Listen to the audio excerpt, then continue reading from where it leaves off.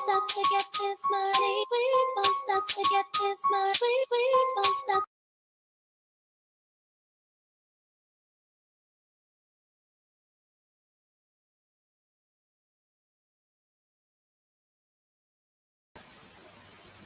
Welcome everyone to the big Saturday stream with your boy Sniper. Come on. We there, man. We there. Big up all the people who've been waiting patiently. Yeah, I'm late, Andy. What? So the little presentation thing. It's all right, mate. Big up, man. Big up everyone, man. Hit the like button on your way in. You get me? Come on, man. The big Saturday stream. You know what it is. The boy Sniper. Let's go.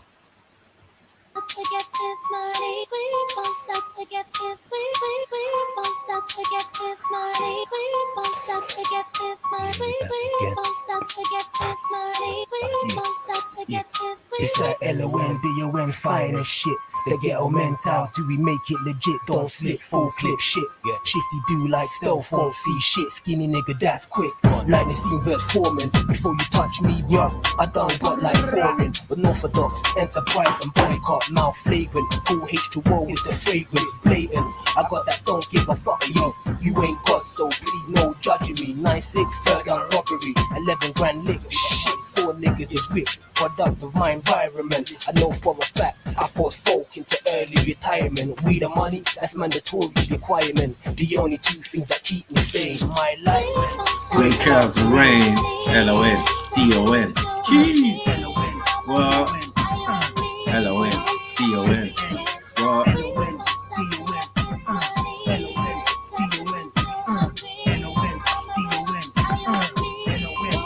Tell him, little bro. On these UK streets, too much killing. On these UK streets, too much bad-minded villains. Gyro office, too much chilling.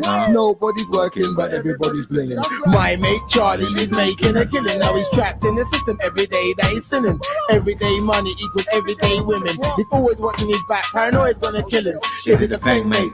Rob, are you pilling? Hold it down, act to all my young offending villains. Trident ain't missing every day that they're stinging. Informant making a killing, never mouth stop spilling. Don't make me reach my weapon, cause a lyrical Armageddon. I'm already outside, you know you had to let me at him. You sons of my carcass, our brothers of Canaan. You know you fucked up when you heard I'm segregated. Pimp now, cause I flow so well. And my shit shift, and my cheeks move. When I double O dismantle your whole crew. And if you're buying them, then I'm supplying them. Everything that can make you cough. Newlyweds in this rap shit. Fucked up my old shit, church shit, preacher boy. Now I get low, now I get head. Before I go and I enter the bureau. And these peeps know, and I'm stone cold, out of control. Can't focus, the pussy got me hopelessly drunk like a fool with no aims to rule. And my ideology ain't got nothing to prove. So I chat gibberish, fucking little miss. Big city in this, piss cause my shit don't sound right. Like, what? We don't stop to get this money. 17's so hungry. We don't stop to get this money. 17's so hungry.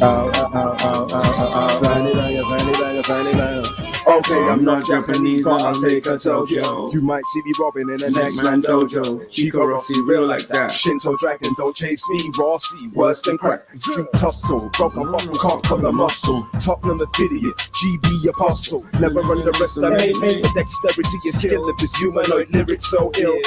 Ooh. So let me take a deep breath, push our forehead back like your name was white. Like phlegm, get you off my jet. Big Chikowski, Rowdy, Dowdy, TT, fuck the Audi, terrible. Tenacious, try enable me. Tackle down the 20, tip on many your MC. See this 16, got no positivity. No more Buddhism to give them. You see me? This money, so hungry. Come on, big Saturday stream. You're starting late, man. Never got stuff to do, man. You're lucky you're getting this, man. Trust me. What's going on for me right now? We won't stop to get this money. Hit that like, hit that PayPal, hit that Cash App. Come on. Won't stop, can't stop. I'm so hungry. Won't stop, can't stop. What? Da da da da da da da da da da da da da. Look at this. Oh shit! This is a code machine, bro. Look. Time for us to do some time traveling. Time traveling. Let's go. Yeah, what's this? The brothers Grimm out here, man. Oh shit! How come we got wig on? I got wig on, blood. What's it on? What's it? 17th century? What are you looking at? What's going on? I got tights on, man. That's all I know. Funny shoes. You get me? I look like fucking. Yeah, you're shit. What's it, D'Artagnan? Look at you, bro. Yeah, Your Majesty, off with his head. That Cardinal Richelieu's been up to the same shit. I wonder, I beg, please don't stop. How you mean what? Put his head right on the block. Let the block what? Go chop, chop, chop. Fuzzy on the microphone and you know we won't flop. Musketeers, what? We cream of the crop. Kings of the block. How you mean, Your Majesty, what? We won't stop. Step back, bruv. Let me hit this man with a glove. He's talking all this shit about he's all in love. Let's go to Jew on guard, on guard. We can do this outside in the yard. Step back 10 paces. Running up your mouth, I'm aiming straight for your faces. You thought you was real? You're trying to be racist. I'm the only black man in the court. But you're running up your mouth and you're chasing that pork. You don't know about the Moors. In black, back to back on some big tracks. Travel on a beam of light, we take you way back. On the black, awesome world, take you back to 1066. The days of William Tell. William Tell. Bugsy in black, back to back on some big tracks. Travel on a beam of light, we take you way back. On the black, awesome world, take you back to 1066. The days of William Tell. William Tell. You can't stop me, I roll with Robin the Blocksley. Even the sheriff of Nottingham can't stop me. We roll properly, that's right, we roll right. We wear tights, yeah, and stand up ready to fight. Sticks and bricks and all types of shit. Cause we ready with bow and arrow, what to peel your wig. Give a fuck like Friar Tuck. Bugsy on the mic, don't stop. How you mean what? We got this whole forest on lock. We lost the plot, we robbing the rich for what they got. Shotting it to the poor for a little prop. Maid Marian said she'll keep my food well hot. I just hope it's not that thistle soup prop. The shit that makes you splatter and cough. It's not all hype. Living in the forest, men in tights. How you mean what? We ready to rock the mic. Bust bow and arrows, what? The sheriff is out of sight. It's the Black William Scarlet, kidnap the king's harlot. You really wanna test this nigga? I'm just a bastard. Up in your forest, just scoping you out. Cause I'm up in your castle right now. You be talking about the Ross right now. You didn't know how I got it. I don't care, I make your whole crew room fair. I take away your throne and I take away your gold. Me and my crew, you talk about your whole shit sold. Back to the forest where my men rule lay. Where we sit back and smoke on hay. Like every day, it's how we dug it cause we're lying hard. Your king, he said he's lion-hearted. We got Randy in the building. Come on. Big up, sniper. Come on. He's Time there. for us to do some time traveling. Yeah, I heard the cooking for Cheese. cheese. Mate. Yeah, we do. Yeah, what's this? Oh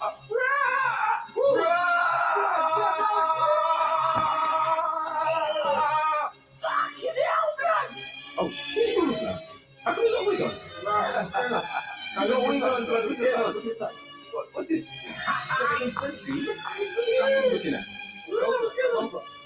I got tights on, man. That's all I know. Funny shoes. You get me? I look like fucking. Yeah, you're shit. What's it, D'Artagnan? Look at you, bro.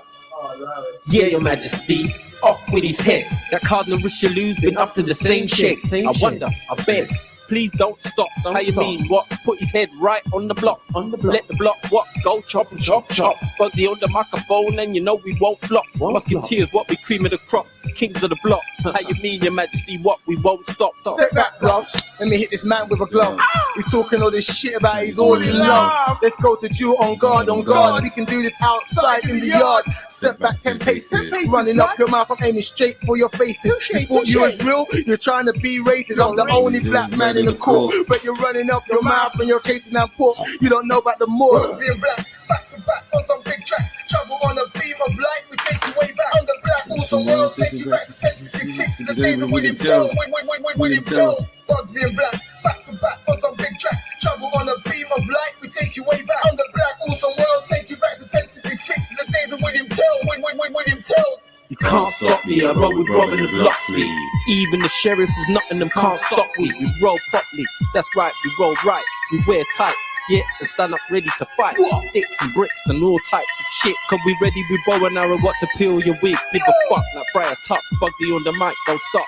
How you mean what? We got this whole forest on lock. We lost the plot, we robbing the rich for what they got. Shotting it to the poor for a little prop. Maid Marian said she'll keep my food well hot. I just hope it's not that thistle soup broth. The shit that makes you splatter and cop. It's not all hype, living in the forest, men in tights. How you mean what? We ready to rock the mic.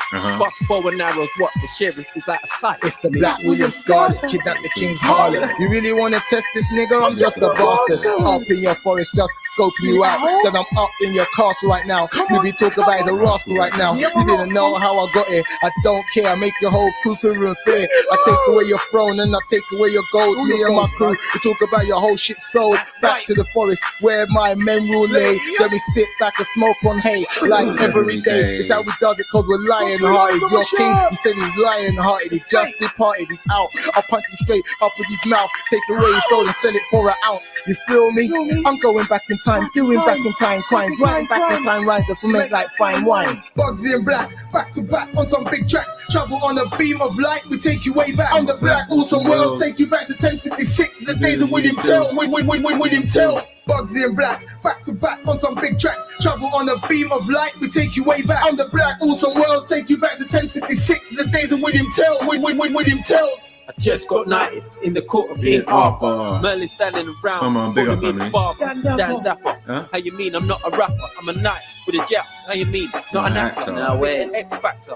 Yeah, what? When I'm in the bed, I still wear the proper hats. Yeah, I'm from the future. Yeah, what? Ready to shoot ya. Got my knights on my side. What? Ready to loot ya. You've heard the story about the sword and the stone, but you didn't hear about the man who put the sword in the stone. It's me on the microphone, and I came round here to take over the golden throne. You know how we do it, check out the boys' toes. It's old English, and we kick it new school. Double blacks, lay the dragon and chase a couple ghouls. Get me round the round table and I'll bury a couple fools. Bugsy and Black, back to back on some big tracks. Travel on a beam of light, we take you way back. I'm the Black awesome world, take you back to 1066. The days of William Tell, William Tell. Bugsy and Black, back to back on some big tracks. Travel on a beam of light, we take you way back. I'm the Black awesome world, take you back to 1066. The days of William Tell, William Tell. Come on. Big up everyone in the building. Chief Monkey Arms and that.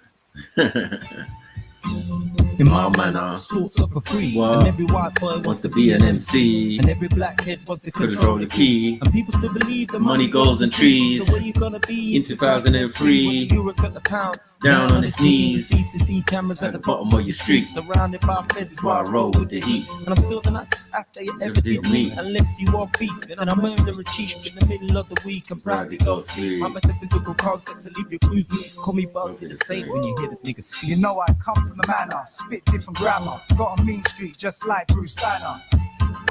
Please no camera, catch your breath girl, no need to stammer. Oh god dammer, where'd you get that bumper? I can see your nipples, poke through your jumper. Got a brother's right leg, stomp me like thumper. Gave me a sweet grin, also a number. Now you'll wonder, how did I do it? My shit sweet, make you dribble like Chewits. We just do it, and we don't blunder. When it rains it pours, and we bring the thunder. Ask me what I'm under, sterling and ganja. My beats are tight like locks on a rasta. So don't bad mine, with the chit chatter. With lean boot, mash mouth and I matter. We deal with the matter, so don't provoke.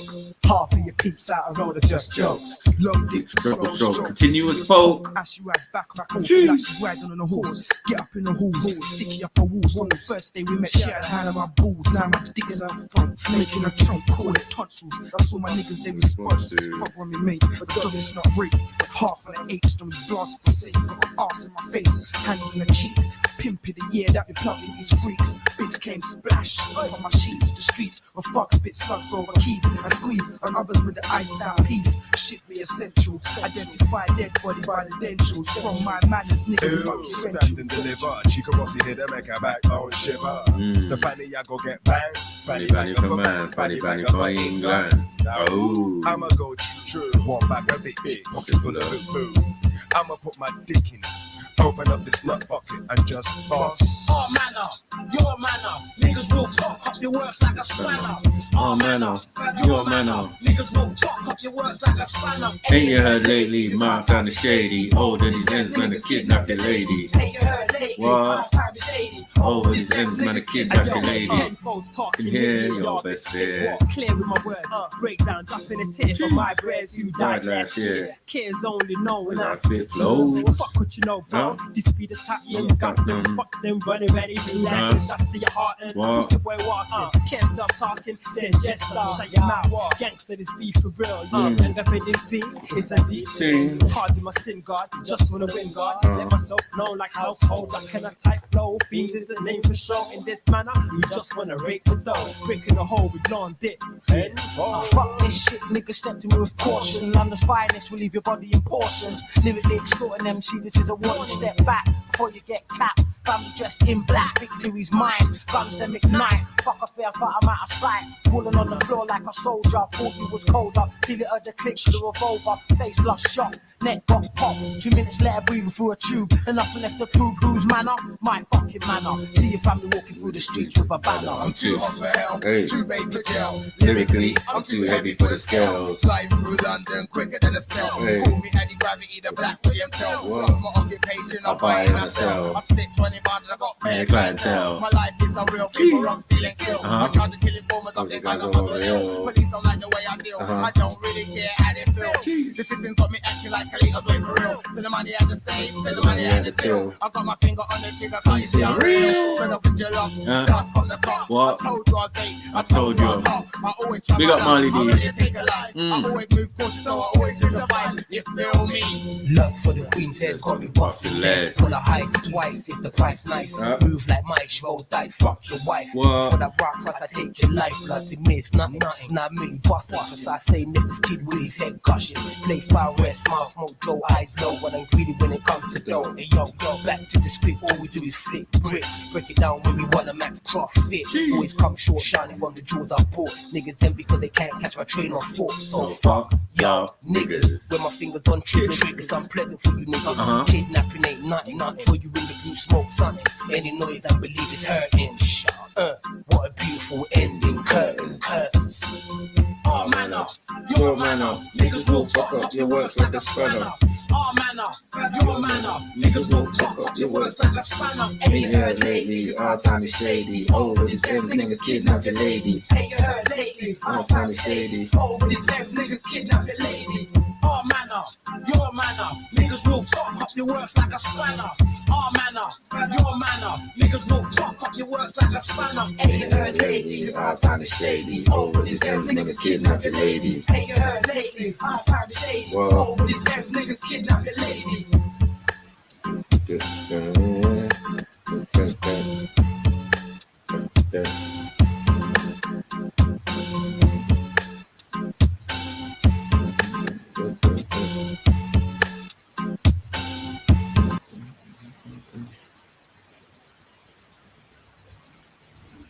We. You don't know. London's finest. You don't know. Black. Santiago. Alongside Bosco. You know how we do things. Pretty life, fast cars, pretty girls. Shine like One stars. more. We do one more. You know how we roll. Here what? Yeah. What? Yeah. Hear me now? How to get to you? Send them We pretty fast, yeah. Send them phone, them bling and a flex and And I a roll like stars. Send them love the pretty fast, yeah. What? No phone, them bling and a flex and a roll like stars. stars. Send them love the pretty fast, yeah. Come on. No phone, them flex and a bling and a roll like stars. Send them love the pretty fast, yeah. Big up Taylor, big up Max Flex Savage. and a roll and a roll like stars. Historia conocida, viviendo la vida de la coca marihuana y engrupiendo minas con promesa de champaña rosa. Melan grupo sí, le compro unos trajes diseño europeo de Gianni Versace y le digo que la quiero más que mi mami y la tengo lista para llevarla a la habitación. La invito unas picolas y le hago el amor y ella me dice que por favor se lo haga suavecito y sin condón, sin condón. Me veo weón, ¿usted cree que yo soy un cabrón que le mete el palo a cualquier mina sin protección? Es tu ilusión, excitante mi misión. Pretty fast, yeah. So, flex and a roll and a roll like stars. Send them love the pretty fast, yes. The phone will blink and a flex and a run like stars. Say them love the pretty fast, yes. The phone will flex and a blink and a run like stars. Say them love the pretty fast, yes. The phone will flex and a go on and a run like stars. You must be stupid to even think you can come and step. Don't you understand, man, round here, we got a rep. Basco famous, remember, Basco famous, real entertainers, double black, coming in real. Santiago, coming straight from Chile. Niggas they talk about, they never knew that man was Millie. We getting down with these bars, spitting down for the stars, and you know who we are when we step up in your club. So why you say these boys ain't fun? You're a liar. You see the way we come round here, we're old school like that Mariah's. I put your whole crew on fire. You never heard before. We're coming round, London's finest going on tour. Niggas they wanna run at their mouth, but I don't give a fuck if you're from the north, east, west, or the south. I'm London, grimy London. Coming straight out the den, London. We out.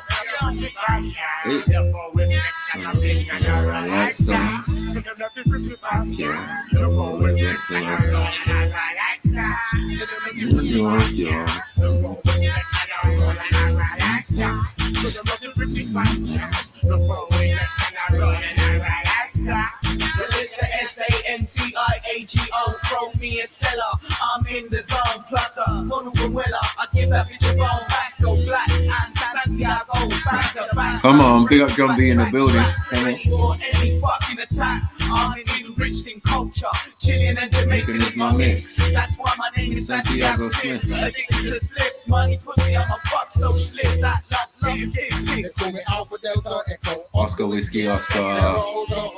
Ain't no imposter. See my face, no one's supposed to know it ain't supposed to. See me on the microphone riding a roller coaster. I'm up and down and sometimes happy. See my head top, never ever nappy. Girls they be screaming like the way that we flex. Design the way that we step. Nah mate, at the side that we rep. When we get up on the microphone, we're mashing the step. Watch my crep, come on back and flow in the nice. Girls screaming cause they wanna have the nicest time. We're wilding vibe, we're jumping and we're rolling out. Oh shit, this is what we be talking about. When you see us in the club or on the video. No say it's double black, Santiago, Vasco. We are gonna rip up this show, Vasco. We are gonna rip up this flow, Santiago in the mix. When we flip it like this, double black, send it out and we back.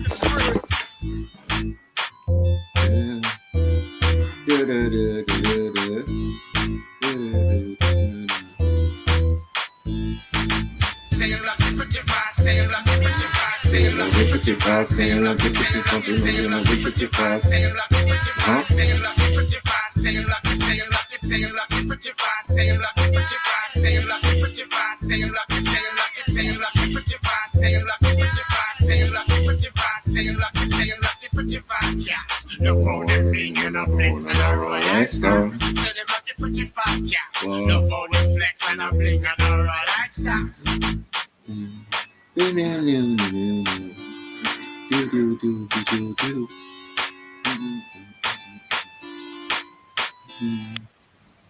Come on, big up everybody in the building. Randy. Big up. What we're doing today. Boy, you say you want to do your thing? Yeah, I'm ready to rock and roll. Yeah, I think let's get that done first. All right. Get out of the way. No way. I'm going to share my screen. No problem. And you think the background's appropriate, yeah? hang on, I didn't see the background. Yeah, Django with the whip, man. Oh, I didn't even clock that. I didn't even clock that. Oh, yeah, it was ready, man. What was going on in Grenada? Here we go. So, history of slavery and servitude, episode 2. Let's go. Anything to say? I think I can go over parts 1 and 2, but I think we should just get into it.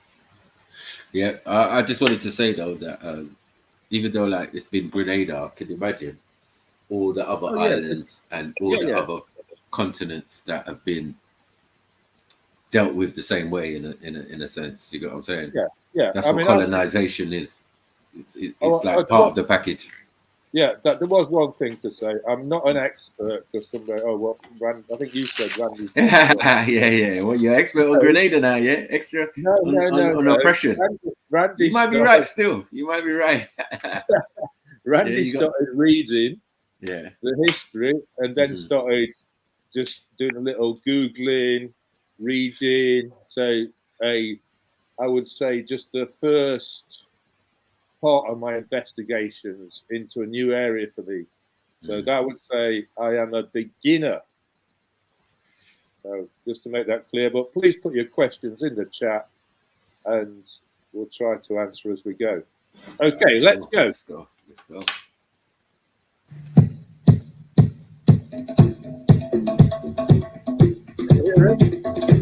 Yeah. Loud and clear.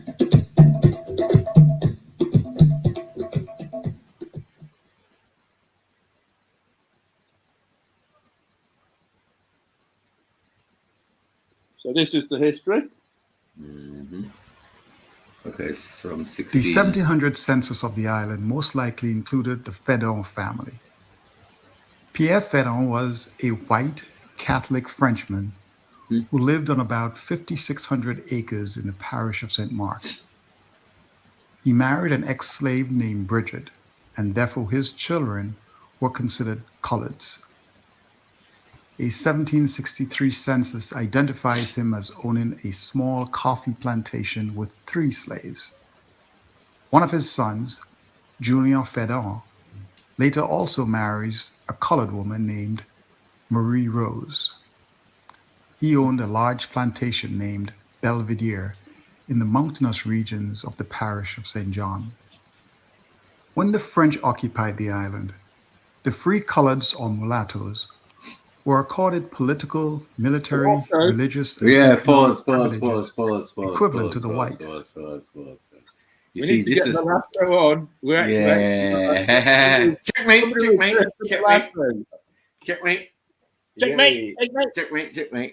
But the funny thing about that is that where it's happened in other places like Haiti, for example, yeah, the lighter ones have then caused the situation of the revolution.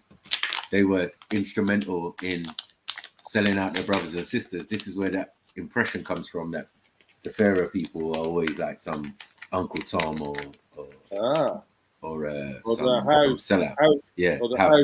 House N-word, yeah? Yeah. So it's not necessarily a thing, but it's definitely a case in Haiti. Like when we looked into the story of Haiti, there was a bit where it was just like, the mulattoes had gathered together and they were planning with the Europeans against the rest of the people on the island. It was like, wow. This image here, is this in Grenada or is it just probably England?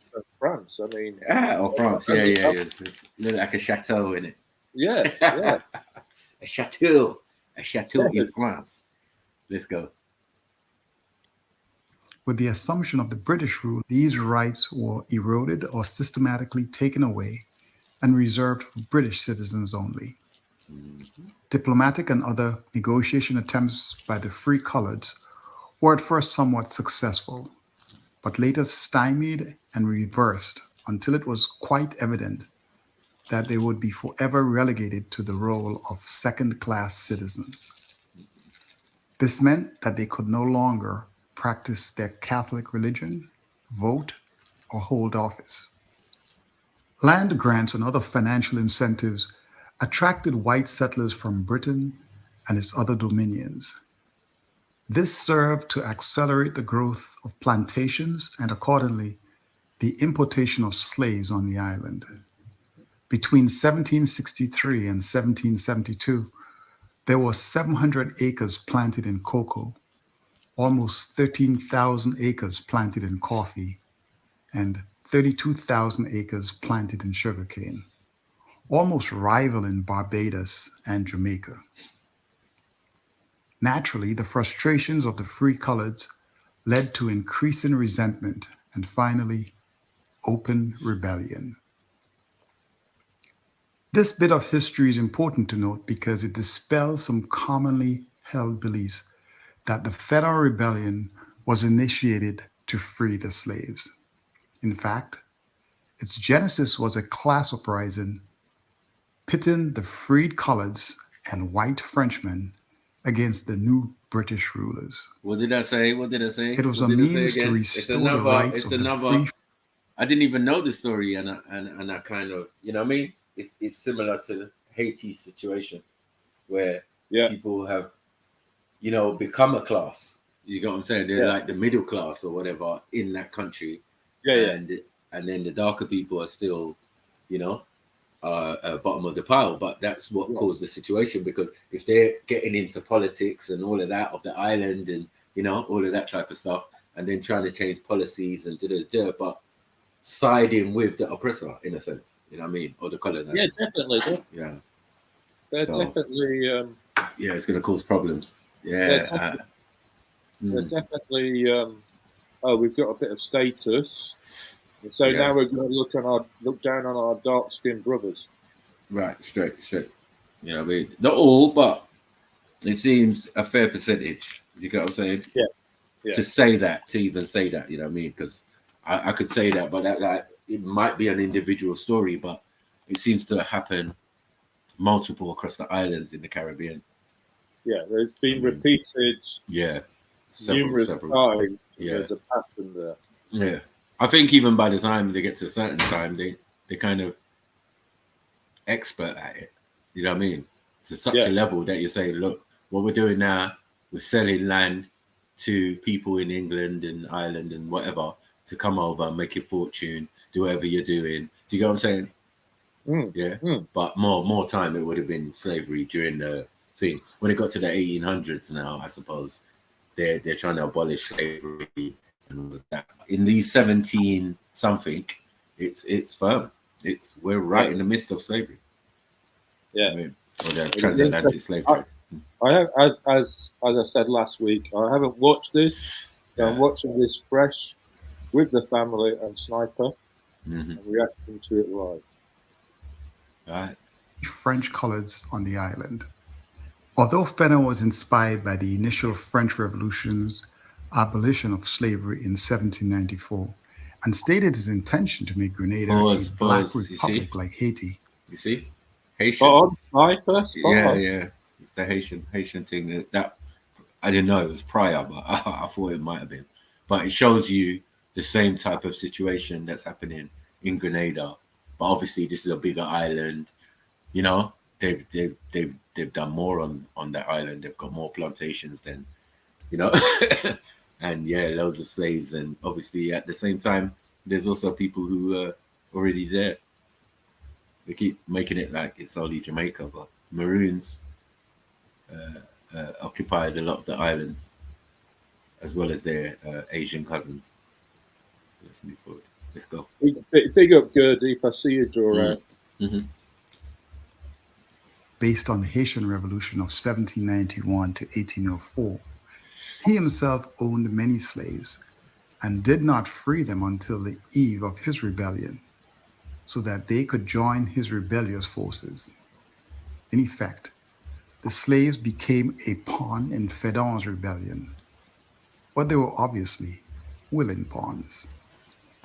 It is clear that Fedon was indeed sympathetic to the cause of emancipation, but apparently found it difficult to relinquish his privileges without a threat to his own personal dignity and the livelihood. Fedon and his fellow French coloreds plotted their rebellion in secret and with the support of sympathetic French coloreds on the neighboring islands, including Martinique. The slaves were not involved in the planning process, but their free labor was leveraged to help fortify the mountainside estate that would later become the camp from which the uprising would be launched. Of course, not all French free coloreds felt aggrieved enough to force them to participate in an uprising that would overthrow the British and the existing status quo. A 1790 transcript from a British official in England suggests that Captain Louis Le Grand would be a reliable British ally. The transcript reads in part, "I've had some conversation with Louis Le Grand, a mulatto of this colony, of considerable property, well known for many years and upon many occasions for his active services against the runaway Negro. Mulatto business. Remember that family. Next time Mulatto's on, we can pull this up so he can respond to it. Yeah. I'll jump on. He's gonna accept it. He's gonna accept it. Oh, you know what I mean? He'll be like, yeah, man. Yeah, that's why it's a Mulatto Wakanda. It's a Mulatto Wakanda. Checkmate. What? Checkmate. Yeah, yeah. We gotta see him, man. He's ginger. You know what I mean? He could look just like you. I'm strawberry blonde now. I'm identifying as strawberry blonde. I'm fed up of all these gingers tarnishing my hair color. I feel that gingers are tarnished, as in they're the ones. No, I need to they're the next black folk. Like the way they get treated is just like how black folks have been treated. Well, yeah, but to a lot lesser degree. Yeah. I mean, no. Again, fascination. Yeah, everybody's fascinated with gingers, right? But no one wants to admit it. Everyone's fascinated with black folk. I mean, in Australia, but no one wants to admit it. It's the same thing. In Australia, we're called rangas, which is a reference to orangutan. Rangas? Who's called rangas? The ginger people are called rangas. Oh, shit. Oh, yeah, like orangutan. Yeah, the same kind. Yeah. So that's a reference. Oh, rangas. But we have Australians are stupid, though. They're stupid. Yeah. We have established a base in Las Vegas where we're breeding like rabbits to further our tribe. Yeah. So, gingers are everywhere, though, man. Can't get away from it. Even in Africa, we've got gingers, man. Yeah, no, I mean, in UK, 40% carry the gene, yeah? Yeah, they're saying that MJ would say there's not a lot of gingers in the UK, yeah, but everywhere I look, there's a ginger person. Yeah. Every day. You gotta say, every day. Ninjas, goddamn ninjas. Anyway, let's move forward and focus on Grenada, please. Negroes. He is now employed in suggesting this idea to his friends, over whom he has great influence from his character, property, and situation as captain of a colored company attached to the St. George Regiment. On the night of March 2nd, 1795, the moon was more than 90% illuminated, but not yet a full moon. Just after midnight, Fedon's rebels marched 6 miles and launched an attack in the town of La Baye, now Grenville, in the parish of St. Andrews. It was a vicious and bloody attack. Homes were broken into and individuals were shot and savagely massacred with cutlasses and other weapons. The viciousness of the attack may be an indication of the hostility the ex-slaves and coloreds felt towards the treatment under the British. One letter by a British colonist reported that the rebels not only murdered in cold blood every man they could find, but cut and mangled their unhappy victims with all the wanton cruelty which savage ferocity could devise. A simultaneous but less bloody attack was orchestrated 2.5 miles away in Charlottetown, now Guelph, in the parish of St. John. This operation resulted in the capture of the town's men. The total number of hostages grew to 51 as they marched them to the steep mountainous interior of Fedon's Belvedere camp. Among the hostages was Ninian Home, the lieutenant governor, whom you would recall had written the letter to his overseer regarding the ill treatment of the slaves on his Paraclete plantation. An account of the attack on March 2nd, 1795 is found in a letter by a British government representative who survived the attack. It reads as follows. My Lord Duke, I have great concern in acquainting your grace that a general insurrection of the French free colored people broke out in the island on the night of the 2nd instant, and commenced by the massacre of the English white inhabitants at Grenville Bay, and the seizure of the persons of the English white inhabitants of Charlottetown, and on several estates in the Sorry, country. pause. Is he The snitching? lieutenant governor had gone on the after. Can I just say, big up Marley D, the Grenadian expert in the building. So, yeah, big up Marley D, man. Come on, man. That's family right there. What I'm saying is, who's writing this letter? Is it still the mulatto guy?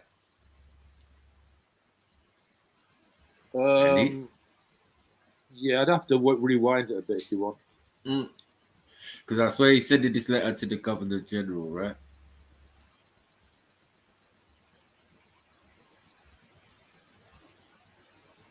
Man said, speaking of what a surprise ago.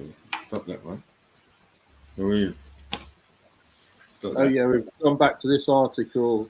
Yeah. Where he's embarrassed. Okay. But who's that? Is that a descendant of? Yeah, this is the French guy. This guy is a descendant of Ninian Home, an 18th century sugar plantation owner who went on to become governor of Grenada. So this is actually a you see how it runs. You see how it runs. It changes job. You see how they change job. Like they're plantation owners, and let's move from Grenada and move to America, right? So it's the same thing in America, right? You've got plantations. At the end, when they say, "Look, abolish slavery," right?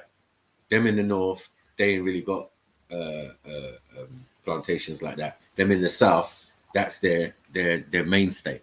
You know what I mean? That's why there was a revolution and that, right?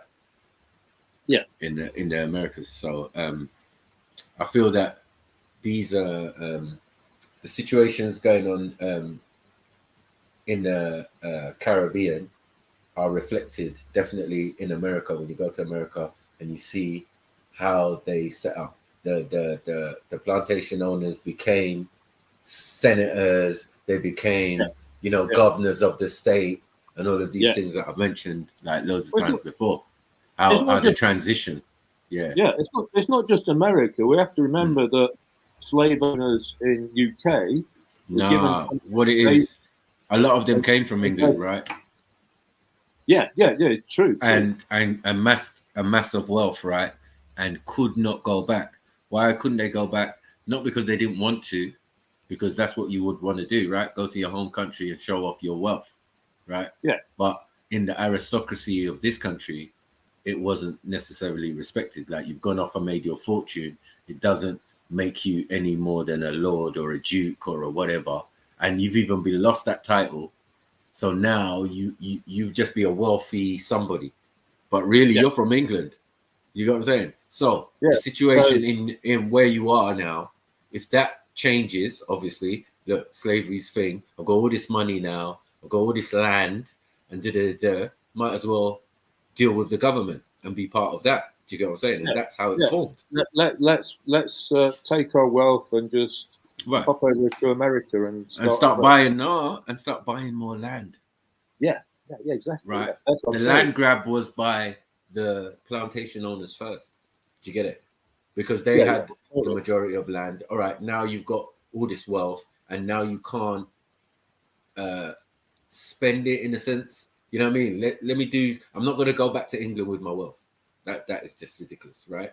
Because I'm not going to get the ratings. Yeah, I'm going to be wealthy. They're going to know me as a wealthy business mogul or something, but I'll never be respected amongst my peers. And your peers might be the aristocracy.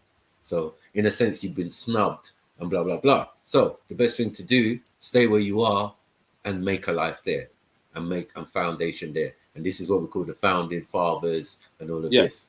Yeah. These are the people who were plantation owners and slave owners and all of that, and then changed their job title to senator of the state or governor or it's a mad. It's crazy. Let me set up big up, BB. Let me set up JD, my brother. And the thing, we've brought this article up numerous times in these episodes, and the last sentence of the title here he reflects upon his ancestors' attempt to be an enlightened slave owner. Just like this. And I actually been told, what do you think an enlightened slave owner is? And I'm still none the wiser what this word is. Well, he's the good slave owner. Yeah, right. I mean, look. For example, if you're a descendant of Tate family or the Lyle family, you know what I'm saying? Tate and Lyle, right? Sugar, right? Yeah.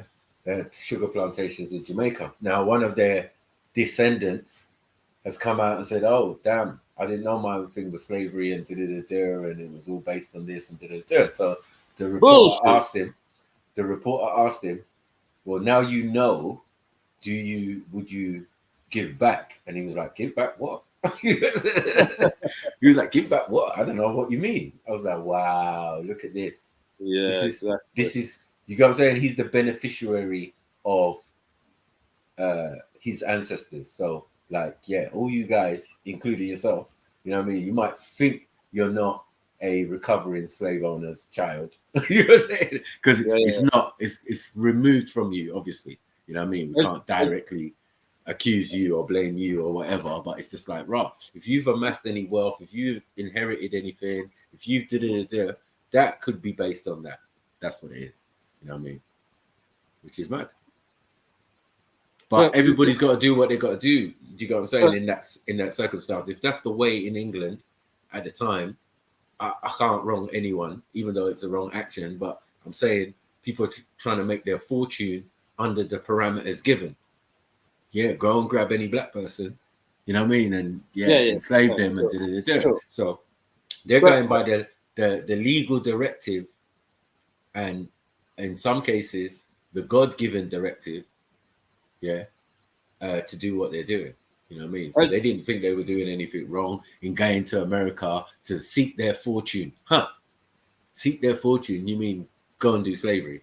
You know what I mean? Go and make some big bucks and go and make some sugar plantation, cotton plantation, this plantation, that plantation. Think about it. Yeah, of course. You know what I mean? Slaves weren't there for nothing. And the other thing is, when you read this and start examining it, so we've got John Home Robertson. Now he's was recently the Labour MSP for East Lothian. Now what have we got in East Lothian? We've got big plots of land that are owned that have been inherited from previous generations. So this article, while a good introduction, I would like to do a deeper dive into this guy and see what his wealth is. You know, where has he got his money from? It doesn't look like some poor guy. This looks like some gentry sort of guy, you know? Well, as I said, you know, like even in we say that they didn't. The Tate and Lyle guy, he lives in Jamaica still. That's the difference. Oh, really? The rest of the family, is been back in England generations, right? So, you know, their main company wouldn't be in Jamaica. It's just their main, obviously, sugar refinery or whatever they were doing. But they used to get loads of sugar, and Brazil used to be the biggest supplier of sugar in the whole world. I bet he's got some nice estate in Jamaica. Probably, yeah. He's got a beautiful estate actually. Where he came out onto the land and that, he was just like, I understand that the Moors and the Maroons was here first, and my ancestors, they did this and that to have a sugar plantation. You know what time it was, yeah. So when man asked him, what are you gonna do? What are you gonna do? You're gonna give back to the people then, or to the country or whatever? He was like, I don't know what you're talking about. I have completely no clue. Bougie, you know, talking proper English. It's just completely absent of any what comprehension. I don't even know what that means. What do you mean? So what? No patois from this guy. No patois. He was straight English, Inglesi, man. He was straight moving mad. All right, press play. Let's go. 95 is found in a letter by a British government representative who survived the attack. It reads as follows. My Lord Duke, I have great concern in acquainting your grace that a general insurrection of the French free colored people broke out in the island on the night of the 2nd instant, and commenced by the massacre of the English. Sorry, white who's saying this? inhabitants Whose at letter is Grenada this Bay. again? And the Was it the light skin guy? Let's Because just how can go it be? back. Yeah, Let's if just it's the go light back. skin guy, he snitched on his own people. Mad. 2nd, 1795, is found in a letter Right. by a British government representative Okay, who British survived the government attack. representative. Okay, It he reads survived as it. follows. All right, cool. My Lord Duke, I have great concern in acquainting your grace that a general insurrection of the French free colored people broke out in the island on the night of the 2nd instant, and commenced by the massacre of the English white inhabitants at Grenville Bay, and the seizure of the persons of the English white inhabitants of Charlottetown and on several estates in the country. The lieutenant governor had gone on the afternoon of the 2nd to the windward side of the island, and in attempting to return next morning to St. George's by water, was unfortunately captured by the insurgents of Charlottetown, in consequence of which it became necessary for me to assume the command as senior resident member of His Majesty's Council. A failed attempt by British regiments to rescue the hostages on April 8, 1795, resulted in the execution by the rebels of 48 of the hostages, including Lieutenant Governor Ninian Home. They were taken one by one from the coffee boucan where they were held and summarily shot to death.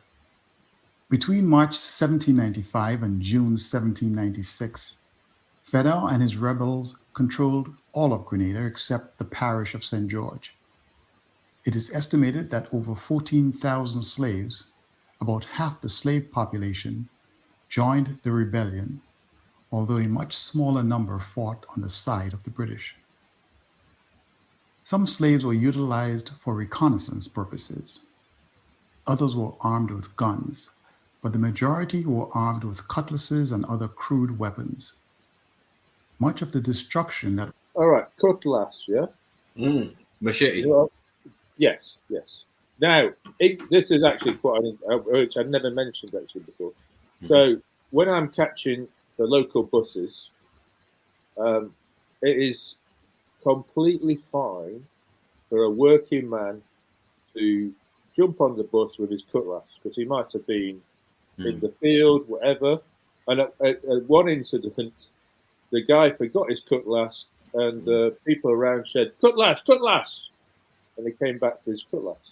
So, just for your information.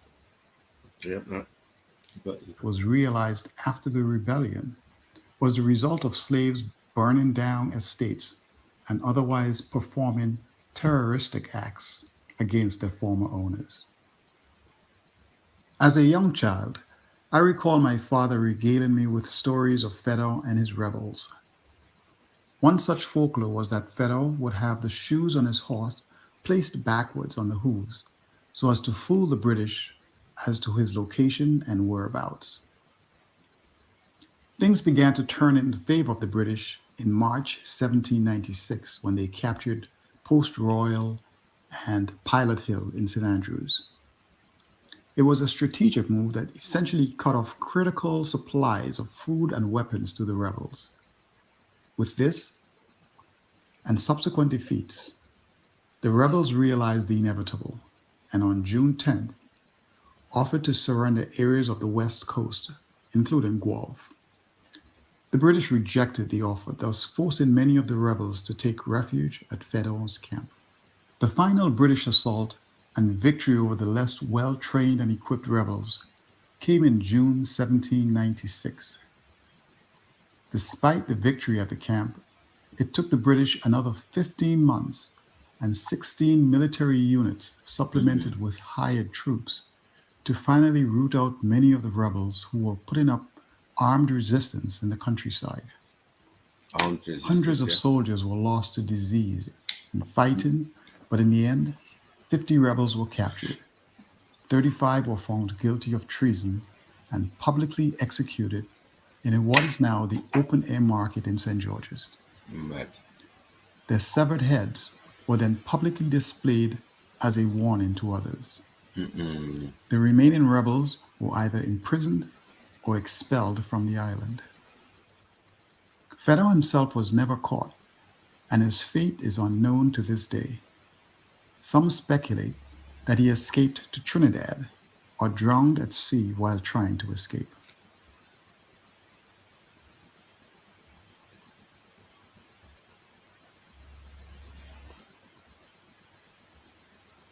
Wow. Wow, did you see those figures?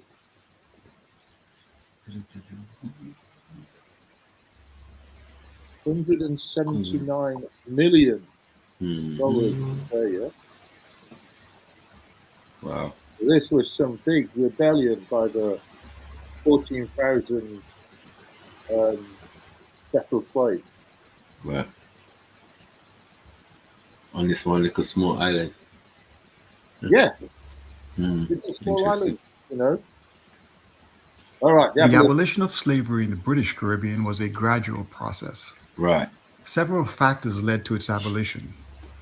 It was not just a simple matter of wealthy planters, politicians, and businessmen suddenly growing a conscience and realizing that the system was inhumane, hypocritical, and corrupting to all parties concerned. Although this cannot be discounted entirely. In fact, owners and traders were unwilling to give up their wealth and privilege if there was a way to avoid doing so. Where there was a will, there was a way. However, certain realities began to overshadow their monetary desires. There was the economic reality. By the early 1800s, sugarcane production was in decline, and plantation owners were beginning to suffer financially. Some owners would return to Britain and leave the... See? Some owners would return where? Home. That's not a big enough island like America to my settle. My heart bleeds. Isn't it? We're not making as much money as we were before. That's from produce, though. That's just from produce. What you're making the slaves do. That's what I'm saying. Look at the tons. We're dealing in tons. That's what they're dealing with. Yeah, it fell off massively, didn't it? So even 3 tons of sugar is still a lot. I don't care what anyone says. Yeah. No, it won't be a lot in England. You know what I mean? By the time you transfer it, that could done in one bakery. You get what I'm saying? Yeah, one baking house or cake house or sweets or chocolate or whatever. It wouldn't last long. You're right. You know what I mean? And that means you're losing money or the price goes up. But it's a rarity. Interesting. Let's continue. Sugar. Financially. Some owners would return to Britain and leave their plantations to be run by overseers. There was the realization that there was a basic inefficiency in labor and production that did not allow the British West Indies to compete with other sugar-producing countries such as Brazil and Cuba. See? And this resulted in higher costs for sugar in Britain. Higher costs. As See, the the price sugar went industry up. went into further decline, Right. the British Parliament felt less pressure to support and protect the interests of sugar plantation owners. There was the political reality. The winds of revolution and rebellion were everywhere, and the cost in dollars and lives was significant. There was the French Revolution of 1789 to 1794, the Haitian Revolution of 1791 to 1804, the Fedon Rebellion of 1795 to 1796, the Boussard Rebellion in Barbados in 1816, and the Samuel Sharp Rebellion in Jamaica in 1831. Toussaint was influenced by the French Revolution and Fedon by the Haitian Revolution. There was the social, moral, and religious reality. There was increasing pressure brought to bear by religious, political, and abolitionist groups in Britain and in Western society as a whole. They lobbied and demanded the end of slavery. In 1807, the British Parliament passed the Slave Trade Act, which outlawed the international trading of slaves, but did not abolish slavery itself. Mad. The penalty if caught was a fine of £100 per slave, the loss of the ship, and the freedom of the slaves. Sorry, pause right The there. act Pause, did little pause, to pause, dissuade pause. slave traders. Pause. Catholic Pause. Frenchmen. Wow. You all moved it back to the wrong bit. But you can still see it where it goes. Yeah. That's crazy. That is crazy. Oh shit. Yeah, man, you fucked up, man. Yeah. You gotta get quicker on this, man. Yeah, I'm a beginner, yeah? No, we would. Yeah, no, you just gone way too far. Where were we at? We're about 11 or 12, yeah? I don't even know, man. You'll see. Yeah, there, kind of. A bit more. Yeah, that's it. That. Yeah. We just got Yeah, past that, man. Yeah. Yeah. Yeah. That guy. Yeah. That guy. Let's just go there. Yeah. Do song on these, man. Right. Okay. An act for the abolition of the slave trade. So yeah, it was a lie. It wasn't actual. Yeah. You got a fine. Nah, that was what killed me. You got a fine. $100. £100 Pounds. per each slave, right?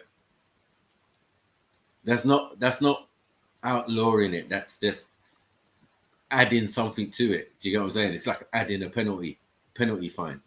Yeah, I mean you got to realize you got to realize how wealthy these guys are. No, but hear what England's doing. England will stop your boat, right?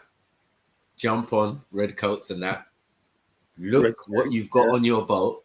You say you got like 50 slaves and that. Yeah. That's what? £50, right? No? What? No? 1,500 what? What? 5 slaves would be £50. No, it was, what did you say? £100. Is £100 5 slaves would be £500. So 50 slaves would be £5,000. All right, £5,000. You would have to give them if they jumped on your boat and saw you with 50 slaves. You get me? According to this, but before that, it wasn't a problem. Now the real problem with that is, again, like I've always explained, England are trying to take over the sea. Yeah, they're trying to take and control it.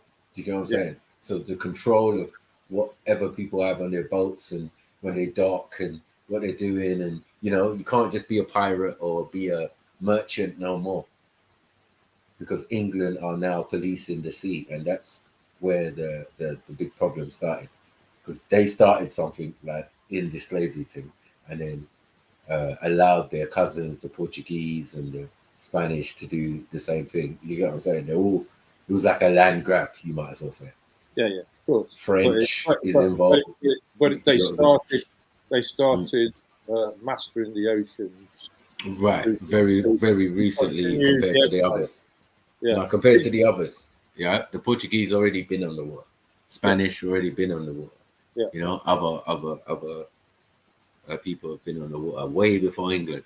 So when England came on the water, it was a new discovery. You can send people off and go and find places that you already know because other people have already been there in your family. You've got Spanish family, you've got Portuguese royal family. They're going to share maps. They're going to share maps, Moorish maps, and all of these type of stuff. You know what I mean? Right. So this is how these things. And then you're going to call yourself, the royals are going to call themselves the East India Tea Company. It's just a business of this. Do you get what I'm saying? So like, that's how the Indian thing started. Right. Go and find the West or Indies or India. Big up They King ended up in the Kale. West Indies. I think they already knew. Big up King Kale. I think Yes. what was he saying? The Takes, Takyes. Who are those? In the comments. Oh, the Takis rebellion, revolt. Who are those?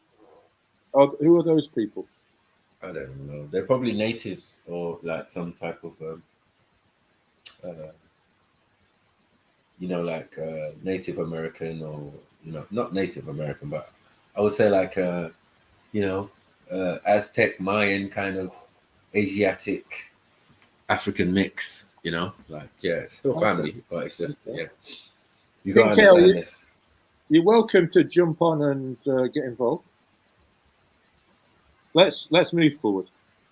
In 1807, the British Parliament passed the Slave Trade Act, which outlawed the international trading of slaves, but did not abolish slavery itself. Did not abolish it. You see that? The penalty if caught was a fine of £100 per slave, This is like the loss of the ship, and the freedom of the slaves. Okay. The Loss of the act ship. did little Hold to on, dissuade no. slave Loss of the ship and freedom of the slaves. Yeah, that's a little bit.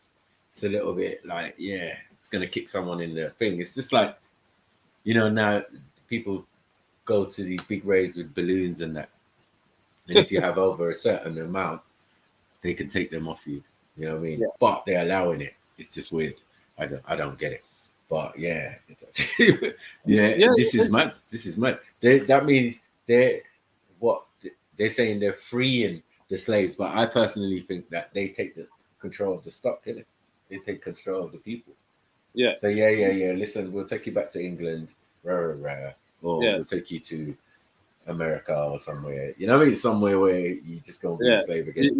It's the same patterns keep repeating, isn't it? It's like, how can we introduce an act of law and benefit from it?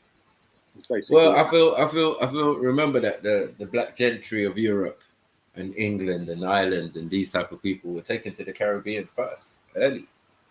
You know what I mean? They're the first settlers. So maybe that's hence why the rebellion on that, because you already come from England. You get what I'm saying? You already come from different parts of the United Kingdom, already. Now you've been taken to the Caribbean. Not really no big deal for you because you're still the same, people. Some of your people are still down there or have migrated there or whatever from the longest time, because we ain't been on the water last. We're not like England. We've been on the water for thousands of years. Yeah. You know what I mean? The oldest boat in antiquity is ours. You know what I'm saying? It's Khufu's boat.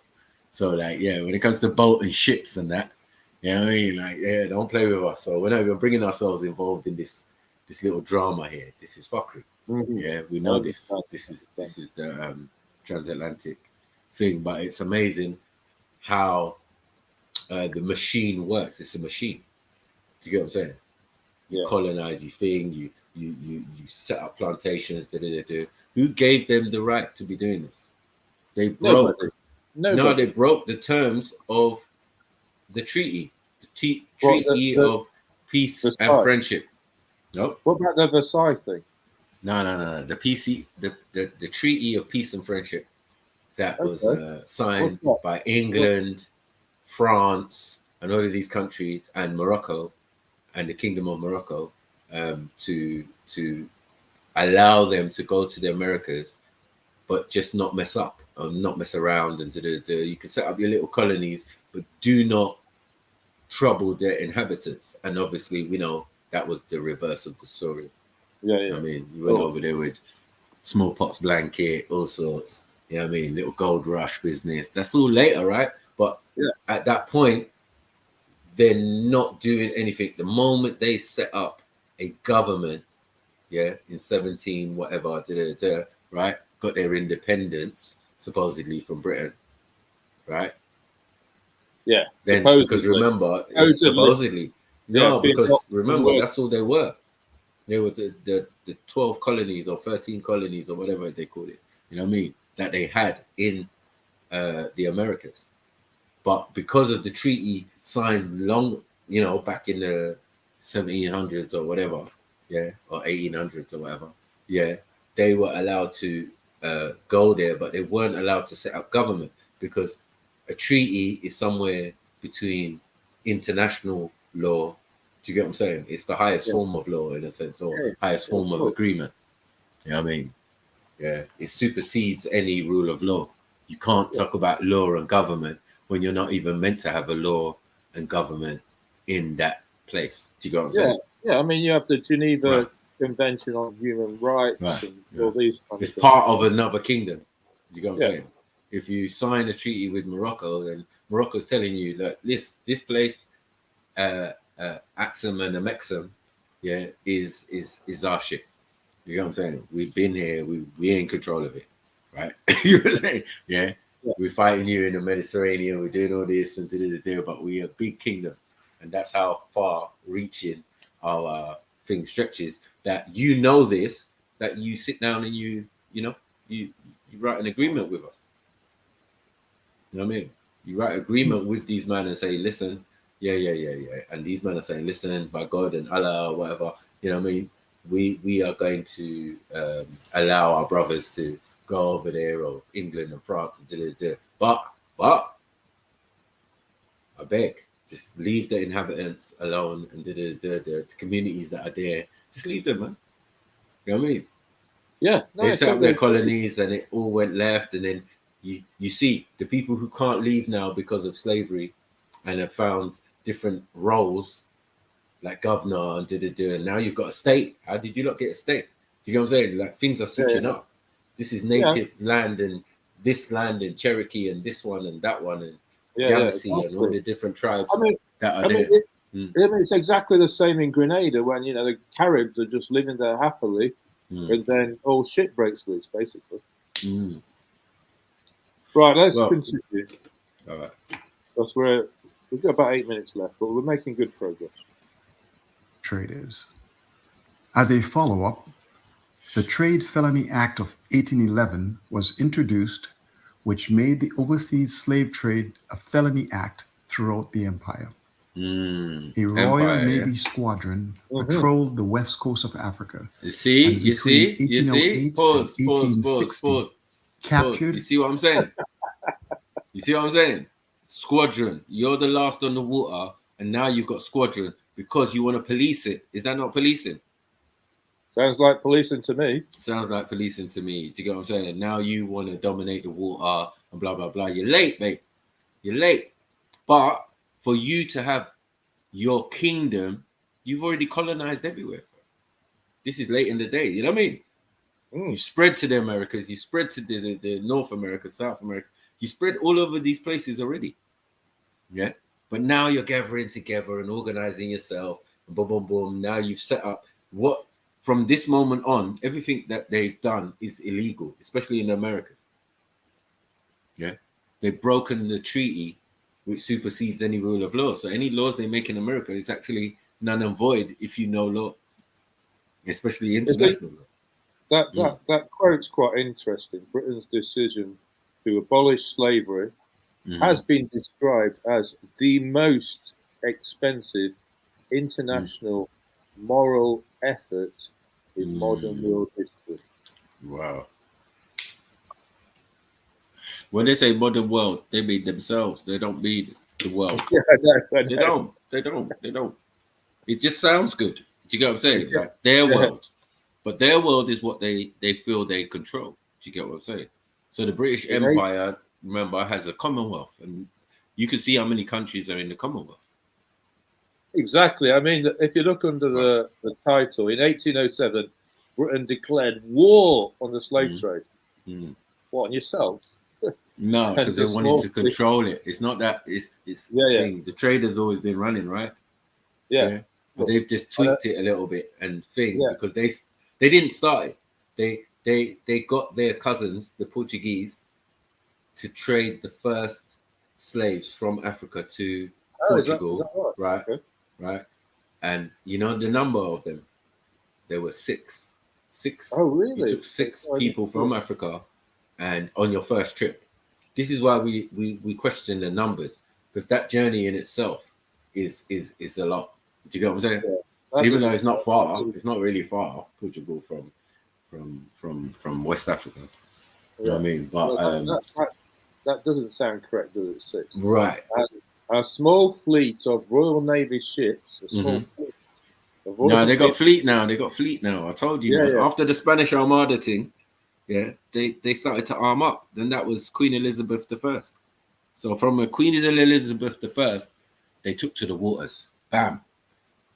You know what I'm saying? The ginger one. She's the real ginger one. You get me? Right. The ginger one. The ginger one, the first. I'm pressing play before you go back there. And between 1808 and 1860, captured over 1,600 slave ships and freed over 150,000 captured Africans. Even this did not stop the slave trade entirely. However, by this time, many traders had already stopped trading due to the growing winds of change. The December 1831 slave revolt in Jamaica, led by the Baptist minister Samuel Sharp, was suppressed in 10 days, but the cost in lives and property led to official inquiries, which in turn contributed to the abolition of slavery with the Slavery Abolition Act of 1833. The act did not come into full compliance until August 1st, 1834. However, only slaves below the age of 6 were freed in the colonies.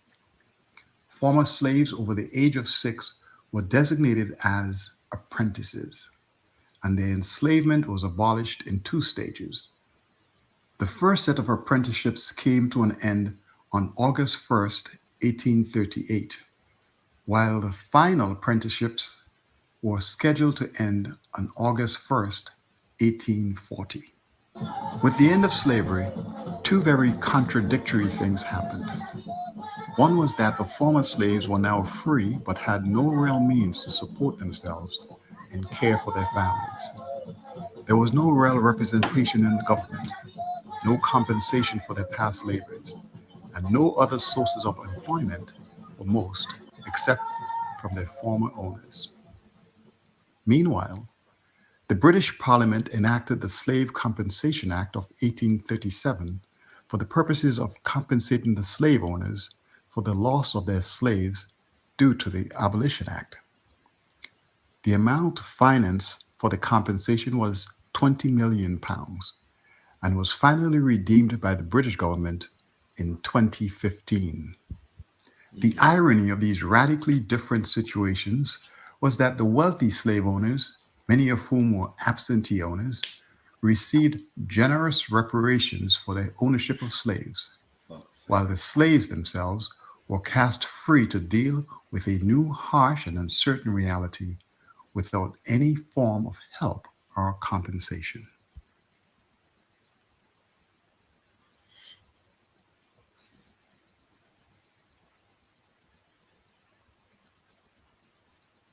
Of course, the plantations in the colonies still required labor-intensive work.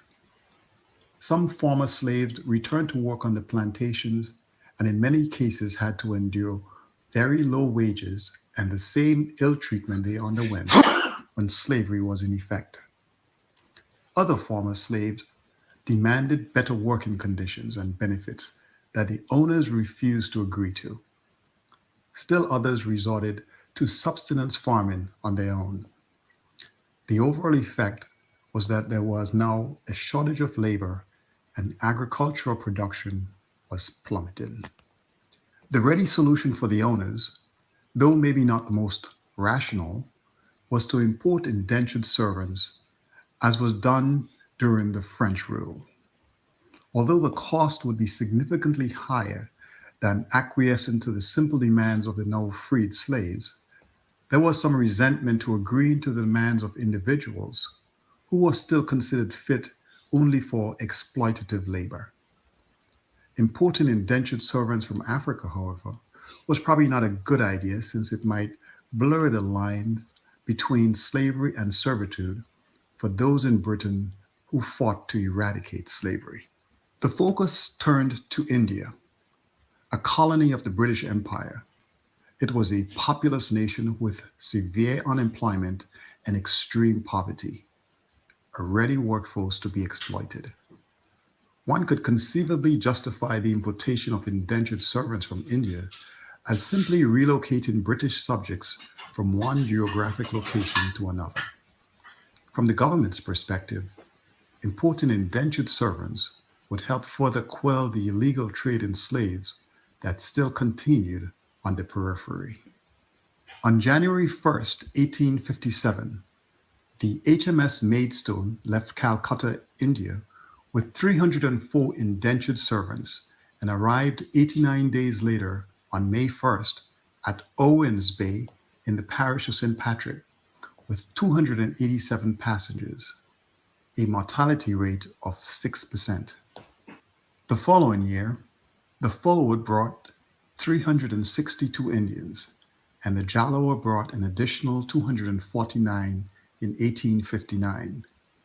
By 1885, over 3,033 indentured Indian servants were brought to the island.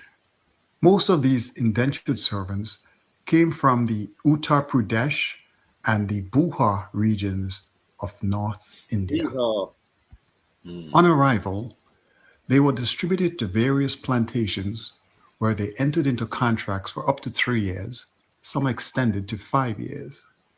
They normally worked 9 hours a day, 5 days a week, and 5 hours on Saturdays, alongside the former slaves. The contract basically included free housing, a fixed basic wage of about 1 shilling, approximately 25 cents per day, rudimentary medical care, and a free return passage at the end of the contract. Some were given small plots of land if they renewed their contract. Fully 85% of the indentured servants decided to stay in Grenada and renew their contracts. As can be expected, despite the fact that certain guidelines were established to protect them from ill treatment from unscrupulous owners and overseers, many were still taken advantage of due to the fact that they were not always fully aware of the terms and intricacies of the contracts.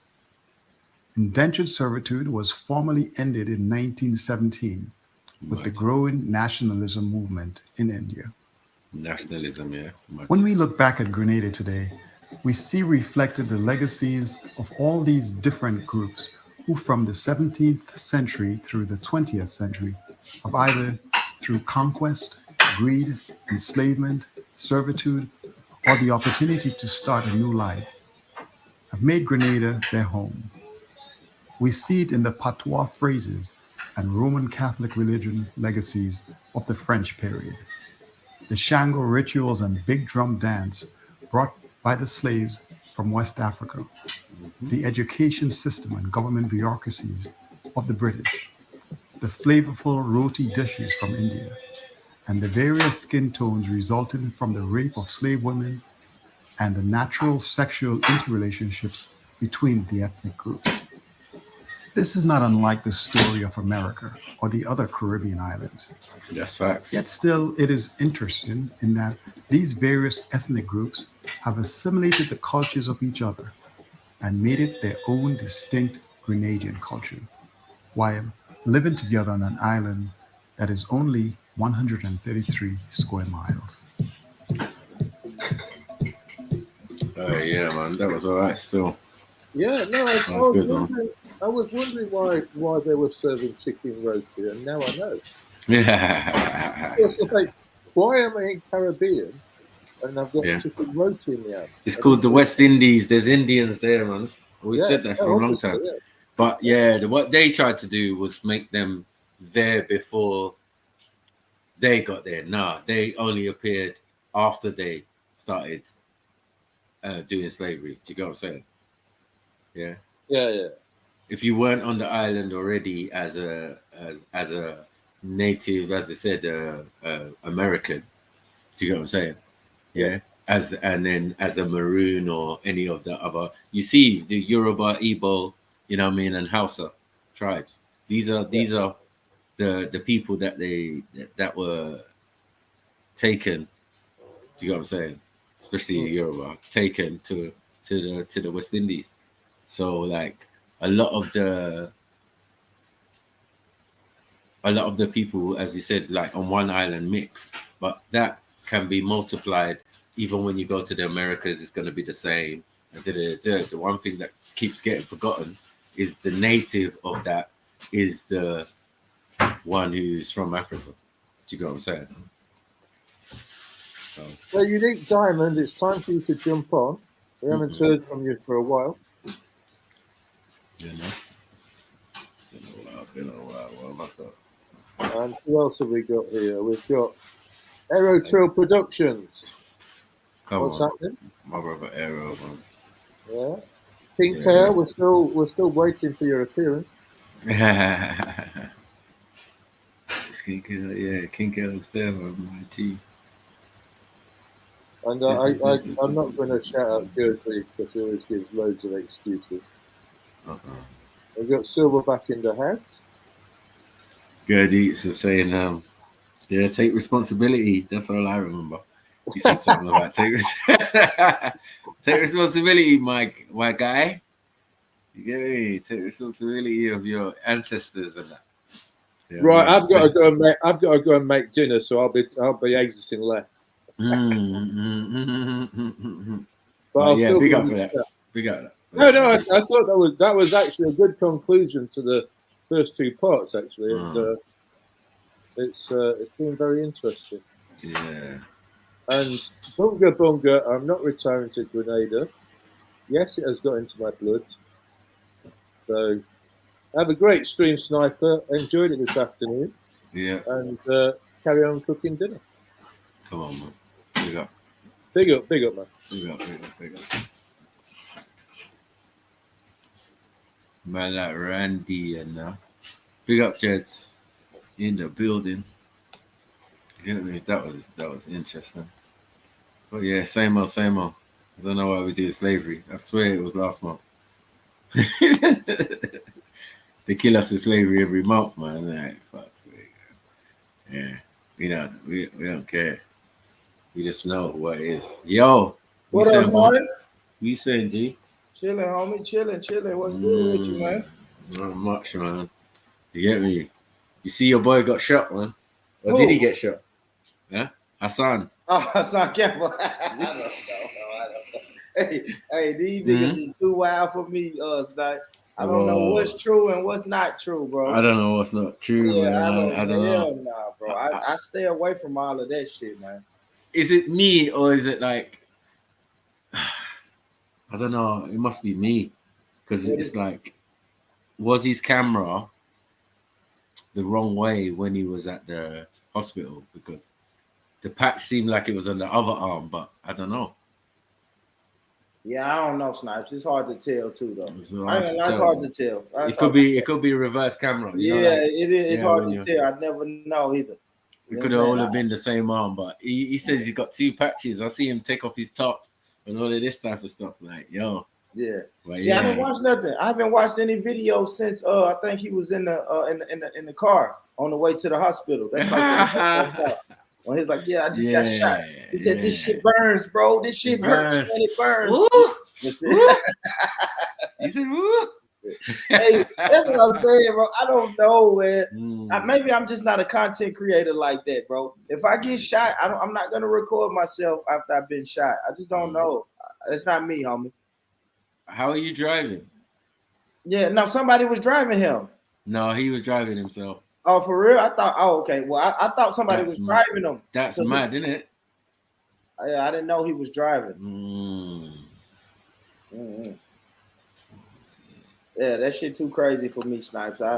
It's a lot. It's a lot, bro.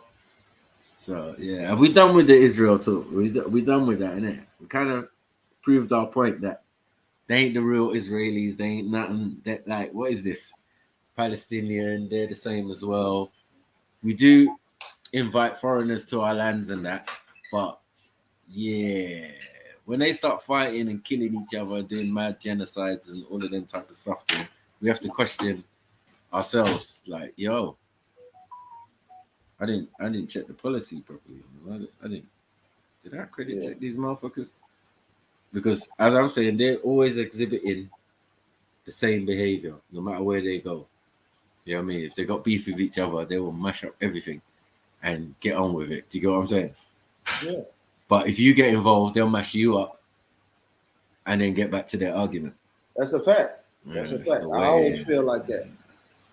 I always feel like it's not. I totally agree with that. You got the identity, man. The identity's there, man. Hold on. Let me do some pasta, man. Pasta. I got some pasta. Let me see. Woo. Oh, mate. These guys are getting roasted. All right, let's go. Oh, man. I like this. This was a little skit thing the brother made. All right, there we go. Share my screen. Get some joke, man. Yeah, that slavery shit just pissed me off, man. What happened, Thanks, Randy. Oh, Thanks, man, Randy. you like- Now, Randy was doing a presentation on Grenada and what happened in Grenada, and it just gave me like flashbacks or some shit. I don't know. Yeah. You know what I mean? Like, people don't get it. Like, yeah. But you weren't like, your people weren't taking a slave. Like, what? How could you say such a thing? You know what I mean? Obviously, if my people got taken, then they're the people over in America and over in other places. So what do you think? You know what I mean? Not having a family member to having a family member. What do you think? You get me? Is it going to change the family dynamic? Of course it is. Of course it is. Absolutely. Right. You get me? And we're going to be pining on the other side, talking about, oh, where's our family? Where's our family? We so moany and so complaining. Europeans had to give us our shit back. You know what I'm saying? Like, yo, no. You can't kidnap us. No. Fuck that. We want our people back. What? Say something. Yeah. But it's like after the damage was done, though, right, Snipe? The damage was fully done. Yeah, the damage is done. I mean, let's take some modern. Let's take some modern. Let's just take the American and the UK military. They went into Afghanistan, did everything they wanted to do for 20 years, and then said, "You know what? We out of here." Yeah, we out of here. But the damage is done now. Yeah. You know what I'm saying? And left it to the Taliban. Yeah, the damage is done now. Now, Taliban, who was terrorists, have become legitimate government and that. Like, I see man in UN and that. We took what we wanted. We got the poppy fields. We regulated the poppy fields. We created opium epidemics in the UK and in the US. It's out of here now. Yeah, we made money in the pharmaceutical industry. Gonna make opioids. Yeah, y'all take that shit back now. We done. We got all the poppy shit from the poppy fields we wanted. The oil. If you guys had oils or minerals, we got all of that. Gas. Yeah, we done now. Gas lines. Yeah. Drained. I mean.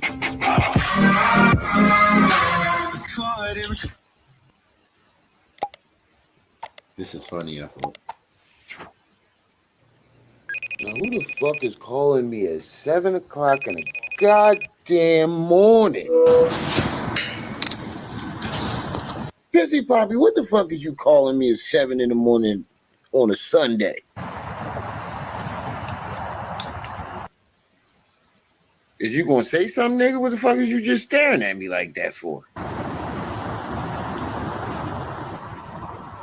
1 2 1 2 1 2 5. Hop in the hot mess for the one time. Nigga, I know you ain't sitting at the playground about to make yourself cry in the car. Fuck off.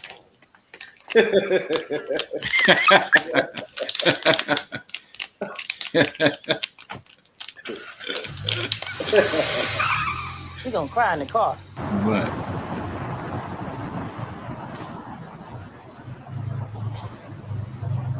Yeah, he drunk, about to make himself cry again. What the fuck you call me for, Pissy Poppy? What y'all telling me?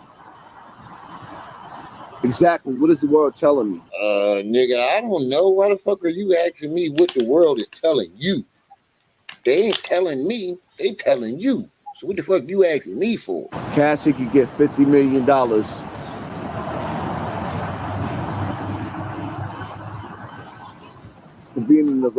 For being in a relationship that she don't like. But I can't even get no attention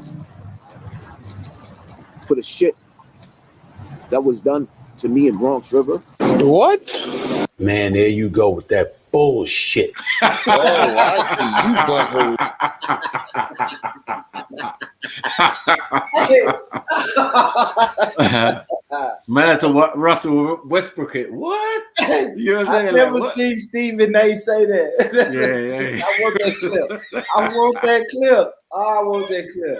He said, "Man, there you go with that bullshit." Yeah, I've never seen that Stephen A he don't clip. use profanity. Yeah, Stephen A. I've never seen that clip. That's classic. All right, he's slick with it. But what's Poppy talking about? What's he talking about? I don't know. Now listen. I already knew there was we were on high alert from the man said, yeah, Cassie can get thing for being in a relationship that she wasn't happy in. So I said, the alarm went off and said, hold on 1 second. Are you saying you was in a relationship with African Bambaataa? Because that's what we know. Do you get what I'm saying? You was willingly 15 years old going around the yard to the full relationship. Yeah. My nigga. You know what I'm saying? Yeah. So I don't know about all this unwilling or a relationship he didn't want to be in. He was in a relationship with the man. Too, he was a grown man doing security for him and, you know, Kemet on trial and that. You know what I mean? You got Kemet on trial with African Bambaataa as security. No.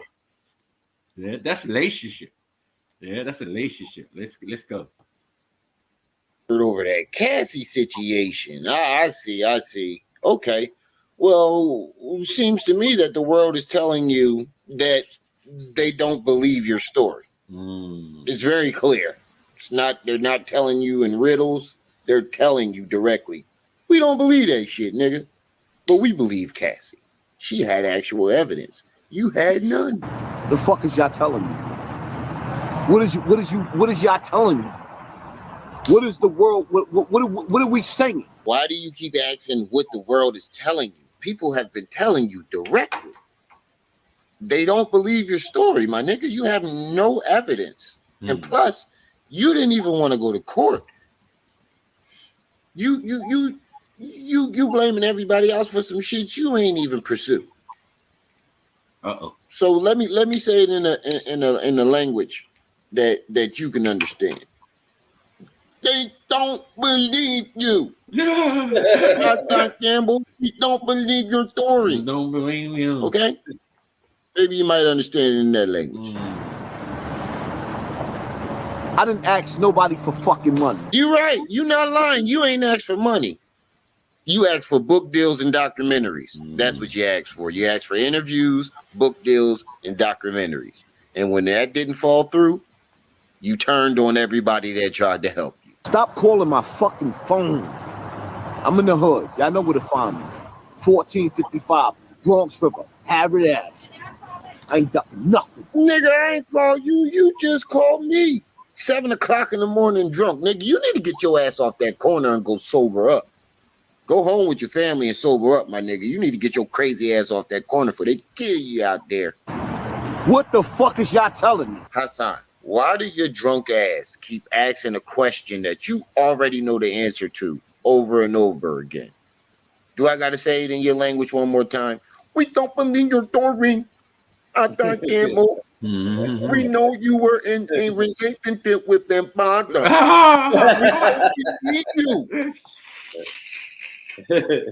Was I wrong? A relationship, bro. He was in a relationship. As far as I knew, you know what I'm saying? This nigga was in a relationship with another grown man. I was like, wow, this is mad. And then he got angry. And then he's a trained killer. And then he's been jail and he's this gangster. And I'm like, well, homophobe. I got you. The cat that killed Versace. You know what I mean? Like, yeah, homophobe, man. We know about homophobe, man. They be the most gangster of gangster, but there's something wrong. You gay. Stop it. You know what I mean? And you an abuser as well. You've abused other children. It's crazy. It's mad. Yeah? Because the time don't match up. Remember that he has been abused before Bambaataa. Yeah? He came abused to Bambaataa. So the abuse that he suffered was before Bambaataa. You made that clear? Mad. And gay. Pause.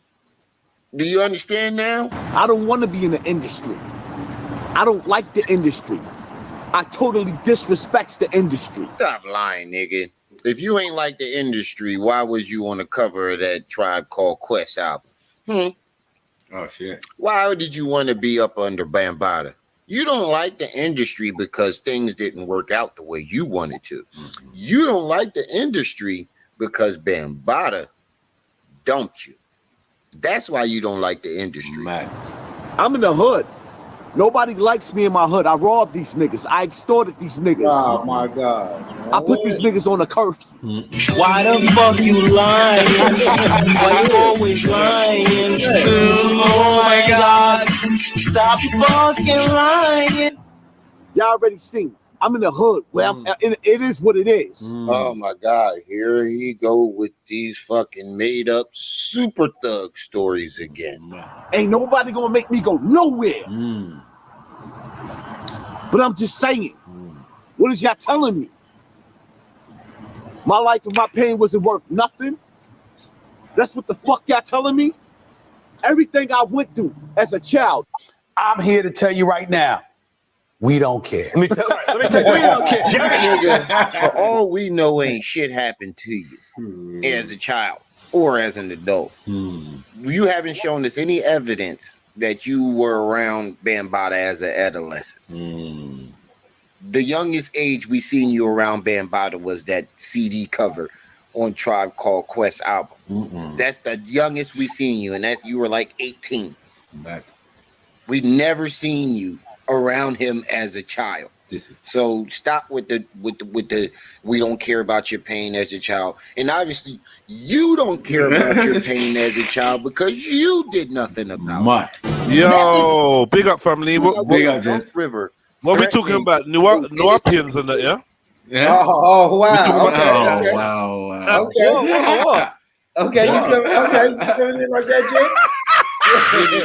Zilly Nation. Well, you said Africa Bambaataa was part of the Nuwabians. No, we know. No, it's Zulu. Yeah, we know it. Why is Sniper reporting like a bystander? He's supposed to be an eyewitness or some shit, like, right? Did you see anything strange in your time as a Oh fuck me. I'm still alive though. Yeah, still alive though. I was practicing trying to move my head like how he moves his head when he says, "I'm still alive though." I can't do it. Hit him in the head with a headshot. I can't. He's a nutter, bro. He's crazy, bro. No, but the way his eyes was dilating, when he's thinking. Remember, this is Bronx River stuff. This is like, you get me. Where he is like, it's no joke. He knows this. Like, I don't. He said he was on a suicide mission. He said, yeah. He said, I was on a suicide mission. I want to go back to I want to meet my mom. You get what I'm saying? And rah. Yeah, we want to kill it. Who believes he got shot?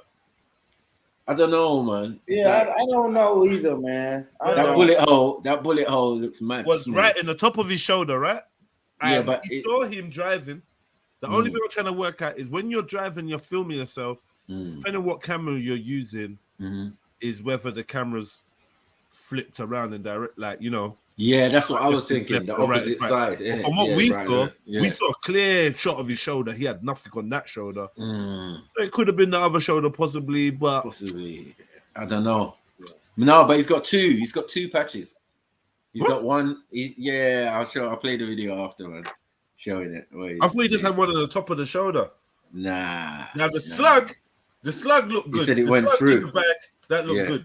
Even the bag. I was reading the writing on the bag, and it's a sample bag from a hospital. It's a medical sample bag. Okay, proper thing. You know, it looked realistic. There's bits of blood in there, and you know, the bullet looked like misshapen, pointed at the head. You can get that.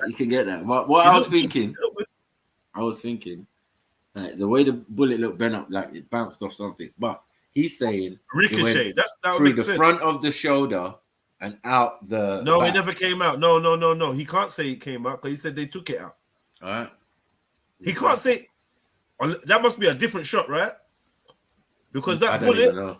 he said they pulled that shit out. He showed the one small hole in the shoulder and said it's gone all the way through the back, and he had a big patch on the back. That's it. That's all I know. And he said, "Yeah, that one's worse." I was like, "All right, cool." He's a character, man. It's hard to believe anything. The Bambaataa is right across the bridge, and you went to Bronx River to bitch about it instead of going to him. Thank you. Miss me with that bullshit. That's what y'all telling my kids? No, we ain't tell your kids nothing. Village. Bambaataa's local? Village, Greenwich Village, or whatever. The village. You know where all the Batty Man live? What? Yeah. I don't know. I don't know where all the Batty Man live. And secondly, where is that? yeah, for real, Snipes. You gotta quit shitting on where they me hang out. like Where they hang out. I don't know, like. Where they hang out, you got where they like hang out, where they hang Chinatown, you got all sorts of town. Yeah, anytime you got the village, it's like the village people get it. The village people, I was gonna say the village people. Right. Oh, so he's somewhere there. You know what I mean? Obviously, he's a celebrity. He's not gonna live in. We Bronx told River you anymore. We don't believe your story. Stop trying to drag your kids in it to make yourself seem more like a victim, because it doesn't work. We already know you use your kids as a way to gain sympathy. We already know this. So stop trying to drag your kids into it. They ain't got nothing to do with it. We told you. We ain't say nothing to your kids. You expect me to give back to a fucking community that ain't give shit to me? What the fuck is y'all telling me? No, we don't expect you to give back a dime, because we know you're not going to give back nothing. We know this already. It's been, what, 6 going on 7 years? You haven't given your community more importantly, pause for a second. Wait. No, reload that for 2 seconds. 1 second. More importantly, is that 50 Cent on the picture? Or they put that's not 50 Cent. Nah, they put Hassan Campbell, I think it's And they put the 50 Cent Gucci waistcoat thing on him? No, that you remember that from that album cover from the Get Rich or Die No, Trying. this is what I'm trying to say to you, bro. They put Hassan Campbell's face on 50 Cent's body, right? Yeah. So that's 50 Cent's body we're looking at. I think partly. No, the torso bit is a little bit of Hassan Campbell. Exactly. I'm seeing green. It's mad. I'm blue tattoos. Yeah. I was gonna ask questions like, who the fuck is that? This made it look moist. Look like some moist. They look moist, South man. American Look or something. Look moist like Natty's picture. Yeah. I did Natty. Know this already. It's been what, 6 going on 7 years, and you haven't gave your community 1 penny. Message. Not one, even when they did support you. You made 3 or 4 different promises to help people, and you never forked over a penny. So no, we don't expect you to give back nothing. You know what? Where the wolves at?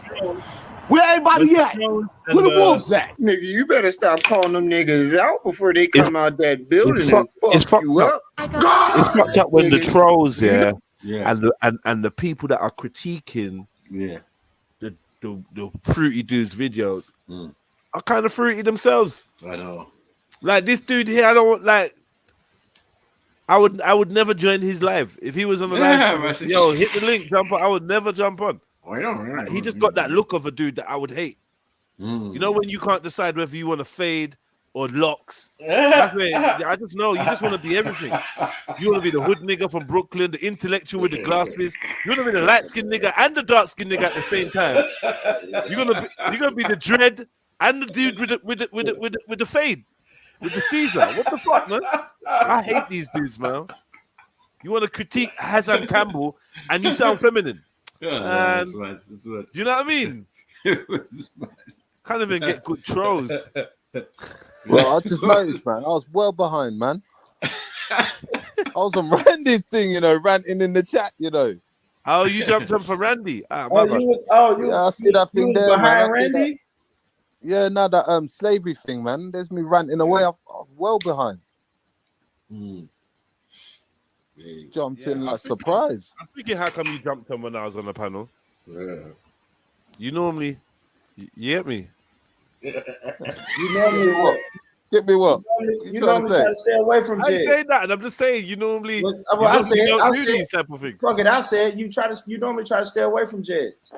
Fuck off, you normally try to stay away from Born. You know what I mean? Let's let Born explain. Big up that, yeah. Listen, I just jumped in here. I don't know what's going on here. I was on I'm chatting mad shit in the chat. Look at me there, bro. Hey, Sniper, let him get his shit off. Let him get his shit off, Sniper. I mean, Sniper. What you saying, Natty? What you saying? What Randy say about the Caribbeans, man?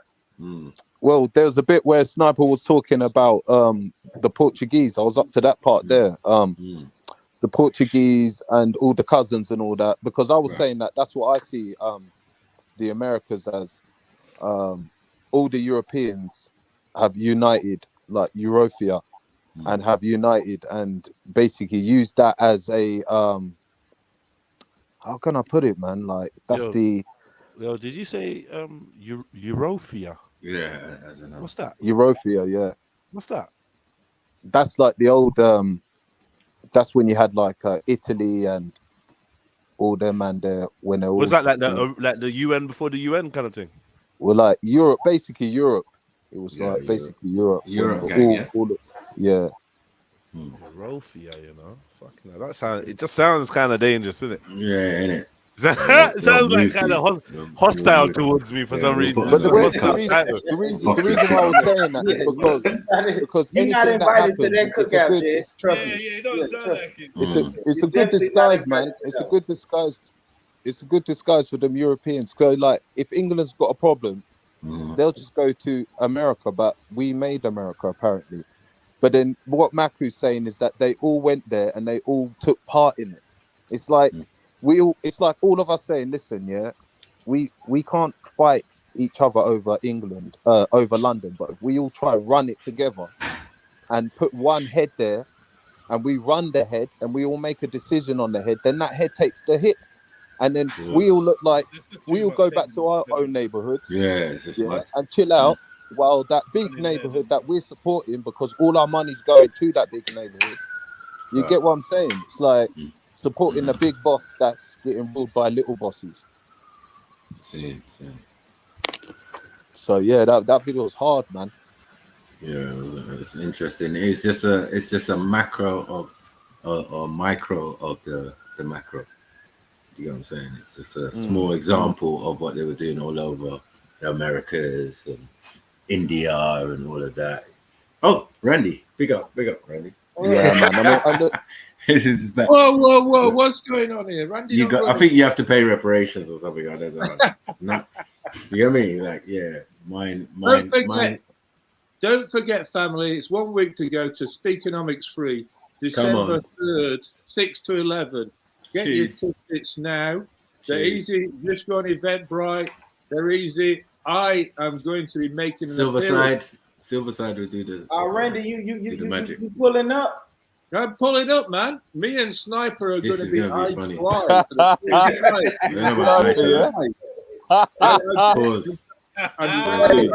Good shit, Randy. Don't try to drown it up. You and Sniper are going to be doing what? The first time we're going to meet eye to eye.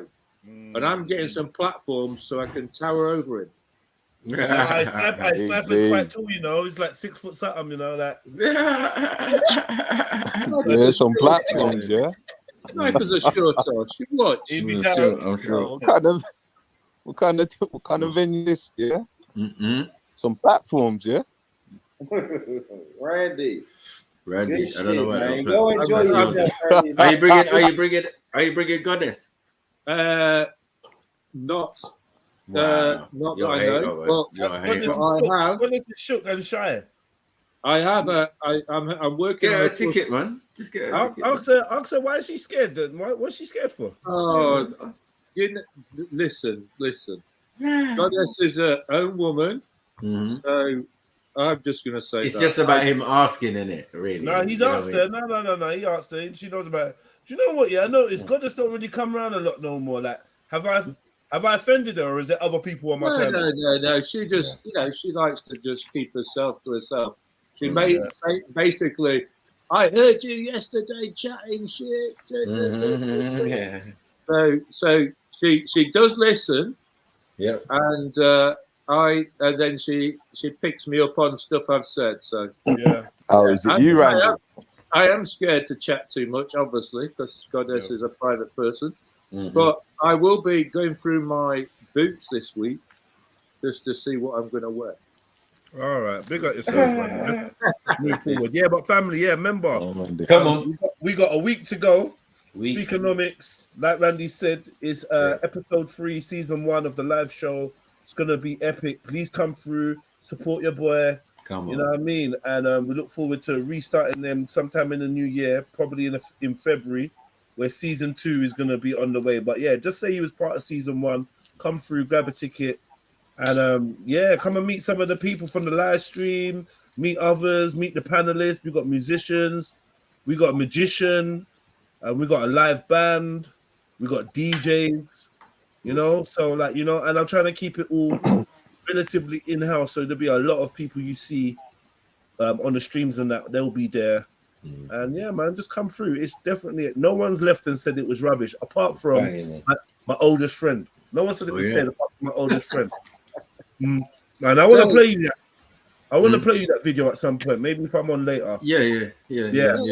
So I got a voice note from my oldest friend, and I want to play it to you lot, and I want you lot to tell me genuinely what you think about it.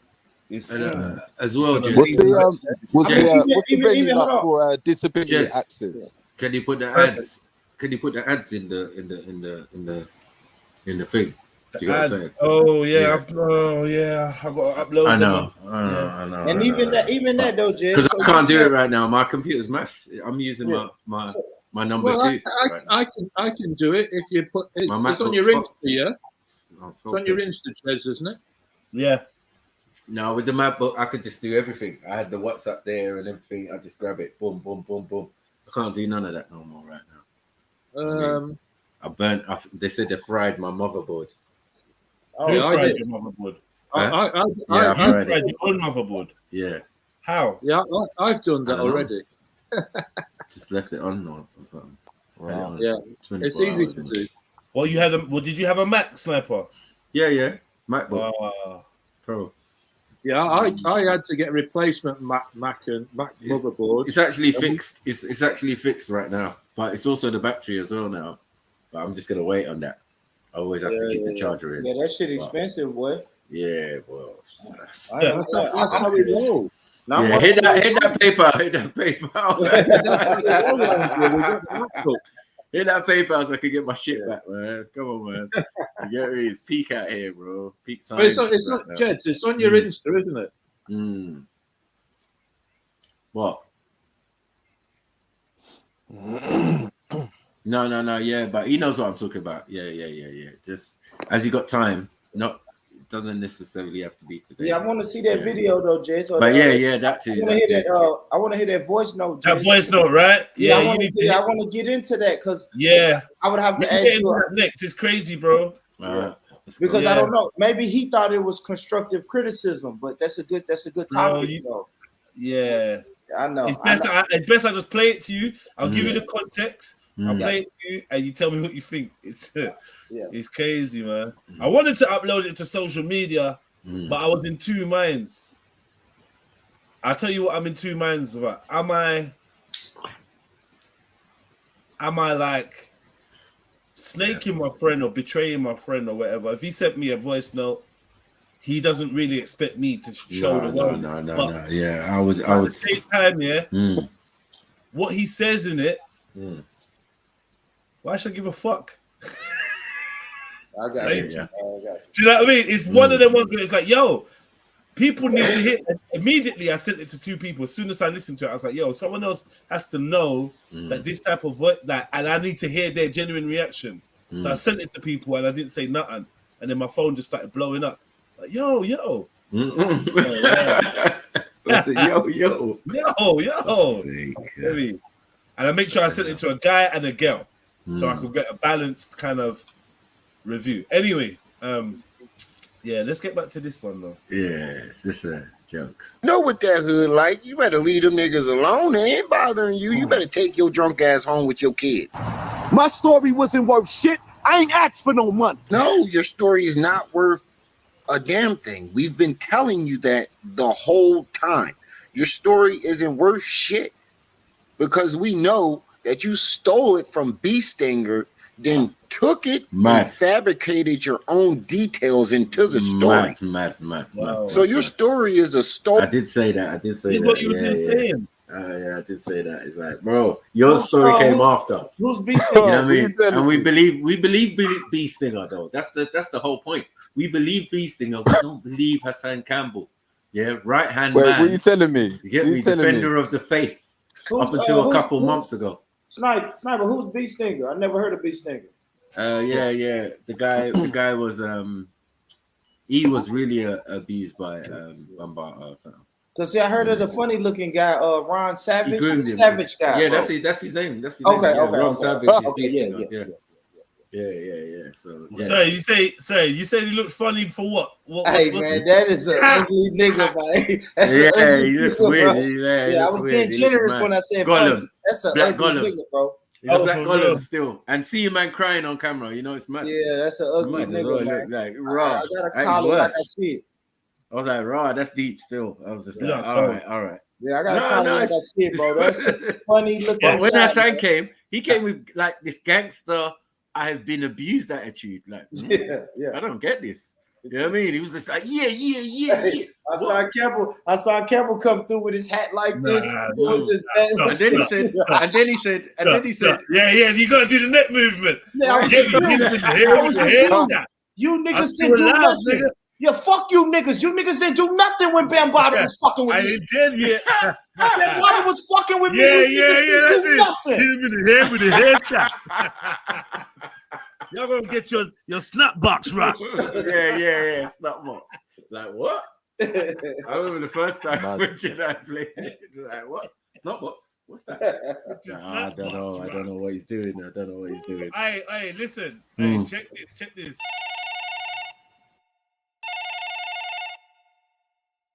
Hey baby, I'm just calling to let you know I'm going to be down at Speakonomics on December the 3rd. So, make sure you get your ticket from Eventbrite because I want to see you. And you can just type in my name and you can get a 30% discount because I've got you. There's going to be magicians, music, DJs, live podcasts. It's going to be a vibe. So make sure you're there and it's from 6 to 11. I want to see you. I miss you. Don't be late. Got your number on the bypass. Bigger iPhone, only numbers that I have. That were every minute of my time on the like up. That were every minute of my time and then I come. Money hit you up, yeah, pound it on the play. Make a sweet one, I'm running on K. Real thick one, I'm puffy with a big, puffy with a big. What's her answer? Born's gonna sell his PS5, man. Born's gonna sell his PS5, man.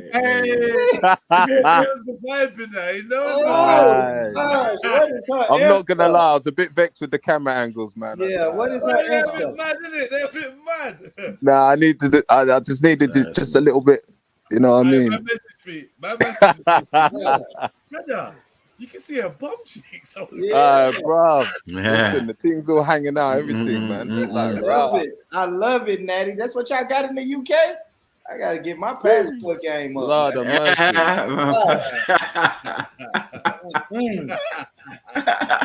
Gosh, I mean, she shaped proportionate. Hey, Natty, she shaped proportionate, ain't she, Natty? Bro, that bundle was mad. Olin made up story. It's not worth a damn thing. Not a damn thing. And like I said before, you're absolutely right. You didn't ask for money. You just asked for book deals, celebrity endorsements, documentaries, interviews, and all types of other shit that would have generated money. You ain't slick, nigga. Who the fuck you think you fooling? You ain't gonna try to pull a Jedi mind trick on me, Naga. I asked for street justice. Couldn't even get that. Allegedly. Street justice? When did you ask for street justice? Hold on. First of all, hold the boat. Niggas tried to give you legal justice, and you turn that down. You are very delusional. And street justice is actually dealing with Bam, getting your revenge in the streets. You didn't do that. Bam been in the same spot for 20 years, and you knew that. You actually said, no, I love him like a father. I still love Bam. You still in love with the nigga. Man, at the picture as well. Real. Yeah. What age is that? That I ain't don't 15. know, man. Yeah, No, that ain't 15. Go away. That ain't 15, bro. No, listen, It ain't, bro. listen. The only reason they split up association with each other is over a set of dogs. Yeah. My man was rearing dogs for Bambata, and my man was away, and he was getting, the dogs were sick, and he was getting him herbs and and then some argument ensued, and then he stopped dealing with him. Basically, he dumped him. So yeah, from then he got mad. You know what I mean? Because before there was a point. So Unique is trying to say she's not fluffy. Like, can you someone just tell her to behave? Any girls getting in the fluffy category, you think you're gonna be standing in the curvy category? Unique shush, man. Fluffy and curvy, the same thing, man. Sure. They meet in the middle. Yeah. Do you know what I mean? Like, where the fluffy end and curvy start. You tried to distance yourself away from that community. Come on. Yeah. You can't try to do that. What are you doing? How you trying to do that? Fluffy, curvy bleeds into fluffy, and then fluffy bleeds into fat. Yeah. Right? Yeah. You know, because girls be saying they're fluffy, they're fat, innit? Yeah. And girls be saying they're curvy, they're fat, innit? Like, you gotta be honest. And it BBW, innit? Big beautiful woman. All these names, cuz. Shall be in that. How about big bitch? Big bone. You know what I mean? They'll hit you with that. Yeah, big bone. I'm not fat, I'm just big bone. Girl, big bone. fat. You know what I mean? Big bone is a thing. Because it's like, it is a thing though, bro. You see, yeah. There's a big, a big bone chick. She's just big. Yeah. She's bigger than a small girl, but she's not fat or not. Like, she's just big. Yeah. Maybe tall, maybe, I don't know. Just big bone. Big you carry your weight well, innit? It's distributed. Yeah. In a way where Naomi business or some was in Grace Jones kind of big boned, strong boned. You know what I mean? They say beauty is skin. Grace Jones is skinny, black chicks, bro. Huh? You mentioned two skinny black chicks. Grace Jones and Naomi, they're skinny. Yeah, but they're big boned, man. No. Sorry, Naomi was the biggest in size of the supermodels. She wasn't. Yeah. She's a bit thicker. Yeah, strong. She was strong. She was a strong chick still. She fit now. You know what? I think as she got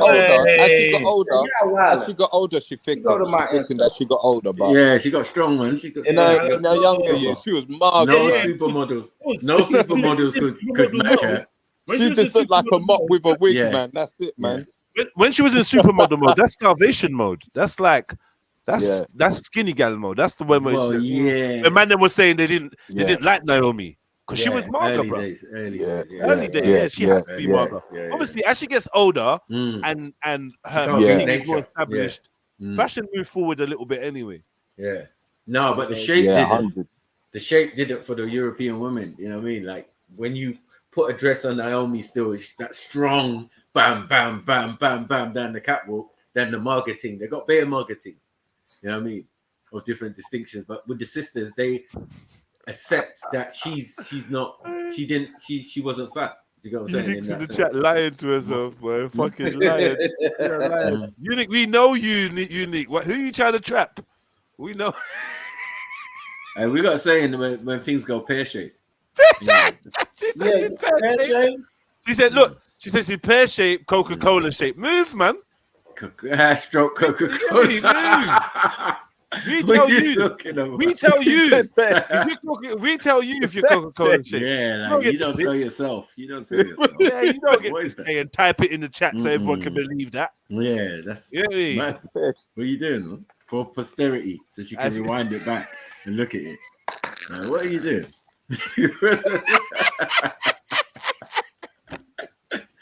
I love bullying unique. I swear to God, that gives me more joy. Bullying unique in the chats, man. She's declaring herself shapes on that move. So what are we saying about this picture now? These bro, the picture's raw, bruv. Is you should have hit him in the head with a headshot if you was that close to him. You know what I mean? Because you must have. Because listen, I didn't get to play the video, right? But there was when they were questioning. Well, he was on a talk show and he was like, "Yeah, we're red," and he basically says, "Like, yo, yeah, like Bambaataa didn't penetrate. He didn't put it in. Right? You put it in. I'd be in the plane, and then that would bait up his whole situation, right? However, he still claims that Bambaataa did these things to young boys, which doesn't make sense because you're saying that Bambaataa was afraid to like make it bait, but somehow he did to some other boys. Secondly, he said he describes Bambaataa would pause now, family. Brace yourself. Bambaataa would grease up his testicles. Bambaataa would grease up his own testicles and then basically slip and slide. Fuck's sake, I can't believe I've explained this. I don't know. It was slip and slide in Hassan's butt crack, basically. I don't know what that is. This is what he claimed in that podcast. Was that dry bull sex? Like, it's not dry because he's it's not dry. It's moist. I don't know what that is. That's like fucked up Turkish wrestling. That didn't even sound. It just don't even make sense. If this dude's a pedo, that's all he done to you. So he never raped you. No, that's erotic. That's a relationship stuff. Like, erotic. No, it's mad. It's gay erotic stuff. Pause of lava and flaming fire and thunder and lightning. You have to say that, Mackie? But I'm just saying though, that's the reality. This is not in the terms. Erotica. Are we saying homoerotica? Yeah, it's homoerotica, man. That's what they're doing, man. Like, you don't say it like that. They're in a relationship. This is different. We say it started from a massage. No, after a game, after a ball game. Yo, man, dog, I got this knot in my back. Like it's like send that baby on over here. No, dog. Lower dog. Lower dog. Lower man. dog. Sodomites, man. Yeah, dog, right there, dog. Yeah, man. Yeah, that's man. All from one picture. No, I'm out. Fuck you, I'm out. Nah, man. This looks like a relationship. This is like he's the female. It's cool. Let's go. Do you know what though? Yeah, can I just say, if anything did happen to him, I'm sorry for any banter that I'm giving out because I don't know what that would do. Something did. I feel something did happen to him, but he said it was prior to Bambaataa. Do you know what I'm saying? He'd been abused from a young age, and so he was already, what he's saying is traumatized or homosexualized. Do you know what I'm saying? By the time you get into Bambaataa, they're saying 15 onwards. Yeah, Rabs, that's something else, bro. That's like you're doing something else, bro. You're doing the most. It's relationships because you're jealous of these other people, these bee stingers and because it wasn't that long ago that you said you wanted to put my man in the grave. You would have done it for free for my man. How much you love and respect my man. It's just it's mad. There hasn't been enough time for those statements. People offered to like basically delete African Bambaataa, and then somebody offered. People are offering to delete or threaten that they're gonna delete African Bambaataa, and then he said, "No, you don't want him. You don't want him deleted." But he's just chatting because no one ain't deleting Bambaataa. You get me? Them man was straight up gangsters. Who Bambaataa? Yeah, man. The Zulu Nation before they became the Zulu Nation, these were just gangs in the ends. Do you know what I'm saying? The same ones that Michael Jackson was doing that Beat It video about.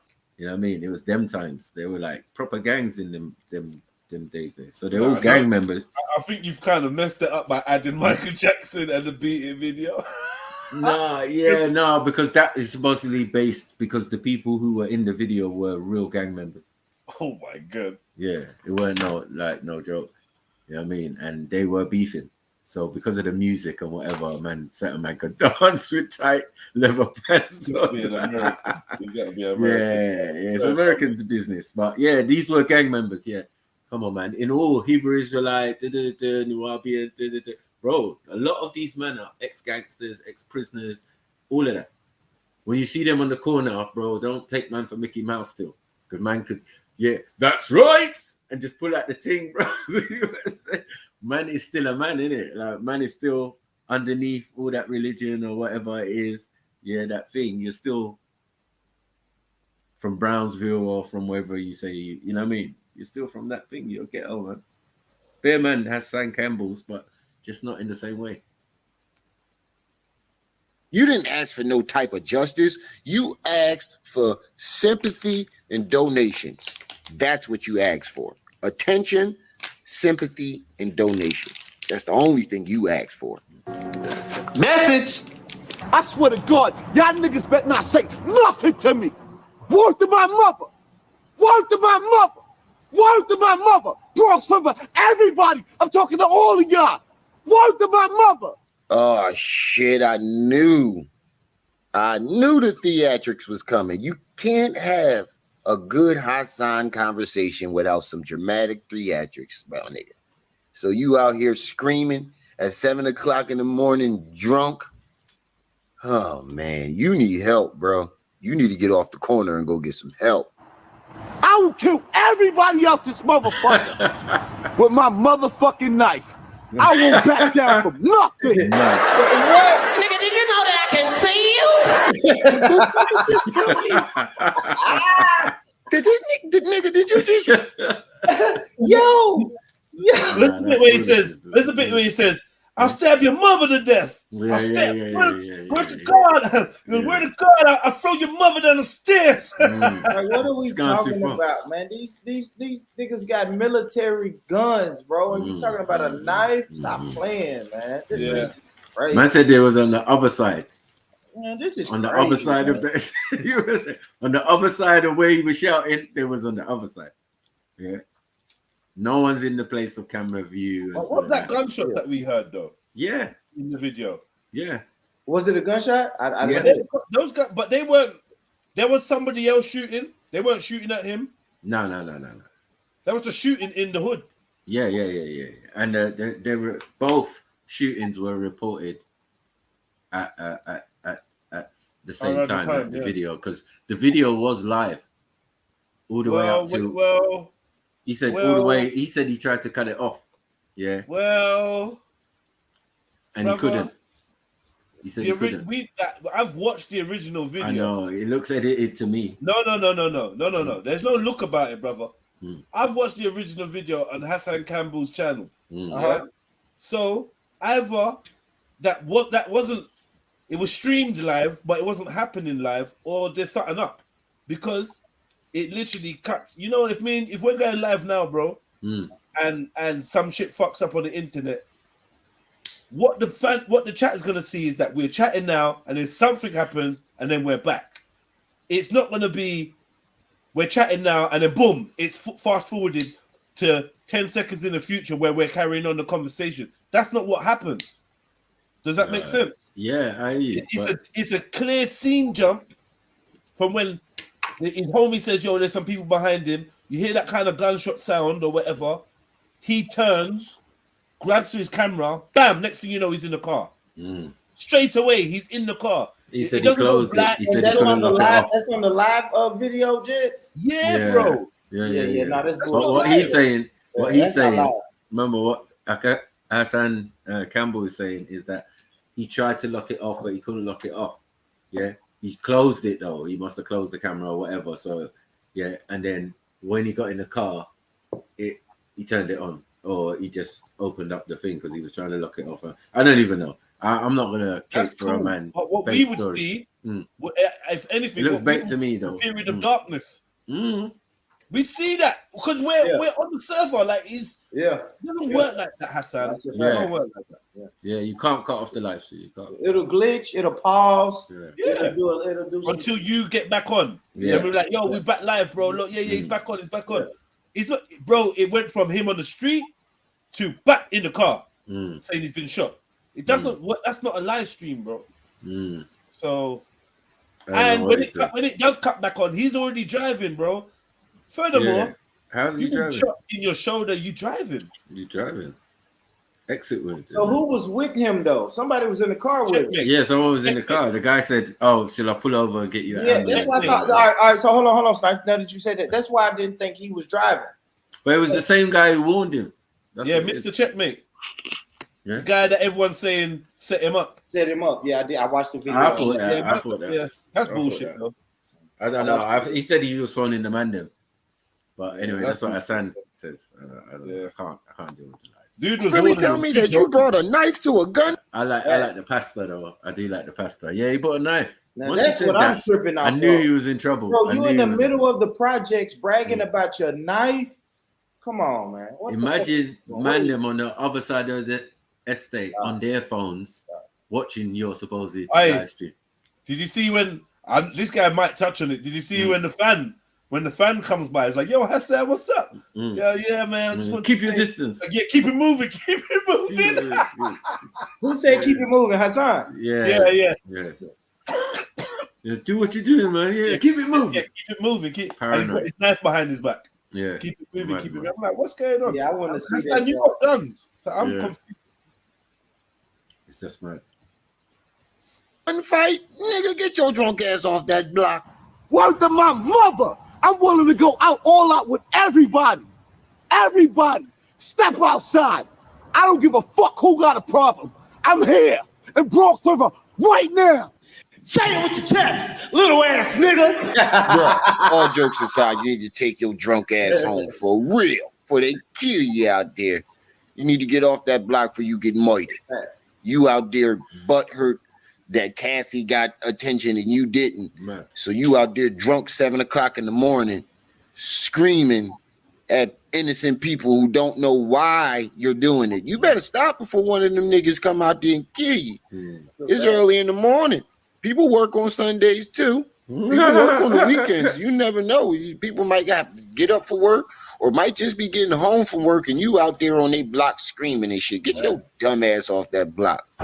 Y'all don't like me because of what I said. Let's go. Let's go. Let's go. Let's go. Shut your bitch ass up. Let's go here, nigga. The only place you need to go right now asking advice is rehab. You need to go to a rehab or a psych ward. One or the other. I ain't asked nobody for 30 million or 50 million. Nah, fuck that. Again, you're absolutely right, Hassan. You never asked for no money. What, you just asked for book deals that you can make money off of, interviews that you can make money off of. Now, what's this dude's name? I've seen this dude before, man. And documentaries that you can make money off of.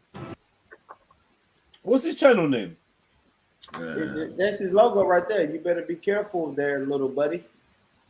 Really? No, that ain't his name. No. That's just him taking the piss out of Hassan. Oh, okay. Ari? What? Ramel Mayat. Ramel Mayat, 1 million. Ramel. I feel like he's in one of the sectors, man. I feel like he was on one of them, like Tracy or one of their channels before. I'm sure he's one of them, bro. I've been subscribed. I don't know. I subscribed a while back. I think just saw it. And I thought, yeah, we put in the archives the pasta bake.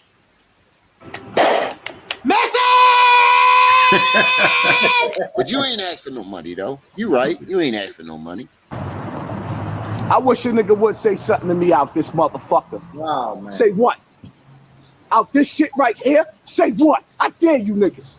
I dare you niggas. I dare you niggas. All right, motherfucker. You keep challenging them niggas. Your wish is going to get granted. I guarantee you. I'm surprised they ain't start throwing bottles at your ass again. You better calm down for one of these shit. You better calm down. Jokes. Before they start throwing bottles or one of them niggas come out there, your wish gonna get granted. You keep wishing it. Y'all not playing with Hassan Campbell. Y'all playing with Poppy. I dare you niggas. I stab you niggas with a fucking spoon. What did he say? This nigga 50 years old with an alter ego out there threatening to stab niggas with spoons. I refuse to tuck my fucking tail in. I'm the realest nigga to forever. Forever, ever, forever. Forever. That is blasphemous. Hassan, take your drunk ass home before one of them goons come out and fuck you up, or one of those people living in that apartment building start throwing shit out the window at your dumb ass. Come outside, throw that fucking bottle. Come downstairs and throw that bottle. Come downstairs and throw that fucking bottle. Come outside and throw that fucking bottle. I stab your ass to death. Bitch ass nigga, come outside and throw that bottle. See, I told you, they throwing shit at you now. You out there threatening people. First they throwing shit at you. Next is gonna be them coming out. You better get your drunk ass off that block, Hassan. You tripping. Throw the bottle out the window again, bitch nigga. I'll stab your mother to death. Oh my God. Jesus Christ. Oh hell no. Ugh. You look all fat and sloppy. You out there threatening to stab people mothers to death, and you all out of shape and wobbly, out of breath just from waving your arms and shit. Hassan, get your drunk ass off that block out there looking like Jabba Hutt fuck Binya Pollywog and had a baby, and the baby was you. I throw your mother down the flight of steps. Bitch nigga, throw it out the window. I dare you. Hell no.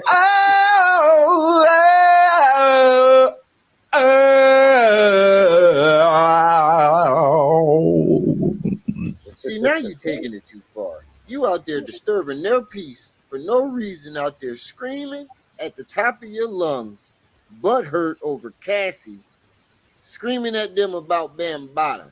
And when they react to it, you want to threaten to throw their mothers down the steps? You lucky I don't live in that building, because I would have threw the couch at your ass. I would have threw the couch out the window at your ass. You be lucky if the next thing that they throw don't go oops upside your head. Don't wait for me to turn my back. Come downstairs. Come downstairs. That boy Come spooked. downstairs. Hassan, did you listen to what you doing? Oh, he spooked. Oh, he spooked. What is you doing? No, that's mad. Oh, Snipes, I never saw this part of the video. Oh, you did it? Yeah, watch this. Look, so he's got the knife behind his back here. And this is a kid. This is like, you know, one of them big kids. This is a big kid, like this dude coming towards him got to be like 18 years old maximum, man. Yeah, one of them big football niggas, man. Right. One of them big football kids. Watch him. Look, he's in sliders and everything, bro. This dude. He's in Crocs. Watch how Hassan goes on. Maybe not.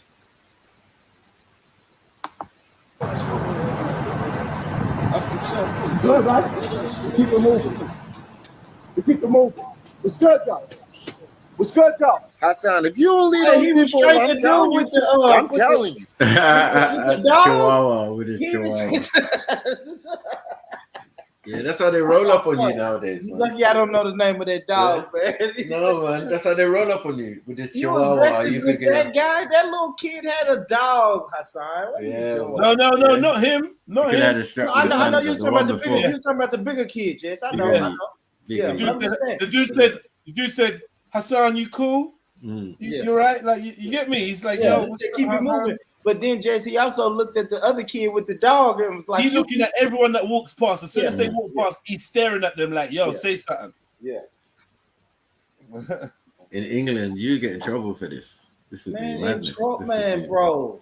I think on any block, homie, you can't go to any block and start yet like this. This block where I live at, Snipes, is calm as hell. But if right now someone went in the middle of the street and just started yelling, talking about anybody on this fucking block can suck my dick, I'm gonna be like, whoa, bro, I'm gonna go grab my, I'm gonna go grab what I need to grab, and I'm gonna step out and say, hey, bro, you need to move along, man. You need to, you know what I'm saying? You ain't doing shit, boy. You gonna I'm not the toughest guy, Jez, but you can't carry on for 45 minutes outside my door in front of my house just yelling, even if you're not yelling at me, bro. Like, what are you yelling for? I'm gonna be like the little kid, but I'm gonna have Tell the truth, boy. We both gonna do the same thing, like that dude that's on the 4th floor. Yeah. We're gonna throw bottles out our window when they ain't looking. I think I'm gonna step out. Now, of course, I'm not gonna just approach him. I'm gonna step outside my door and say, hey man, what's up? Like, you good? I'm gonna ask him just like the guy said, hey Hassan, you cool? Like, someone said are you cool, bro? You've been out here yelling in the middle of the road for 30 minutes, bro. Are you cool? Like, someone said they weren't out the windows. The windows don't open like that. In that place, but what happened was they were on the roof, which makes more sense. If they've got a flat roof or thing, goons will be up there. I'm sorry. The windows in Brooklyn Rivers Bronx project don't open. Yeah, no, they don't open enough to. No, I see bars. To be throwing. I see bars. It would be hard to get. You can get a bottle through that, dog. I'm looking at the bars on it. But you're gonna have to put your hand out. No. You're gonna have to put your hand out and then throw the bottle. That's but it's possible though, Snipes. I'm not gonna. But it makes more sense if it was coming from the roof because from here we can't see how high the building is. One more question. If you're on the 4th floor. Yeah, I heard that the projects are rough, but I didn't know they're this rough. If you're on the 4th floor, you got bars on the window. Yeah. But hold on, Jess. No, it's not bars on the window. It's just the way the windows. Listen, Snipes, I'm peeping something. I'm seeing something. If y'all look, they'll see those got air conditioners in them. So those windows, those aren't bars with the air conditioner. So those do open up, Snipe. Those windows open up. Yeah, but I'm saying they don't open up enough to get the AC. They have to open up enough to get the AC. Yeah, but not to throw the type of the bottles at the type of velocity. No, that's not true, Snipes. That's not true. It makes more sense. No, listen, Snipes. Listen to me, brother. Snipes, listen to me, brother, please. If you remove that AC, that's just an open space. Nobody's gonna put AC with bars in the window. So I misspoke when I said the bars. What? Listen, brother, if the window can open enough for those AC units to get in the window, that's more than enough room for you to throw a fucking bottle. You probably can hang half of your body out that window. Look at that. Okay, that's what you're gonna have to do, though. That's what we're saying. That's what you're gonna have to do. You're gonna have to open. Can you see the one open window? Yeah, to the right. Yeah, and all the way to the right. Up under his head. There's one open window, so you see that it slides up. But I must admit. It looks like there's bars going across it, bro. It's awkward. It do, but those I don't think those are bars because you it's hard to put an AC unit in a window with bars. Most of the windows have AC units. That's what I'm saying. Even on this side. side. Said what you said. I see lines going across every window, bro. I do too. Jess. And then the one above the blinds. Now we have to start thinking. But Jess, hold on. Now we have to start thinking: Are those blinds on the inside? I don't know what everyone's got blinds they have. Nah, hell no. I don't think so. But everyone's got blinds. Listen, bro, it don't make sense. Hold on, look at this. I'm not saying this. Listen, look at this bottom window, y'all. Those that's bars. You're right, bro. You were right the first time. I don't even know if they're bars. I was saying that at first, but now the more I look at it and I know how these windows are made, those are bars. So what else could it be then? I'm saying the section, the window. I'm starting to think those are blinds because look how they let up in sections. Look at this top window and then this bottom window. Like this shit is not even. Those aren't bars. I'm gonna tell you what's making me really think they're not bars. If I look on the left side of the projects, they got AC units, bro. You can't put an AC unit in a window that has bars. It's just impossible. It looks like you can. It is. No, the bars will be enclosed on the outside. But I'm saying these outer windows here, these might not be house windows, right? but these ones in here are definitely right. And they're saying like when the camera swings over, you see that most of them have AC units in the like part of the window. In that. So here what we do. Here what we do. Come on, yeah, Snipes. If you go to the earlier part of the video when he's out there, yeah, the camera's facing that block that he the block with the window open. The camera's facing that block and the entrance, so we can maybe have a better look again. If you just go to to earlier in the video. Okay, where he's outside the other part. No, keep going. Is that good enough? Back. No. Okay. So look at that window, y'all. Look at that window. It's wide open. Y'all see that window at the bottom? Yeah. There. This one. Yeah, no. Where you was just now? Right. On the timer. Oh, sorry. Now forward a bit. Yeah. Okay, yeah. Okay, he's at the front of the block. This window's open. Okay, I see bars. You're right. It is bars on there. I see bars now. But that window open with enough. I don't know the windows. No, you see what I'm saying? Like, there's one right there. There's one right there. It's bars, bro. Look, it's bars. No if buts or maybe. That's bars. Look at the ones on the bottom. Yeah, above his head. No. Look, above his head to the left is open and it's bars. Okay. It's bars, man. It's bars. Okay. But you can still get your hand out there. Absolutely. And a bottle out there. Absolutely. Man said Google after block. All right, hold on. Give me 10 minutes, man. I need to go shop quick. Jets. All right, cool. Yeah. Take over, Jets. Because y'all done got me analyzing. Well played, Sniper. You got me. That's some Jedi shit. Jedi shit. I'll wait till you lot are proper in the conversation. I'm like, yeah, I got shot. Go on, lie and say you got somewhere to go, Jets. Go on. But you gotta be honest though, Jets. That's the best time to go to the shop, right? Yeah, you gotta go now. Everybody's engaged and everything's like, man. Run to the shop, man. Go to the shop real quick. Yeah. And then you come back from the shop and everybody's quiet. 2 people left the panel. Yeah. It's empty. No, that's fuck. We should do that too. We should. In 5 minutes, we just jump off. He come back like, yo, what happened, man? Changed. Yeah. I see the bars though, Jez. It's bars. I'm curious to see the other side though, man, because I saw AC units in those windows, bro. Bro, there's AC units in the one next to the one that's open, bro. So they can't have a bar, right? Maybe you call them to remove the bars to put your AC unit, right? No. Look. So I'm putting it like this. You got a set of 3 windows at the front. Yeah. Mm-hmm. That's probably all the same house. The middle one's got the AC. The other 2 don't. Yeah. So, where's the AC gonna be in the bathroom? No, the living room. It's gonna be in the main room. If you got an AC unit, you want it where the people are hanging out most of the time. No, because what I was thinking, does it go with a pipe? No. You just plug that up. No, that's electric. You plug that up and it drips water. That's the only thing. That's the only downside is it drips and it's loud. Makes a lot of noise and it drips water. Okay. But you would put that in there. So like if those are 3 windows, I would say one of those that window's probably the living room, and then because these are small projects, right? So that left window's probably a bedroom. I don't know if that right one is a bedroom. That right one may be a bathroom, maybe.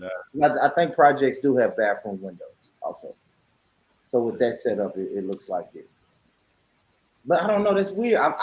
Me personally, I've never seen a AC unit with bars, because if it's bars right there, the bars are in front of the AC unit. The AC.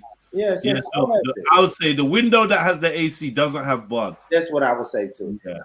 So that means, right? That means it's a window. It has to be at least one window in your project that doesn't have bars, unless they remove it once you tell them you're getting the AC.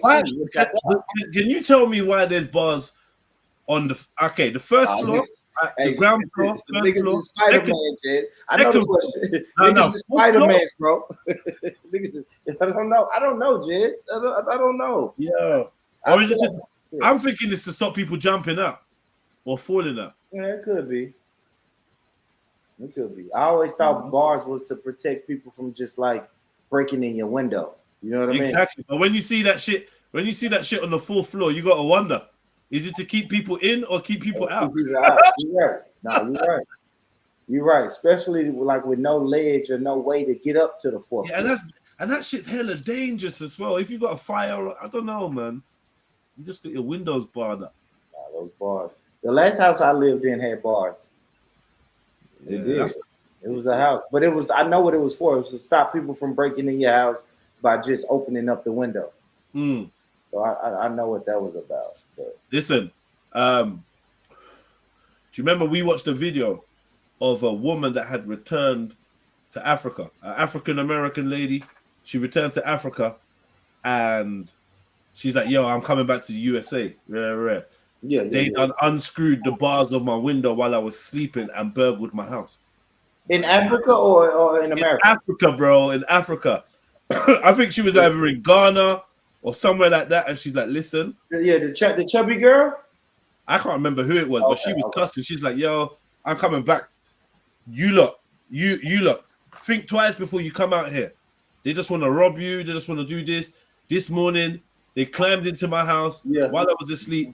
They unscrewed, and then she showed the video, like where the building was. It's like, yo, someone had to have seen this. They unscrewed the bars from the window. They unbolted them, and then climbed. Yeah, that's possible, bro. With the right tools, that's possible. That's crazy. Yeah, it's crazy.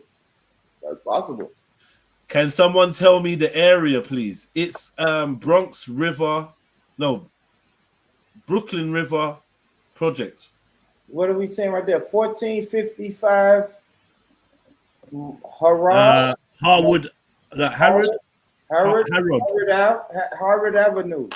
Someone said 555 the hood, Brooklyn, USA. Fuck yeah, you. 155 is 1455 Harrod Ave. HARROD Ave.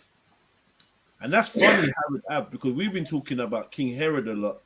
And then I was thinking about, we got a big luxury department store out here called Harrods in central London. Yeah.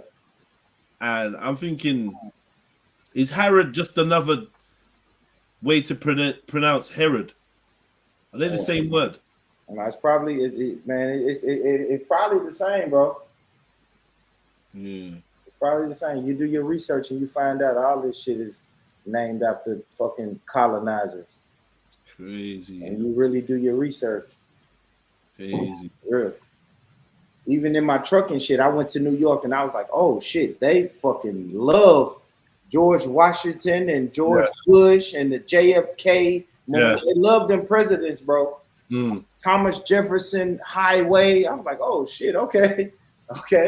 But I ain't gonna lie, my town ain't no better, bro. My town got Briley Parkway, and when you look up who the Brileys are, known fucking slave masters in Tennessee. That's true. All of that shit, is probably gonna change at some point. All that shit's gonna get renamed. What you think about that, though, Jess? You agree with that? That's essentially taking the statues down. You agree with that? I agree with that shit. Okay. I agree with that shit. Yeah, man. Change that shit. Change it to what you lot want. Let the community decide what they want. Well, I'm gonna tell you why I don't like it, Jess, right? Because now we're doing John Lewis Boulevard.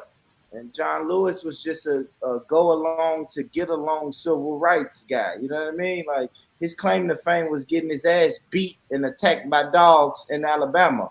You know what I mean? So I don't know. Right. So I don't know. So he's we still don't get to choose. I'll say that, Jess. When you say you lot, let that name that shit what you lot want it to be. It ain't. We don't really get the choice in that. They're still gonna give us Martin Luther King. You know, they won't. No, they won't. The people who got their ass whooped. Like, bro, we can't get a Malcolm X. I'll be honest. Even though you can say what you say about Malcolm X. Are they any? They are Malcolm X's. Not in Tennessee. Not in Tennessee, but in America, they are Malcolm. Malcolm. But those are in mostly highly densely black population places. You know what I'm saying? You'll get a Malcolm X Boulevard in New York, Baltimore, maybe even in Los Angeles. But all right, then, so let's do this then. Go ahead. Throw out some names you'd like to see. Ooh, good shit. Khalid Muhammad. Cool. We can't do Khalid Muhammad. I would love it. would love to open my record my podcast on Khalid Muhammad Boulevard. or Khalid Muhammad Correctional Facility. No. I'm playing the game wrong. Sorry, my bad. No, that's hilarious. We don't want that. We don't want Muhammad Ali. Okay, all right. I got Muhammad Ali Detention Center for young boys. Tupac Boulevard. They might. I know. They might. Yeah. Okay. Okay. I got one. Tennessee. Obama Drive. No, we're definitely gonna get that one day. we're definitely gonna Obama get Drive. That one. Absolutely. Yeah. We got Martin Luther King. Yeah. They just renamed one of the streets John Lewis. We're definitely going to get Obama. Those are the non-threatening black people. That's what they give. Colin Powell Avenue. Absolutely. Oprah Winfrey. I think we got Vernon Winfrey because Oprah's father is from here, so we have a Vernon Winfrey road. What's the name of the Washington sniper? Now, what's my guy name in Dallas? Micah Johnson. Like, do you remember that dude? That he was like a soldier, and he I think he'd shot some guys. A black dude. I think it's Micah Johnson in Dallas, in Texas. Is that him? Yes, Micah Johnson. They sent the robot in to kill him, right? Yeah. That's Micah Johnson. We're not gonna get a Micah Johnson, bro. Yo, no one don't talk about him no more. Hell no. Harriet Tubman. See, Harriet Tubman. It's weird because they spoke about, if y'all remember, they spoke about putting Harriet Tubman on our $20 bill. And it never happened. It never happened, right? That shit went away. It went away, bro. I thought, you know what? I just thought it happened. No, hell no, bro. Hell no, kids. Never. It's never happened. Harriet Tubman. I ain't gonna lie, y'all in the UK, y'all in the UK, bro. When it really happens, y'all are gonna see people posting that shit online, bro. Yeah, facts. Yeah, you're right. Nobody's ever posted that shit online. I didn't agree with it because Andrew Jackson is on the $20 bill, and they were still gonna keep Andrew Jackson on the bill and put her on the back. Right. And you don't want her on the same bill as those type of people. Hell no. That's a known. That's a famous slave master. Mm. And he's from Tennessee. I can take y'all to his plantation if you ever visit Tennessee. Like, have they got plantations like open as like museums and shit? Mm-hmm. Andrew Jackson's home is called the Hermitage, and the Hermitage. How big is Tennessee? Oh wow, I never really don't know. Like, what can we compare it to? Oh man, wow. Name another city the same. Is it big? Is it small? Is it medium in terms of cities? I gotta say small. Especially when you start thinking about like the states. It's a state, but when you start thinking about the states, when you start thinking about the states that's out west, it's small. But in its location, it's a nice size, medium. I'll say medium if we're gonna go. Okay. What's in Tennessee? The name what's in Tennessee? Name the area, like the cities. I name the cities. You got Memphis, Tennessee. You got Nashville, Tennessee, and you got Knoxville, Tennessee. Those are the main cities.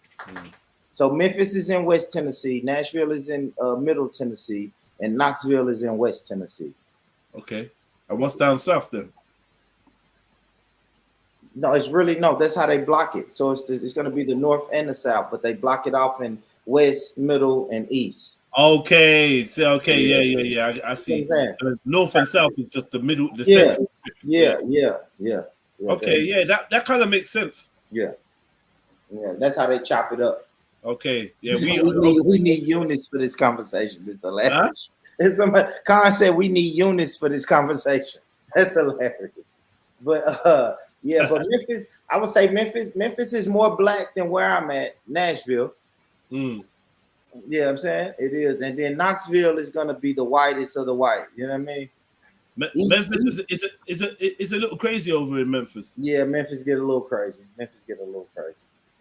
What I like about Memphis though, man, is Memphis got like a pipeline. So whenever that migration start, a lot of people left Memphis and went to Detroit. Right. So if you talk to a lot of Detroit people, they have family in Memphis. Yeah. Right.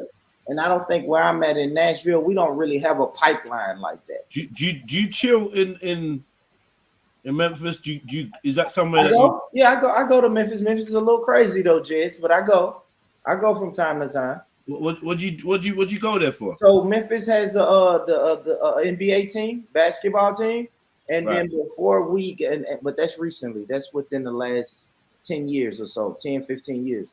But before that, I remember every year, I used to go, I ain't gonna say every year. I'll say once I hit about 15, 16, we used to go to Memphis because we got a college here, a historical black college here. Right. And every year they played a football game in Memphis. Okay. And you go down there of course for the football game, but then you go down there for the parties, the food. Yeah. It was just an excuse to go to Memphis every year.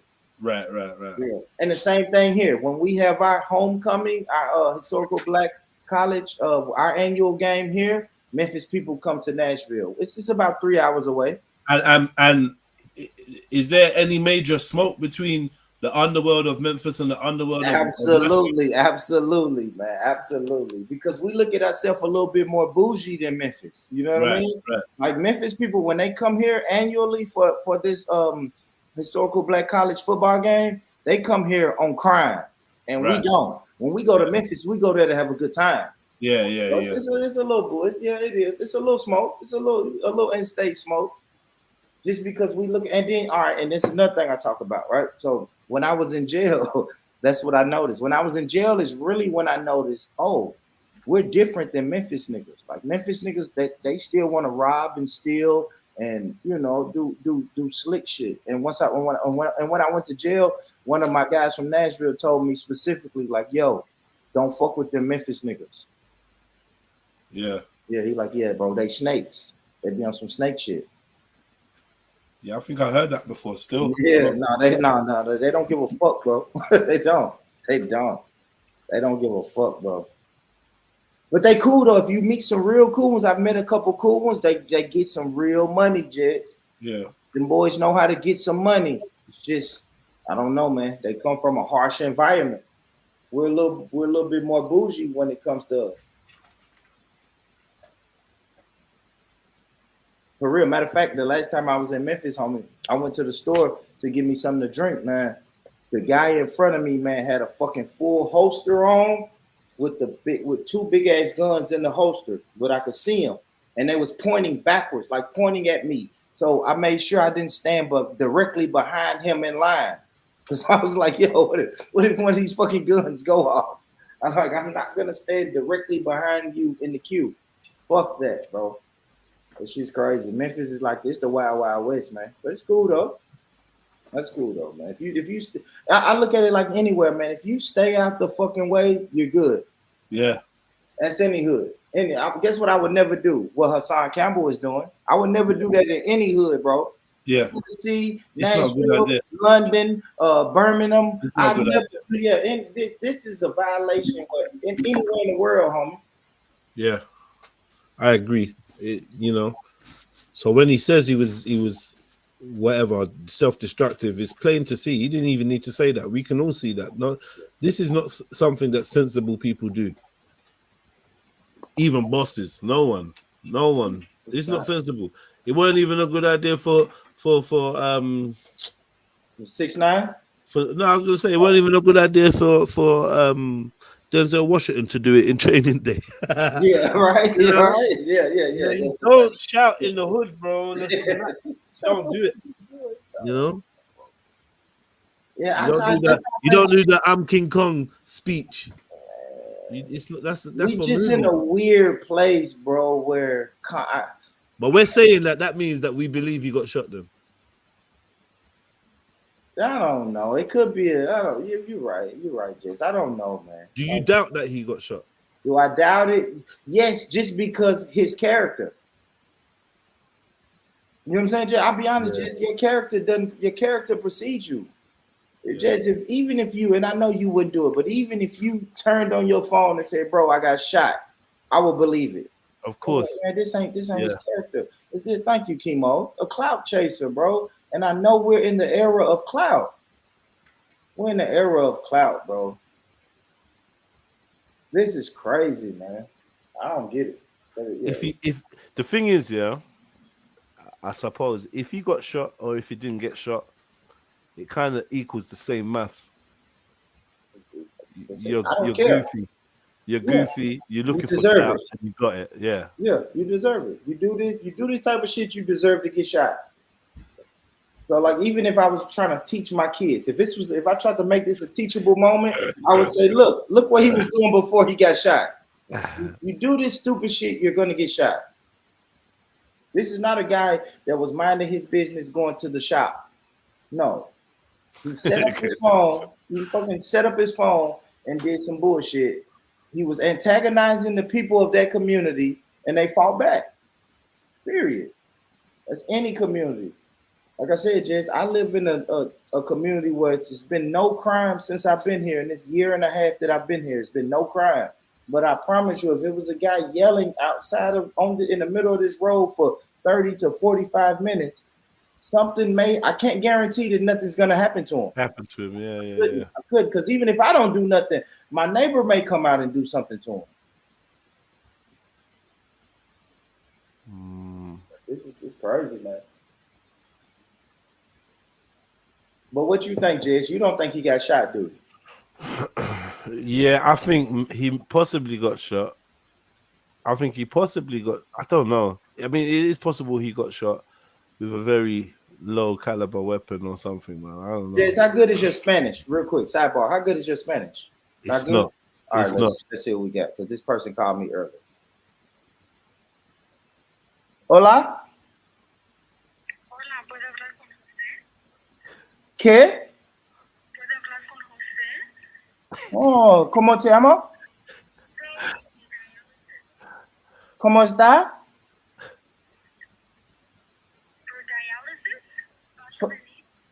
Oh, you speak English? Oh, okay, okay.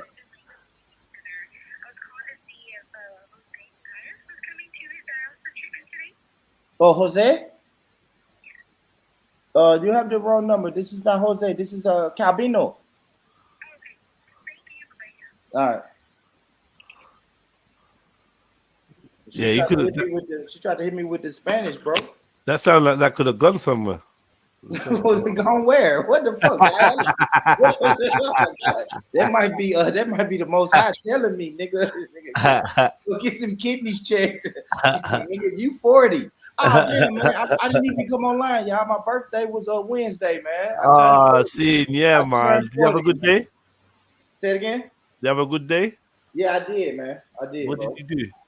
I did. I went and hung out with my homegirl. She bought me all type of shit. She brought me this. She brought me a little flask. You know I like my little Jack Daniels. She brought me a Jack Daniels flask. You know what I mean? A big ass bottle of Jack Daniels. And that's dope. Let me see that flask. Yeah. I got one like that. Yeah. But mine's a lot smaller. Yeah, she brought me that shit, man. We went out, man. We kicked it. I kicked it with her. We went and ate steak. You know what I mean? We went and ate little steak and asparagus and Brussels sprouts. That shit was dope, though, bro. It was. That's nice. Man, my other homegirl, she fucking surprised me. She showed me the picture. She ordered me a brand new laptop. I was like, oh, fuck. Wow. It's all the way on now. It's on now. Yeah, I'm back. I'm back in the game. It's kind of weird because it's like, whoa, you'll spend that much money on me knowing that, like, me and you probably never going to be together. But okay, fuck it. I don't know, Jess. I guess I'm getting used to this platonic friend thing. But it's hard for me. It's hard for me to say platonic, Jess, when I'm fucking them, though. Understand? So it's weird. It's weird. If you got it, then I don't even think it's a big deal. It's just you know, it ain't a big deal. And that's what she told me though, Jess. She said, you didn't ask for this. She said, I'm the type of person who I see what a person needs. Yeah. And this is what I give them as gifts. Yeah, that's a proper gift. You know what I mean? It's a proper gift, Because, bro. like, you know, in the back of your mind, you was thinking, I need to get this new laptop. Mhm. Then you, yeah. Now And you she's got been something over good here and for- seen my setup, bro. Like she's been over here. She was over here when my screen was working, and then when she came back over to my house, she seen that like right now my shit's hooked up to it's connected to the TV. Right. She's like, damn, why your shit connected to the TV? I'm like, look at my screen. My screen is fucking black with purple lines going down the middle. What happened? You dropped the laptop? So Jez, I think I was on live with you when we had a snowstorm in like 2020 or some shit. I took the laptop outside to show y'all the snow. Yeah, I remember. Yeah. So I think my laptop fucking froze or something. So I end up paying $600 to get that screen replaced. Wow. And I just think they sold me a bullshit screen. Wow. Because the replacement screen lasted maybe 2.5 years, and then one day it just fucking went black. Oh shit! Yeah. So instead of paying another $600, I just connected that shit to my TV. But we ain't got to do that shit no more, bro. And that's why I haven't been like blogging and shit while I'm driving trucks, because I don't know how to really do StreamYard that good on my phone, and my mic is bullshit. So now, if I get this new laptop, I can bring the laptop on the road with me. And you're good. You're back. Yeah, hopefully, bro. Hopefully. So what have you been doing live streams? I did one maybe a week ago, 2 weeks ago, just to promote this new podcast I'm about to start with me and a female. Okay. Yeah. I only really do live streams to promote shit. I ain't gonna lie. So it's lately. I don't have is it under a different name? What's the name? Yeah. The new one? Yeah. We're gonna call it Misbehaving. MISS behaving. I want to use the word miss for women because I only want to have women on this podcast. Okay. I don't want to do men. I have another platform to where I can interview men. So I just want to do all women on this podcast. Okay. Yeah. And the dope thing about this girl, we ain't on no Kevin Samuel shit where it's man versus woman. Is we're trying to talk our way through that type of shit. You feel me? And Yeah. she's a single black woman. I'm a single black woman. We're both in our late 30s, early 40s, and we won't talk about shit like that. Like, what's the dating scene like? What's wrong? One second. Nah, one second. Let me. I just want to show you something real quick. Yeah. Hold on. I just want to show you something real quick.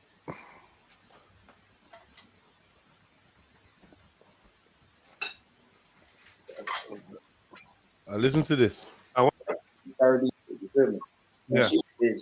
We're trying to talk our way through that Listen type of shit. You feel me? And Yeah. she's a single black woman. I'm a single black woman. We're both.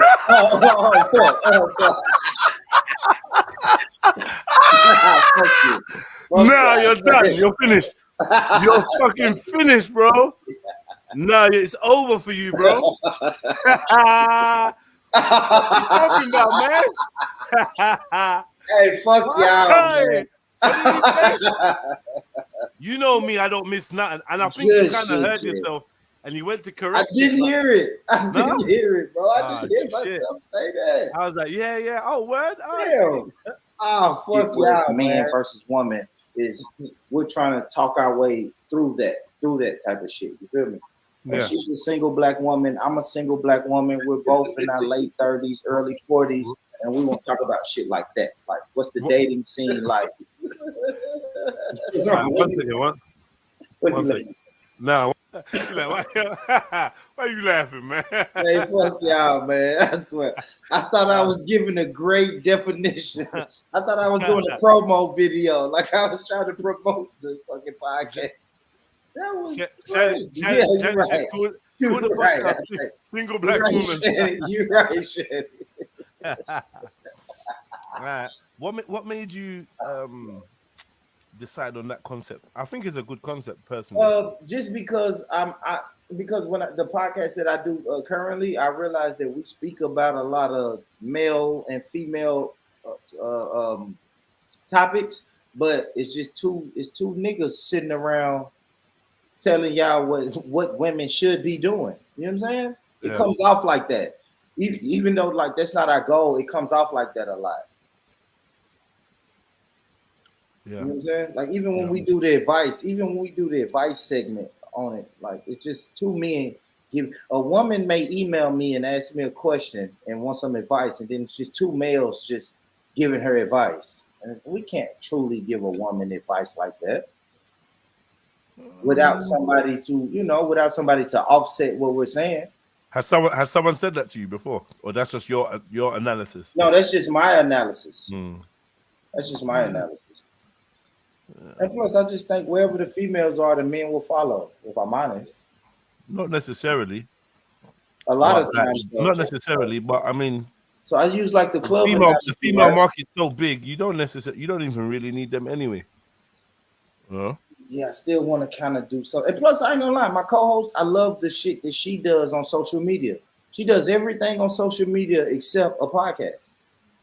So I want to be the first one who grab her and say, listen, all of this shit you talk about on social media, let's put this into a podcast.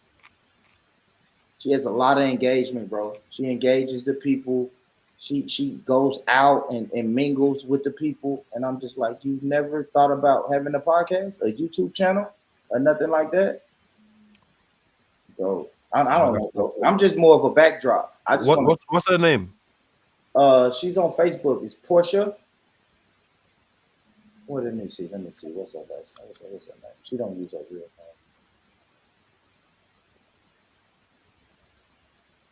Let me go to my Facebook.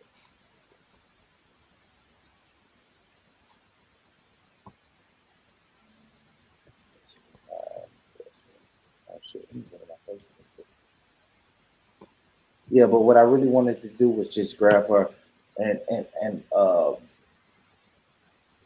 don't know. I just want to grab her and sit down, and I just want to talk about this shit on the podcast. Because if podcast is something I do and she do the social media, I'm trying to figure out a way we can merge and blend the audiences together. Yeah. That's the main thing. Hold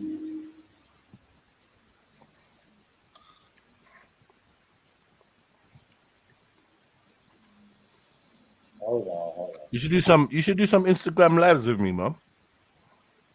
Man, let's do it, man. I gotta start doing more shit on social media. I don't not see this. Have you got TikTok? I do. I don't do it. I don't do it as much as I should. I think I fuck with Khan on there. Like every time I get on TikTok, Khan's put something on there. Khan engages with me on TikTok. Shout out to Khan, man. I don't get on there as much as I should. But here we go, Jess. I'll share my screen real quick. Oh wow, this is giant stream. That's how I know I ain't been on StreamYard in a minute. This shit done changed a little bit. How do I do my fucking my tabs? I can't present my tabs? Yeah. Is it just share screen? No, yeah, go to share screen. Okay, I see it. This looks familiar. There we go. It just moved.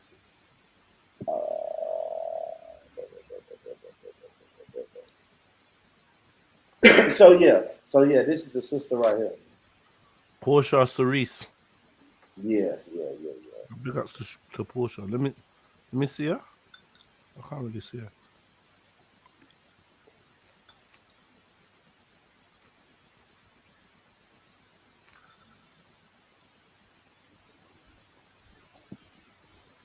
Okay. Yeah. So we say she does street interviews and stuff, yeah? She doesn't know. She gets people engaged. Like she has like Facebook groups and like social groups. She holds like social gatherings for a lot of people, a lot of singles, a lot of people. She does like a little bit of matchmaking. See, fuck, Jess, maybe you can help me with that. So I was trying to tell her, how can we bring her matchmaking thing from just like Facebook to a podcast? Now, I was saying, all right, let me tell you my idea. So my idea was let's do a live stream. Yeah. I don't know, kind of like Kendra G does it, or you know what I'm saying? Yeah. Like we'll do a live stream and say, okay, this is the quote unquote eligible bachelor, right? Now, women Shoot your shots, and we'll bring them on and ask women certain type of questions. That's what I was thinking. Yeah, you send her a link to Judy Love on Instagram. Remember, we used to watch her videos. And she used to do that same, yeah. That type of shit, yeah. Yeah, because she does it, but the way she does it, she's like, okay, she'll put a Facebook post up and say, hey, fellas, there's a lot of single women in this group. Drop a picture, and if the women who send you a heart emoji, that means they want you to shoot your shot. You know what I'm saying? I always thought that was dope, bro. I thought that was dope, but I want to bring that shit to a interactive live stream podcast type deal. You know what I mean? Mm-hmm. That'd be dope. You got a lot of ideas. You just got a lot of ideas. I feel like you know that we can use. So you're still doing the other podcast though. Original. Absolutely. I got an episode dropping in 4 hours. Okay. You're consistent. Big up, Jez. Yeah, we don't stop there. We don't stop there, Jez. We ain't stopping that, bro. That's what I like to see, bro. Yeah, we don't stop there, homie. I'm never gonna stop there, bro. Never. So yeah, there's a suggestion that someone was throwing that from the roof. They were on the roof throwing them bottles down on my man. Yeah. Madness though. But it's different from being on the roof to walking up on him. I didn't realize we saw the guys who supposedly done it in the background. Right at the end. You know what I mean? They're coming up the path. And that's when he turns and tries to switch the camera off. Mad you. Right. Come on, man. Who'd you give this L to? Come on. Hispanics. I don't know. You know what I mean? Afro. New York. Allegedly. Street justice? When did you ask for street justice? Hold on. First of all, hold the boat. Niggas tried to give you legal justice, and you turned that down. You are very delusional. And street justice is actually dealing with BAM, getting your revenge in the streets. You didn't do that. BAM been in the same spot for 20 years, and you knew that. You actually said, no, I love him like a father. I still love BAM. You still in love with the nigga. You didn't ask for no type of justice. You asked for sympathy and donations. That's what you asked for. Attention, sympathy, and donations. That's the only thing you asked for. Message. I swear to God, y'all niggas better not say nothing to me. Word to my mother. Word to my mother. Word to my mother. Bronx River, everybody. I'm talking to all of y'all. Word to my mother. Oh, shit. I knew the theatrics was coming. You can't have a good Hassan conversation without some dramatic theatrics, bro, nigga. So you out here screaming at 7 o'clock in the morning drunk. Oh, man, you need help, bro. You need to get off the corner and go get some help. I will kill everybody out this motherfucker. Stab your mother to death. Oh, my God. Jesus Christ. Oh, hell no. Ugh. You look all fat and sloppy. You out there threatening to stab people mothers to death, and you all out of shape and wobbly, out of breath just from waving your arms and shit. Hassan, get your drunk ass off that block out there looking like Jabba Hutt fuck Benya Pollywog and had a baby, and the baby was you. I'm born. Hold on. What up, Snipes? What's this Benja Pollywog? What's that? What is what? Say it again. What the nigga was talking about? Hold on, my bad. I wasn't listening. Run it back. All right. Cool. Benya Pollywog and had a.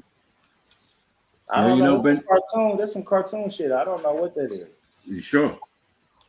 The yellow guy? Mm-hmm. Yeah, I don't know. It's a cartoon, right?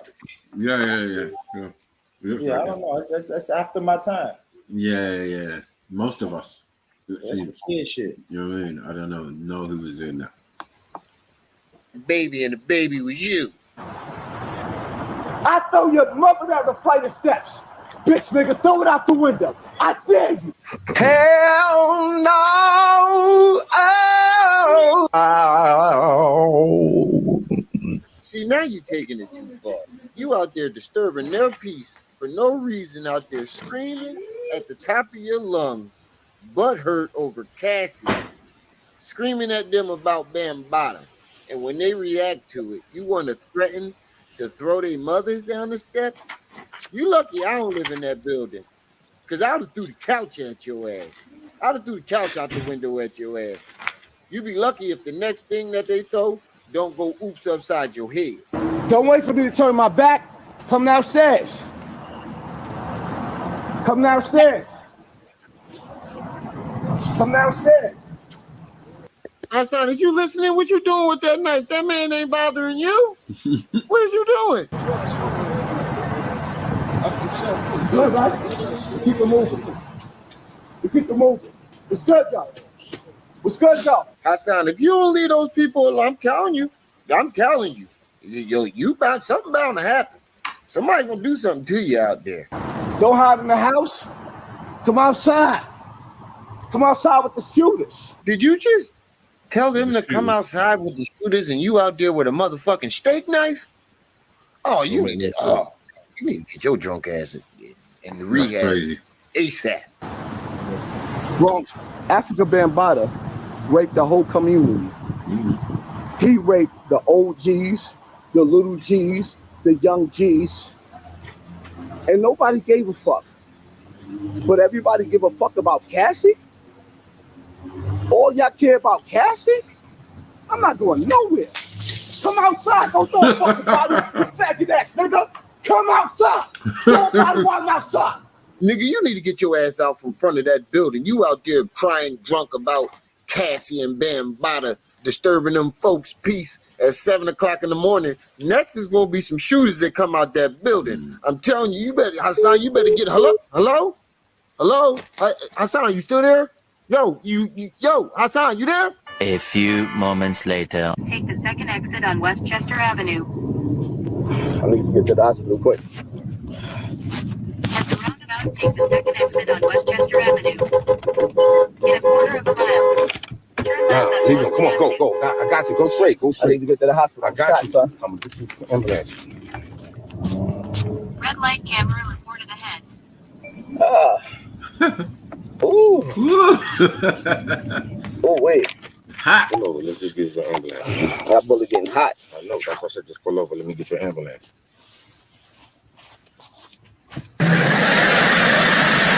You better be careful, little buddy. Not fun. Yeah. That was so much jokes.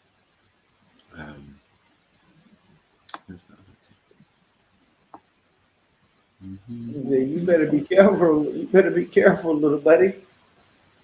What's your sister doing, man? What's your sister?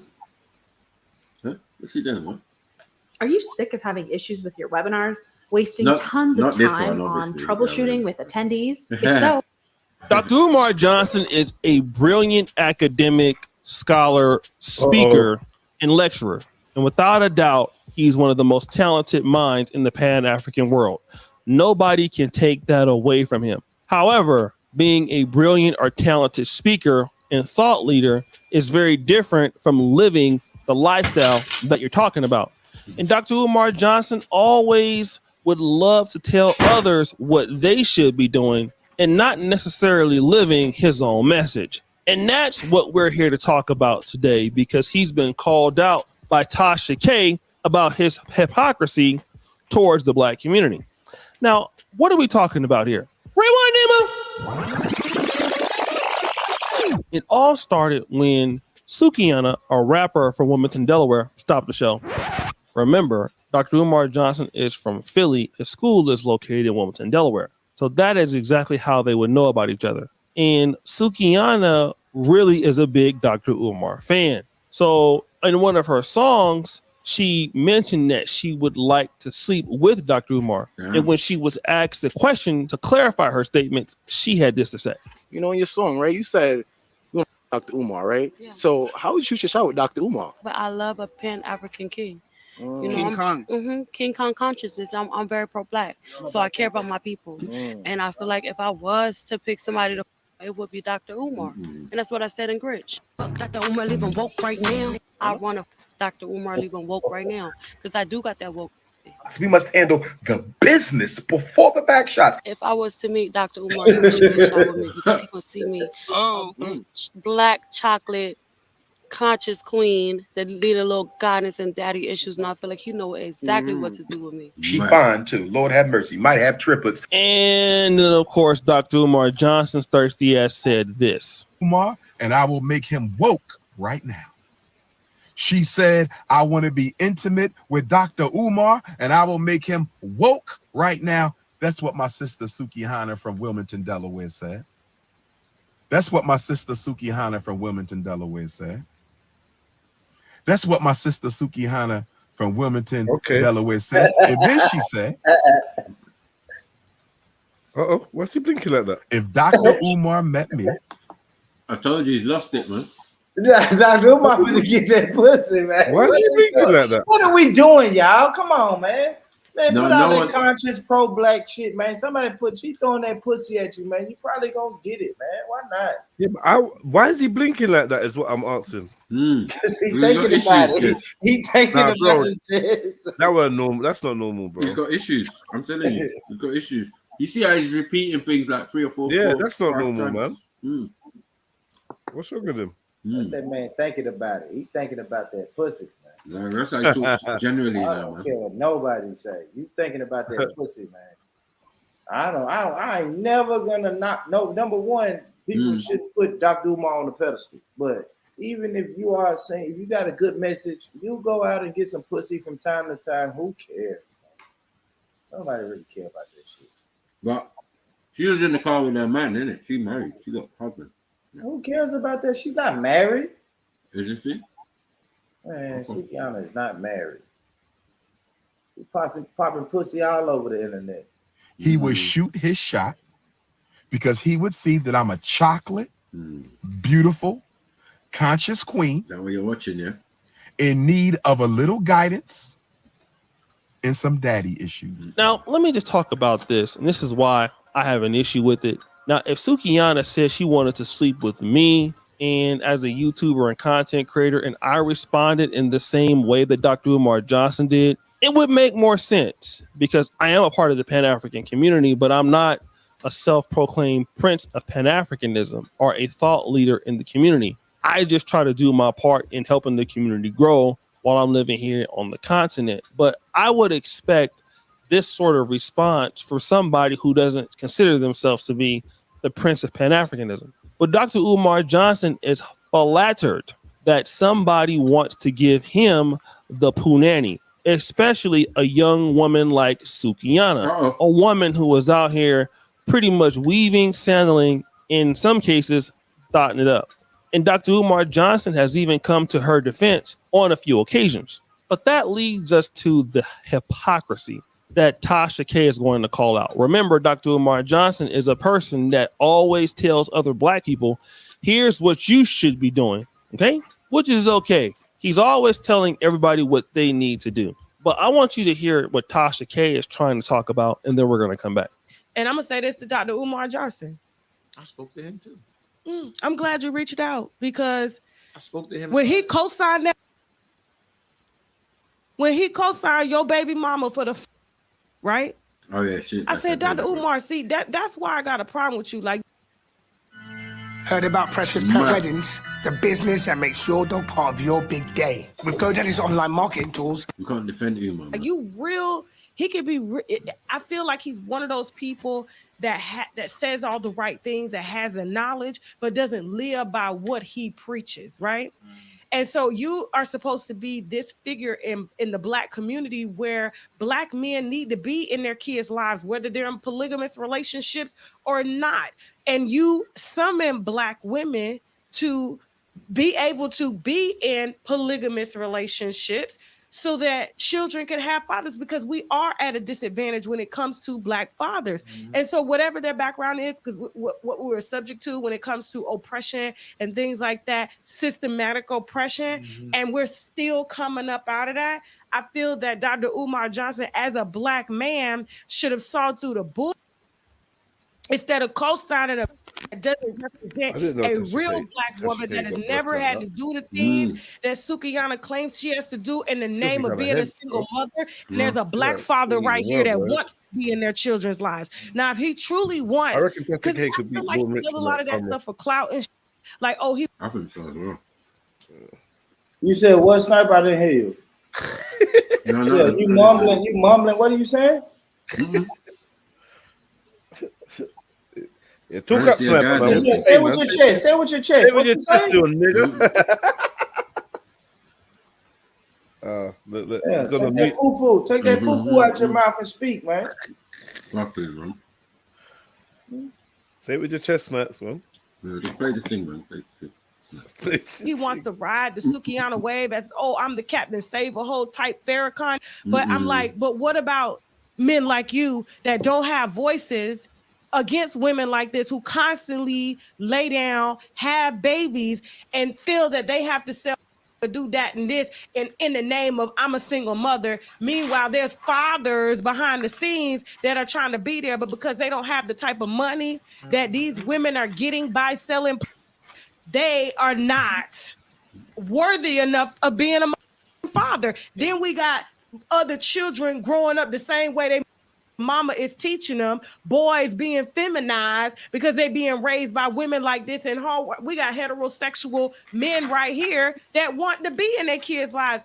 I'm gonna hold Dr. Umar Johnson accountable for the bull, because he can bring the table for you. Yeah, again, I thought he was going. He was the first person I had a conversation with, and this was in person in our city in Wilmington at his school. But he too busy trying to your baby mama. I see it all in there. I see it. I know energy. I'm an energy person. I seen it. You get what I'm saying? And the crazy part is he said he went through some similar things with his baby mom. Because he let's be honest, he ducking papers too. See? Yeah, like I'm seeing the around here. I'm starting to think he's backed by somebody else to tell us what we want to hear, but he lives. It's only a matter of time before they start bringing out Dr. Umar. It's only a matter of time. I'm serious. And by his connection and alliance with a Sukiyana and co-signing that lifestyle, when there's, I didn't even know that happened. Oh yeah, like he that. co-signed her. Oh, I know they met up, but I didn't see nothing. Oh, so wait, he was like, they asked him, "What do you think about Sukiyana? Could be a wife to me, but she would have to do this, this, and that." Who is Sukiyana's baby father, bro? The guy sitting at the table. Is he anything other than Sukiyana's baby father? No. Is he something in his own right? Why he's maybe? On Tasha K? Oh, sorry, I don't even know. No. Why is he on Tasha K? Because of who his baby mom is. Yeah, probably. Yeah. You know what she's like, man? She got the other side of the story. You know what I mean? Who's the father of her children? So she's out here calling your baby mother a hoe. And like whether she is or she isn't, I don't know. It's weird. You're just sitting there like what? Absorbing it. Yeah, it's just like you're sitting there. What? You've come to diss your baby mother on Tasha K. You're a bitch, man. Yeah, that's it. That's what he want to do. Wow. You're a bitch, nigga. If that's what you come to do, then you are a certified bitch. But I feel Umar fixed it. You know what I mean? She didn't go Umar's for nothing. You know what I mean? He went there, she went there, he sexed it. You know what I mean? And it seems like a surprise to him. Huh. So then you run a Tasha K? Yeah. Nah, that's bullshit. Yeah, that's like Jay said. That's some bitch shit. Now you're gonna run to Tasha K because she fucked Umar. Yeah, you're a hoe. Weird, bro. That's weird, homie. Okay, what are you trying to? Did you got a check from Tasha K? Yeah, Tasha K cut your check. That's it. And you still can't see your I listen. Look at the role reversal though. In these times, nothing is an accident, you know. And I'll tell you, this chick is an Eastern star herself, right? Right? Nothing is not. Listen, we used to watch shows where they'd get someone's baby mother on to tell all, right? Right. Now we're getting the baby father on. Look at his body language, crossed arms, like. He's uncomfortable. And so his woman's the one out there doing her thing. Yeah. Yeah. And a famous rapper and all that. And you're basically the baby mom. Facts. This is crazy. That's a fact. Saying she wilding, man. Y'all know what my baby mama I don't know why she treating me like this. Like this, you know? All I try to do is love her. Yeah, that's it. I just want to see my kids. I love my babies, and she's just out here wilding. Like, man, stop it, man. And you know, Tasha K, though, it's like she's not pulling no punches. She out here selling her poontang. Yeah, that hoe. That funky hoe. Sorry, I mean your baby calling mom. her bitches and everything. Yeah. Like, wait, hold on, y'all. This still my baby mama. Like, come on, y'all. It was one point I was in love with this woman, Tasha. Like, eventually you got my kids gonna see this. Like, what are we doing, Tasha? Thank you, Sniper. My kids are gonna see me sitting down and you calling their mothers all type of bitches and hoes, and I'm just sitting here quiet. Yeah. That's a bad look, homie. It's not a good look, bro. That's a bad look, man. Yeah. If anything, you do it like how you're supposed to do it, and write a book or give an interview like in a paper or some shit, a magazine. So you don't sit there on camera with your arms folded. Do you know what I mean? And if you do go on camera and you're gonna do it properly, boss up, go out there shining. You know what I mean? Yeah. Rapper 16. You know what I mean? Get yourself signed. Do something. Do a diss track. That's what you should have done. That's the man version of it, man. At least bring out a diss track, bro.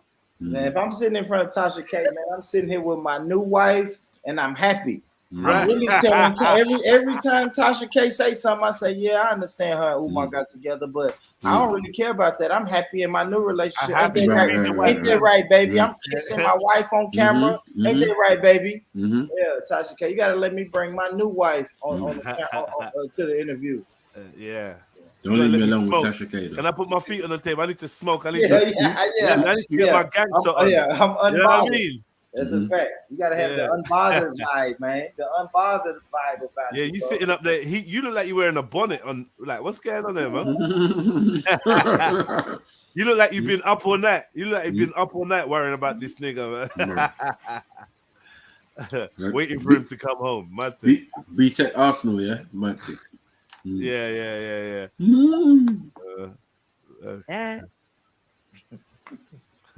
Oh, he just want bad. Yeah, that's it. Not even a bad. He just want a dolly. He like BBL. Is that pastel rubber bands in his hair? Yeah. And did you hear the voice? Baby blue. Now, I was distracted by the baby blue. Your voice was not gangster, aqua. Right? The aqua rubber bands in his hair, very specific color. This ain't crisscross. What the hell? Powder blue. I don't know. Coral. I don't know what that was. Yeah, man. Not befitting of a real man. Then I hear you. Yeah, it's not good. No, not for today's show. Bus ride like that slang. While he moved from city to city, and when he comes to that city, he gets blowed off, feeling like the man that he is, and then he moves from household to household, creating mother babies. The problem, he trying to act like he's solving in the community. Meanwhile, he's a mother problem. You see, Tasha K makes a strong point. Now, the man that she was having a conversation with is actually Sukiyana's first baby father, or one of the baby fathers. And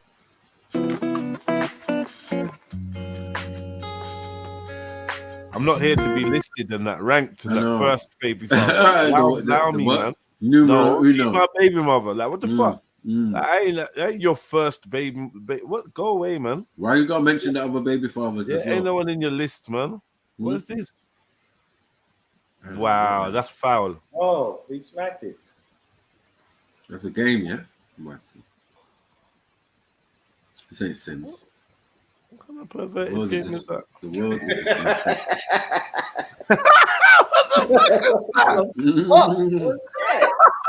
No, that weren't normal. Seriously. It was weird. Oh, fuck, man. We're doomed, y'all. We're doomed. It's over. Society is just over, bro.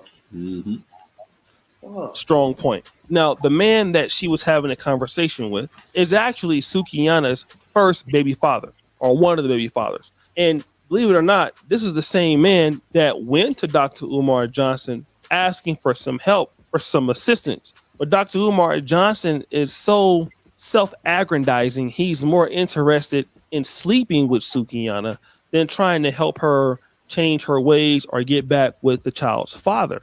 And this is something that Brother George talked about in this video here in Street Media TV. I won't play it. Go ahead and check it out. But he talks about how Dr. Umar Johnson's father is the real activist. And Dr. Umar Johnson is not really being an activist in the streets. Unless you pay him, he doesn't really show up, you know, and the real brothers in the community that are married to Black women, the real brothers in the community that are trying to help the community, our brothers and sisters don't get the support. And I'm going to talk about a lot of good Black people all over the Black world, the Pan-African world, who are doing amazing things.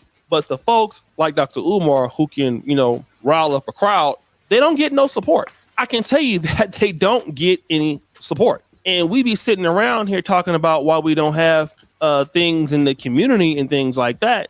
Well, that's just exactly because of what we're talking about right now. And, you know, Dr. Umar Johnson is telling people what he should be doing, but he be creating baby mamas. I mean, there are horror stories. I just want you guys to know of ladies who have even, you know, talked about Dr. Umar, again, what he does, you know, people that he goes and does things with. It's all over YouTube. It's all over, you know, a lot of places, how the brother is acting as a Black man. He has 2 kids, I believe, by 2 different women. He's never married any one of those ladies, but yet he's out here talking about, you know, he's given, you know, marriage boot camps and things like that. And, you know, when she called the brother out, she's not lying. She's right. Dr. Umar Johnson is a hypocrite to his own message. And that's something that he needs to be accountable for. Now, he'll never address her points for sure, because I'm going to tell you why. He can't address. You can't. I mean, you can not like Tasha K all you want, but what you can't do is argue with the truth. And she ain't ever lied. But guys, what do you think? It's your boy O'Shea Duke Jackson back at it again with another episode from the Celebrity Junk. Yeah, that's a bit cockwatchy for the man them. So there's not you get me? Yeah, whatever. Yeah, the hypocrite side of things. It's like when we spoke about it with Martin Luther King. You know, some people say, yeah, well, if you profess to be one thing and you're preaching the word, then you gotta be at least living by it. And if you do major sins while you're preaching the word, it does make you a hypocrite. In terms of Pan-Africanism, it's kind of like a religion. And if he's doing marriage boot camps, but he ain't married, it's a bit weird, isn't it? So we're saying there's no good message in that, even if he's never been married? No, we're saying he's discombobulated, and what he can do is always draw on his knowledge and his ability to move a crowd. That's what it is. Sorry, it is a bit weird for him to, you know, be like maybe seen to be interested in that chick and that because of the message that he spreads. Yeah. Like I felt like he'd be calling.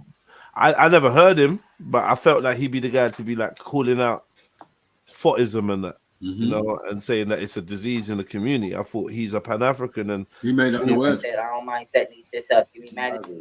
Yeah. Give me K Empress, give me a Japanese woman, and we could do it. We could talk about the money. We could do it. This guy's what? Yeah, he give you K. Well, this guy's back online. He's finished. Yeah, he was in a trap. He was in a trap house.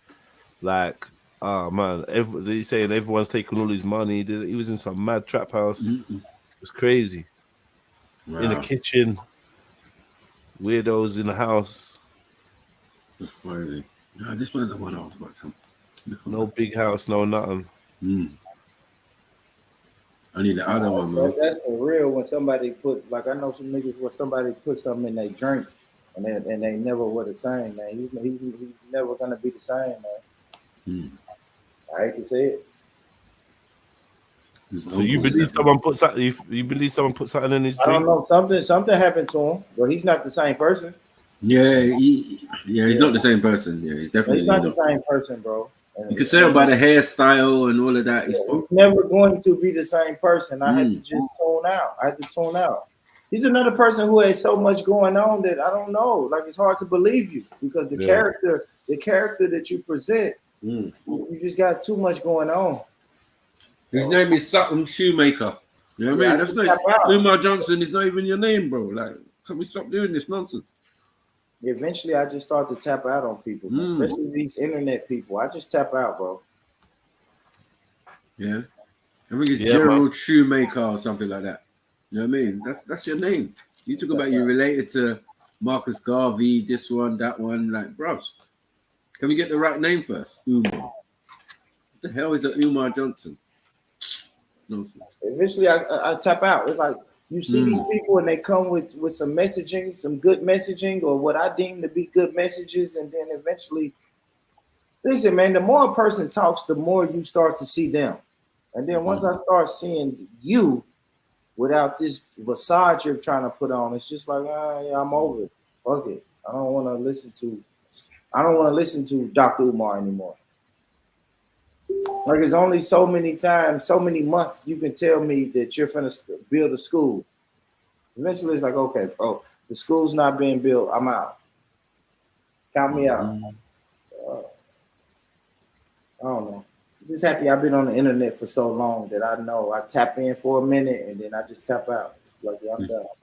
I'm on to something else. Nah, bro. This happened around you, blood.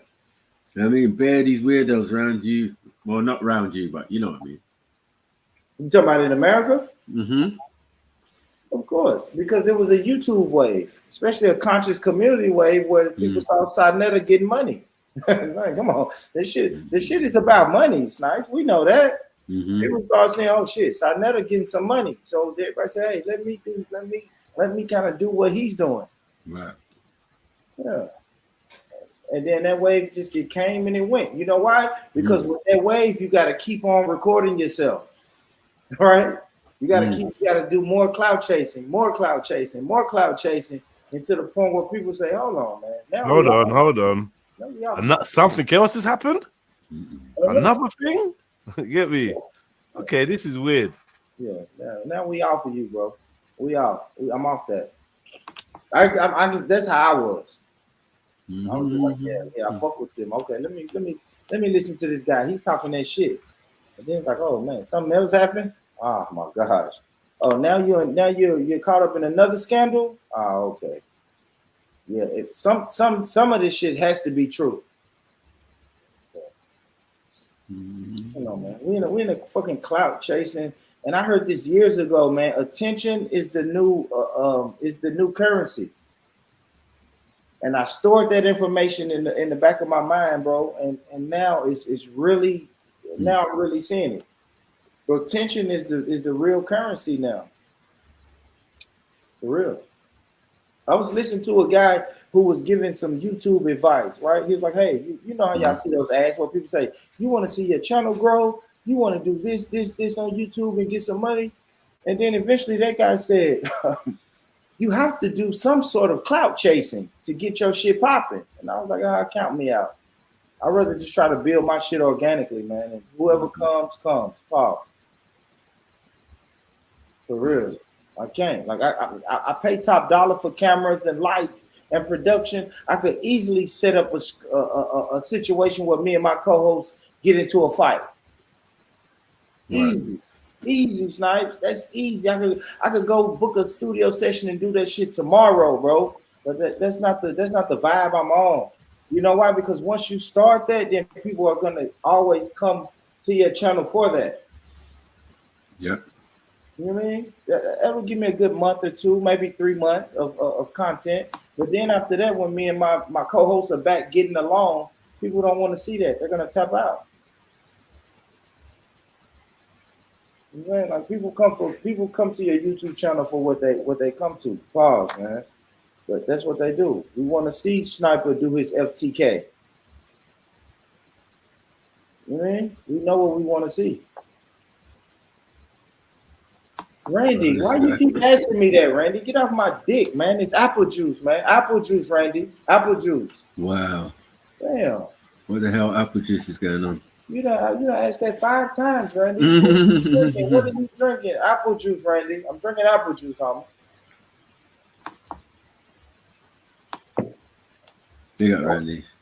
But drinks don't cost £2, man. No way. Soft drinks cost £2, though. That's all I'm saying. I'm saying. You buying a drink. You can't even buy a cocktail. Pause. Yeah, since Sniper $15, man. Let him give him some apple juice. What are you talking about, man? No, but I'm a proper drink. Yeah, man. Come on.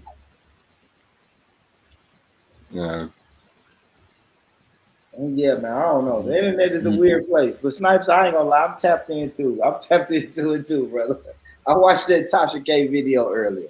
I like to engage in the bullshit sometimes. I just don't think that's the content that I want to create. Now, if I do a live stream and people start arguing, of course I'm gonna let it ride. You know what I'm saying? Of course, I'm just let this shit happen. But no one ain't getting shot or pretending to get shot. What's this though? This is interesting because it plays the Hassan's video. I'm telling you, he finna go on a crusade, y'all. This is finna be a mighty crusade in the name of God. All right. That's my face. What do you? Ready for you, man. Days after getting shot. They watching. I don't even like, again, all these, if y'all gonna watch people that's credible, right? Watch people that's credible. Y'all seen the bullet inside the hospital room. I'm not going that far. I'm not Charleston White. I'm the hottest nigga on the internet. I don't have to go that far. Wow. This is my real life. This is my real, and I know it's not easy for y'all to see a nigga actually get shot and hold it down. I know. Wait. You be screaming like Born though, a little bit, Born. You know what I mean? That's how you be like, you know, Sniper, you know, yeah, white supremacy. Yeah, I will shoot a white man in the face. I'm like, Born, you ain't gonna do shit. You ain't gonna do shit. Yeah, you might have the guns and shit, but you ain't gonna do shit. Yeah. You don't want to be the one to find out, Sniper. I'll tell you that. Yeah, you don't want to be the first one to find out if it's really shoot 30 shots. Yeah, I promise you that. Woo! It's hot.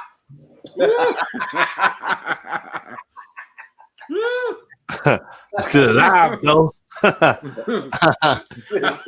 him in the head with a headshot. But wait, he sat up here and put all this shit on just to take it off. He knew he was gonna take this stuff off during his live. This was not spontaneous. Y'all know this. So you put all this stuff on just to take this off and flex. Okay, let's continue. Good point. I know it's not easy for y'all to see a nigga get shot and hold. Why are you gonna wear white? Is it me or is that the last thing an injured man should be wearing? If you really got licked with a bullet, we got Mike. Yeah, I want to see what this Huh? gunshot. If you really got hit with a bullet, yeah. Why would you wear white? Explain to me.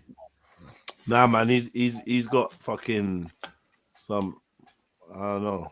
Yeah, I don't know. He's gonna say he's real South American, you know. Real South American. Big up, Miss Sarah.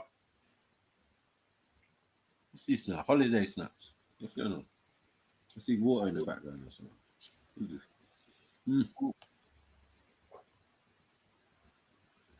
Right. Hold it down. I know. I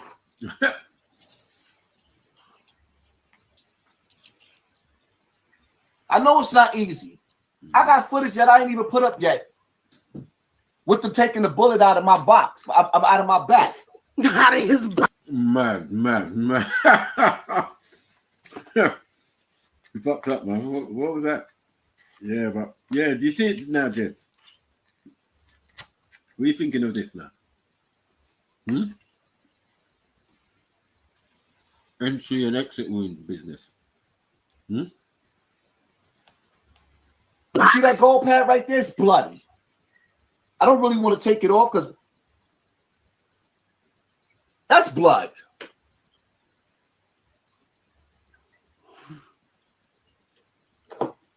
You see the bullet wound?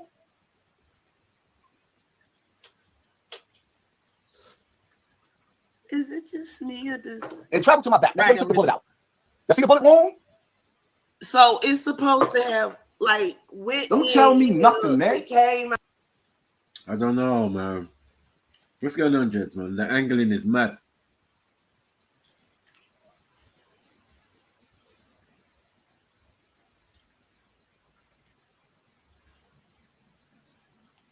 Am I here? Can anyone hear me?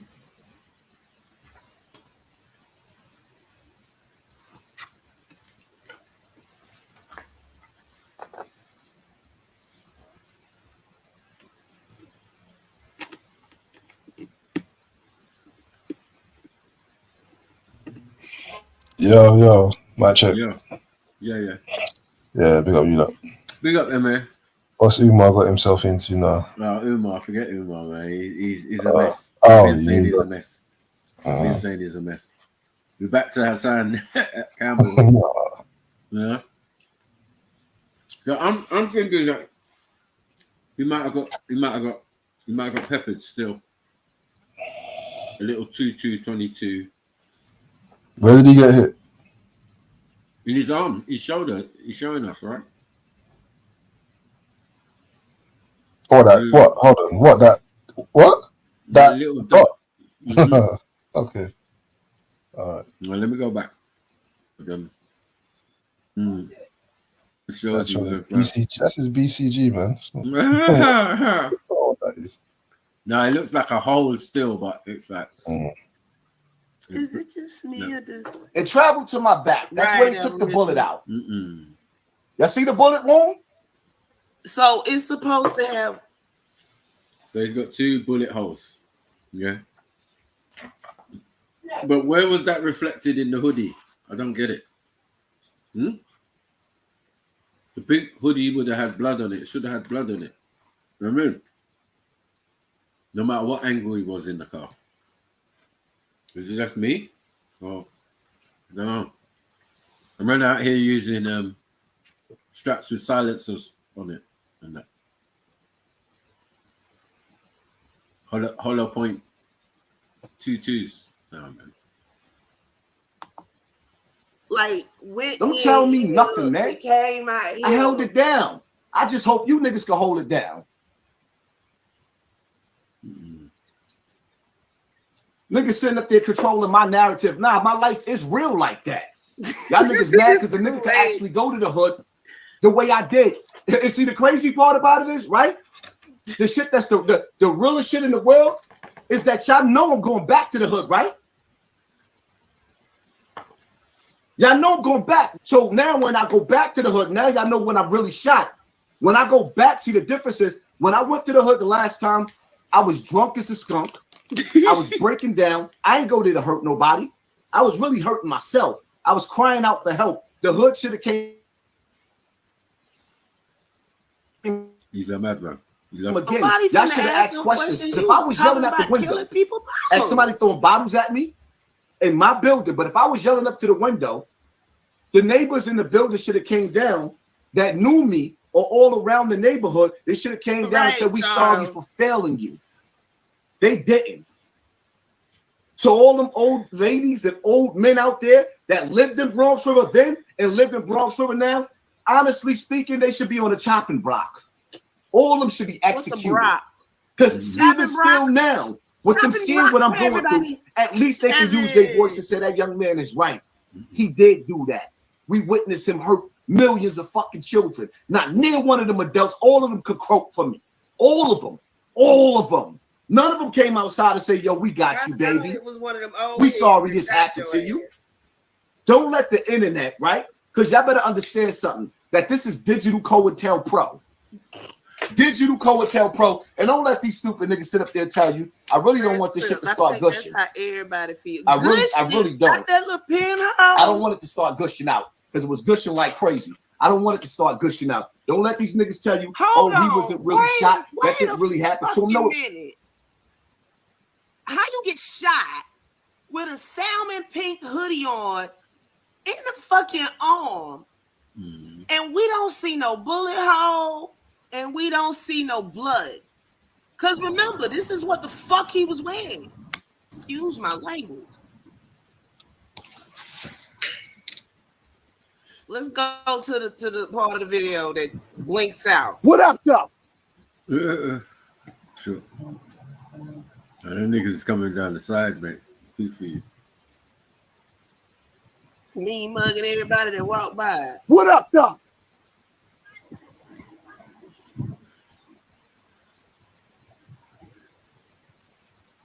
Yeah, we good now, Earl? What up, though? They showed you what up, man. It's not. Take a good look. I see. The other side. Right. Take the second exit on Westchester Avenue. Mad.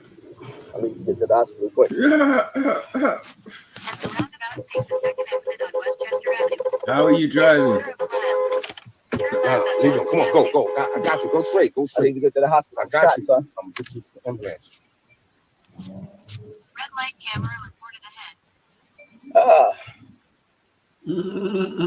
Is that the same side that's out of the camera?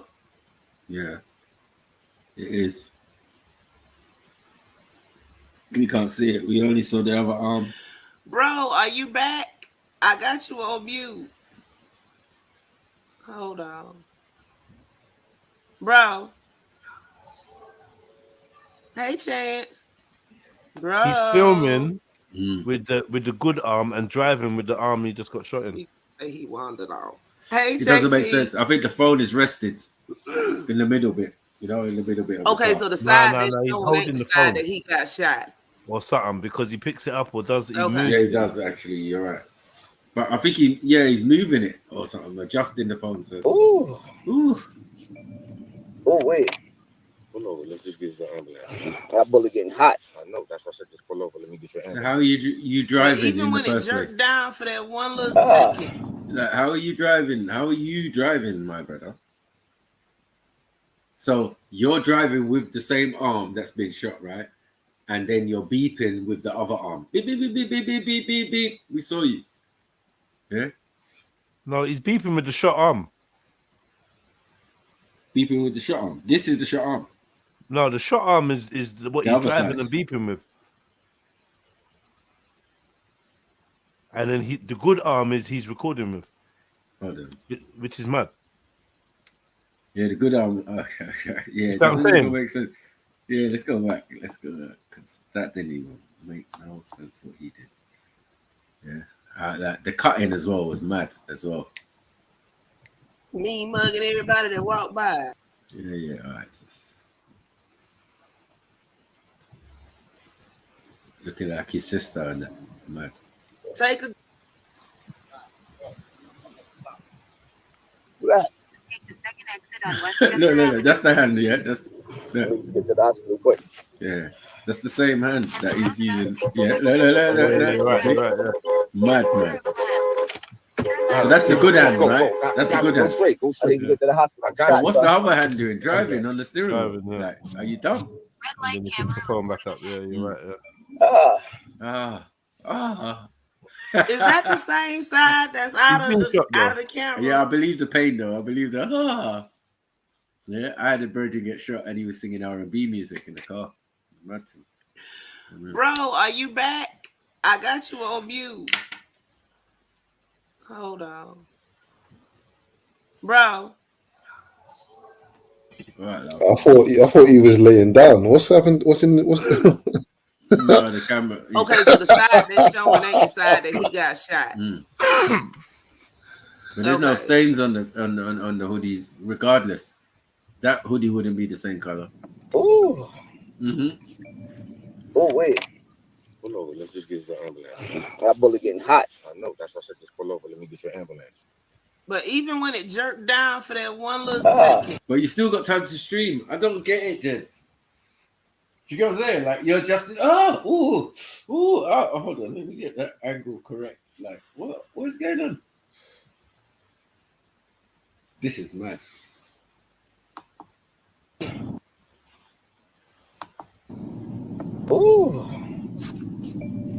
Oh wait, Pull over. Let's just get your ambulance. that bullet getting I didn't see nothing. But hot. I know. That's why I said just pull over. Let me get your ambulance. you had to get him an ambulance, y'all. That this is Digital COINTELPRO.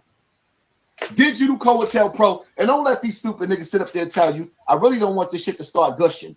Yes, congratulations. I really don't. I forgot to say, JT. I don't want it to start gushing out because it was gushing like crazy. I don't want it to start gushing out. Don't let these niggas tell you, oh, he wasn't really shot. That didn't really happen to him. No, it really did, man. My life is really, really real. I don't stage shit like Charleston White. He trying to be Charleston White became me. He got on the internet and he duplicated me. My whole shit. You ain't seen that nigga save not one life or do not one lecture since he's been on the internet. Everything has been about $1. That nigga went from wearing raggedy clothes, raggedy overalls. Who he dressed like? From New York, so he might. Who does Charleston White dress like right now? Look at his last few interviews. Look at the shades. Look at the nice sweater. Look at the nice jacket. That nigga wasn't dressing like that. Yeah, I don't know, Hassan. Like, you know what I mean? Like, when you're not like 100% Mandem, you're like Afro right now. Afro diaspora and that, you know what I mean? Like, there's some Puerto Rican and other stuff going on. That's why you're so erratic. You know what I mean? It's this mulatto gene or something. You know what I mean? It's the wrong mix, man. Wrong mix. Everybody mimicking my style. I make the rules around this motherfucker. Call me cocky, arrogant, call me. I don't know. Is anyone wearing braids anymore? Like, are we doing that anymore? Huh? Are we doing Leroy braids from Fame and that? Is that a thing we're doing with Wife Beater and Yankees hat? What you want to call me? I do. I do. 702. I'm changing the street narrative. Don't nobody give a fuck about that street code, the street mentality. Y'all niggas are so much suckers. It's crazy how all you dudes from the streets is getting on social media now, right? Talking about niggas wasn't like this and niggas wasn't like that. Bill Gates and the rest of those nerds created the internet on the track for a new wave of people, not you street niggas. So don't get lonely because it ain't nothing out on the streets. There's no love on the streets. There's only roaches and rats in the streets. Dirty garbage in the streets. It ain't nothing but COVID-19 in the streets. Stay your ass in the streets. We don't want y'all niggas on the internet. Hold on. Wait. He's he ain't never. Don't nobody only bum ass niggas want to be on the street corners. You know the old washed up niggas that come home from the feds? They can't get along with their bitch, so they always outside on the street corner, and they ain't getting the attention. The streets is for the young boys. The streets is for the boys that's 16 to 26 years old. That's for the young boys. Unless you're getting major bread out there, then I understand you. But outside of that, all you dudes talking about who was lit and who ain't lit. The internet is a totally different ball game. But if you was lit in the streets, then you should be able to get lit on the internet. Because if you can't get lit on the internet, nigga, you wasn't really. Nah, yeah. I don't really want to hear you talking. Like he's got anything to philosophize. I just want to talk about when he gets to the wound again. And he takes the dirty pad and sticks it back on. I'm sure that's not sanitary. I'm sure you're not supposed to do that. It's much. I looked him in his eye and seen a pussy. Oh yeah, let's get some context now. He's trying to style so out you getting tell shot. See you get shot like 50 Cent story. They said if you don't want to press charges, the district attorney will be in contact with you. So you tell the district attorney while they're in jail that you're not going to press charges. They're coming for you. You niggas made a mistake somewhere. I will be going to watch the tape. Believe that. I'm not signing nothing. Now I could sit up there and pull a Troy Ave and get on the stand and say, I was crying. Told you. And yeah, the guy with the mask, I looked him in his eye and seen a pussy. J Vision, everybody saying the same thing. Ew, then he gonna put the bloody band-aid back on there. That's not sanitary, is it? No. I mean, it's been sitting there in the open air. I don't think you were supposed to do that. Bacteria, man. What in the bacteria is going on there, man?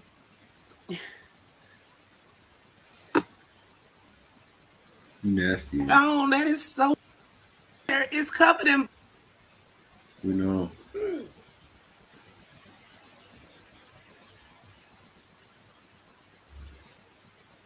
Yeah, but we can put that down to the fact that this is a small caliber gun. And he changed his mind. I looked the nigga in the eye. And he took that part off.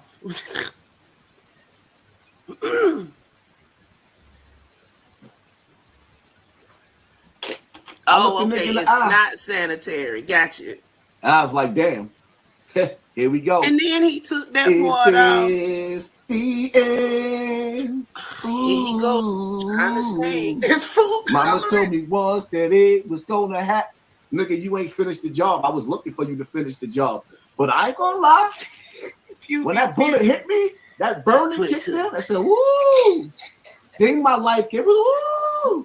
You're like, yeah, that little post I put up with the nigga from Blue Hill Ave when he was dying and when he hit that dope and it was killing him, he was woo! Yeah, that part right there, that was me. Like, woo! Yeah. Now, what I don't understand is, I tell y'all right now, what I swear to God, I don't understand. 22 maximum. I thought I stopped the live. I tried to stop the live a few times, but I couldn't. Like, I left my book bag out there because y'all give me back my book bag. I paid for it. Can I get my own my camera stand and my book bag? Whoever got it. Bruv, you ain't getting nothing back, bro. Yeah, you was pulling knives on unsuspecting passers-by and all of that. Yeah, they're gonna collect all your stuff. That's it. It's gone, bro. It's gone. Yeah, they heard you got shot, bro. Allow it. I won't hold you accountable. You can give it to somebody neutral. I can't. You want his camera stand in his book bag back? And that's what he's saying, Ann. I beg you send back my rucksack.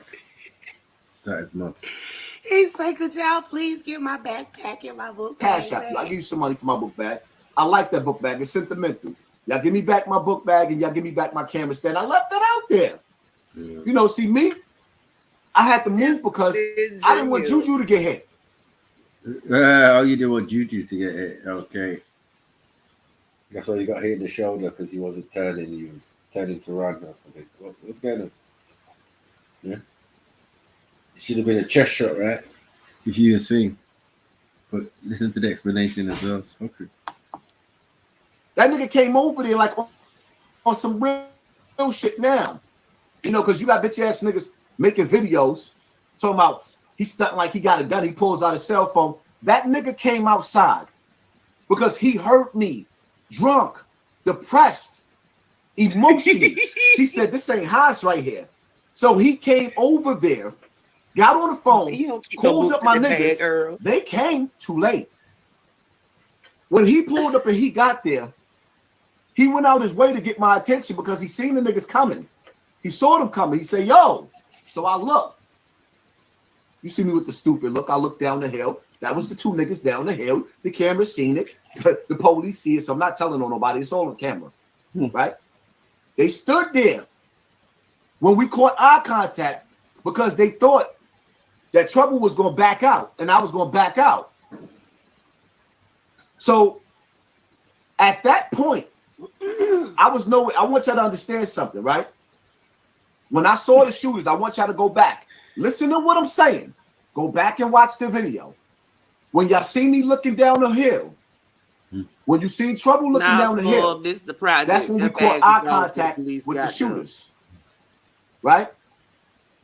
From that point, I was nowhere near the camera to stop or edit. That shit was live. The FBI was watching that live. They paused it at that moment when them dudes pulled that gun. And then they turned the live back on. The FBI was watching, y'all, and the FBI turned the live off. That's mad, isn't it? Start. What are we doing here, man? This guy is definitely like recovering from some serious injuries. Just messed up his mind.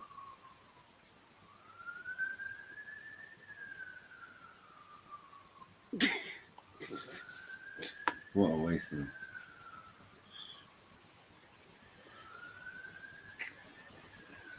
I need a moment. I should that. All right, sis. Not that funny.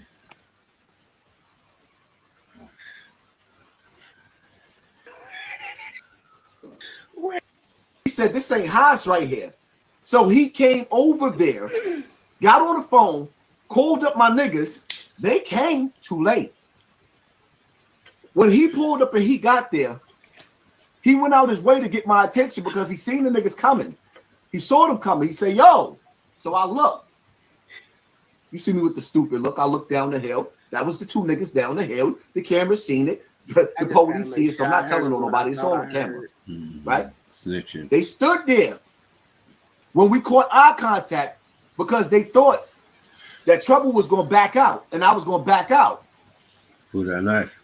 So at that point, I was I want y'all to understand something, right? When I saw the shooters, I want y'all to go back. Listen to what I'm saying. Go back and watch the video. When y'all see me looking down the hill, when you see trouble looking down the hill, that's when we caught eye contact with the shooters. Right? From that point, I was nowhere near the camera to stop or edit. That shit was live. The FBI was watching that live. They paused it at that moment when them dudes pulled that gun. And then they turned the live back on when I was running to the car and jumped in the car. The reason why I got in the car is because when Trouble got out of the way, Checkmate got out of the way, he dipped one way. I grabbed my phone off of the tripod because I knew that this phone right here was connected to my YouTube. I couldn't let niggas get my phone. So I grabbed my phone, left the tripod, left the book bag, jumped in the car, and then I had to bust a U-turn so I could put Trouble in the car. Now, I ain't got time to get out and say you get in the driver's seat when I'm in pain. That shit hurt. That shit hurt. It was burning. It was hurting. It was like, first of all, you got to understand something. When the bullet hit me, it traveled all the way from my shoulder to my back. So now I'm thinking to myself, okay, am I going to start swallowing? I'm coughing up blood because the last time I got shot, it did the same thing. But the only thing is the bullet went through my own lungs, and I was coughing up blood. So now, even though a nigga felt like, yo, I was on a suicide mission. I didn't want to make it out of Bronx River. I was looking for them niggas to finish me. I was depressed. I wanted to go be with my mother. Don't tell me my life is fake, like I staged. No, I was depressed. Y'all niggas have watched too many videos with the best moments of Hassan Campbell breaking down. The best moments. So don't let niggas sit up there and tell you, oh, this was a stage for attention, because I don't have to stage nothing to get attention. Believe me. But just wait and see when I go back to Bronx River. Wait for that part. Because niggas know I'm coming back. And y'all niggas that's running around talking, running y'all mouth. That's what he say to me. Because y'all seen a weak version of me drunk? No, nigga, the alcohol got me. It's kind of like when y'all seen Weasel. Shout out to my nigga Weasel. All over the newspaper. Because he got dusted. And they had him butt-ass naked. That ain't the Weez I know. I love you, Weez. That's my nigga. That's not the Weez I know. He got caught up in the moment. That dust got him. Well, the alcohol got me, and no, I wasn't on no pills. Only pills I take is my blood pressure medicine, and I ain't been taking that. Now I take pain medicine. I was just waiting for my arm to be able to, because I couldn't do nothing. I couldn't even move my arm from like this. Now I could do this. That's all. What? That's all I really need to be able to do. You know what I mean? That's all I really need to be able to do. That's it. Get my motion back a little bit more, just a little bit more. What? That don't even make no sense. What's your take on Jamie Foxx lawsuit? I gotta look into it. No, I'm not buying this. This guy's not serious at all. Whether he got shot or not, he's got mental health. And yeah, I can't deal. I can't deal, man. You Americans just gotta deal with this shit, man. Yeah, it's definitely clout chasing, man. Fucking hell, man. This is what you lot producing, man. They're madman like that. Yeah, but it's Ricans and that. These men are mixed and that. You know what I mean? They're not like man them like Born Rich or Kemo and that. You know what I mean? Real island man. Really. You get me? But, bros, the world's a mess, man. The world's a mess. Because we can't even blame this guy again. The whole society's a mess. And most of us are just walking around trying to be normal, man. In a mad world, and you know it's mad. Every day you look around and you look left and you look thing and you hear something. It's just madness. I mean, mad. But big up everyone, man, for tuning in, man. Get me, hit that PayPal, hit that super chat. You know, only one person hit the super chat today, bros. Get me. But yeah, man, I was able to bring you this stream, trust me. You know what I mean? Under harsh conditions, bros. I've got many things to do, bros. I mean, other than this, but yeah, man. We'll be back tomorrow, man. Same time, same place. You get me? So big up everyone, man, for tuning in, man. And yeah, catch you tomorrow. Peace.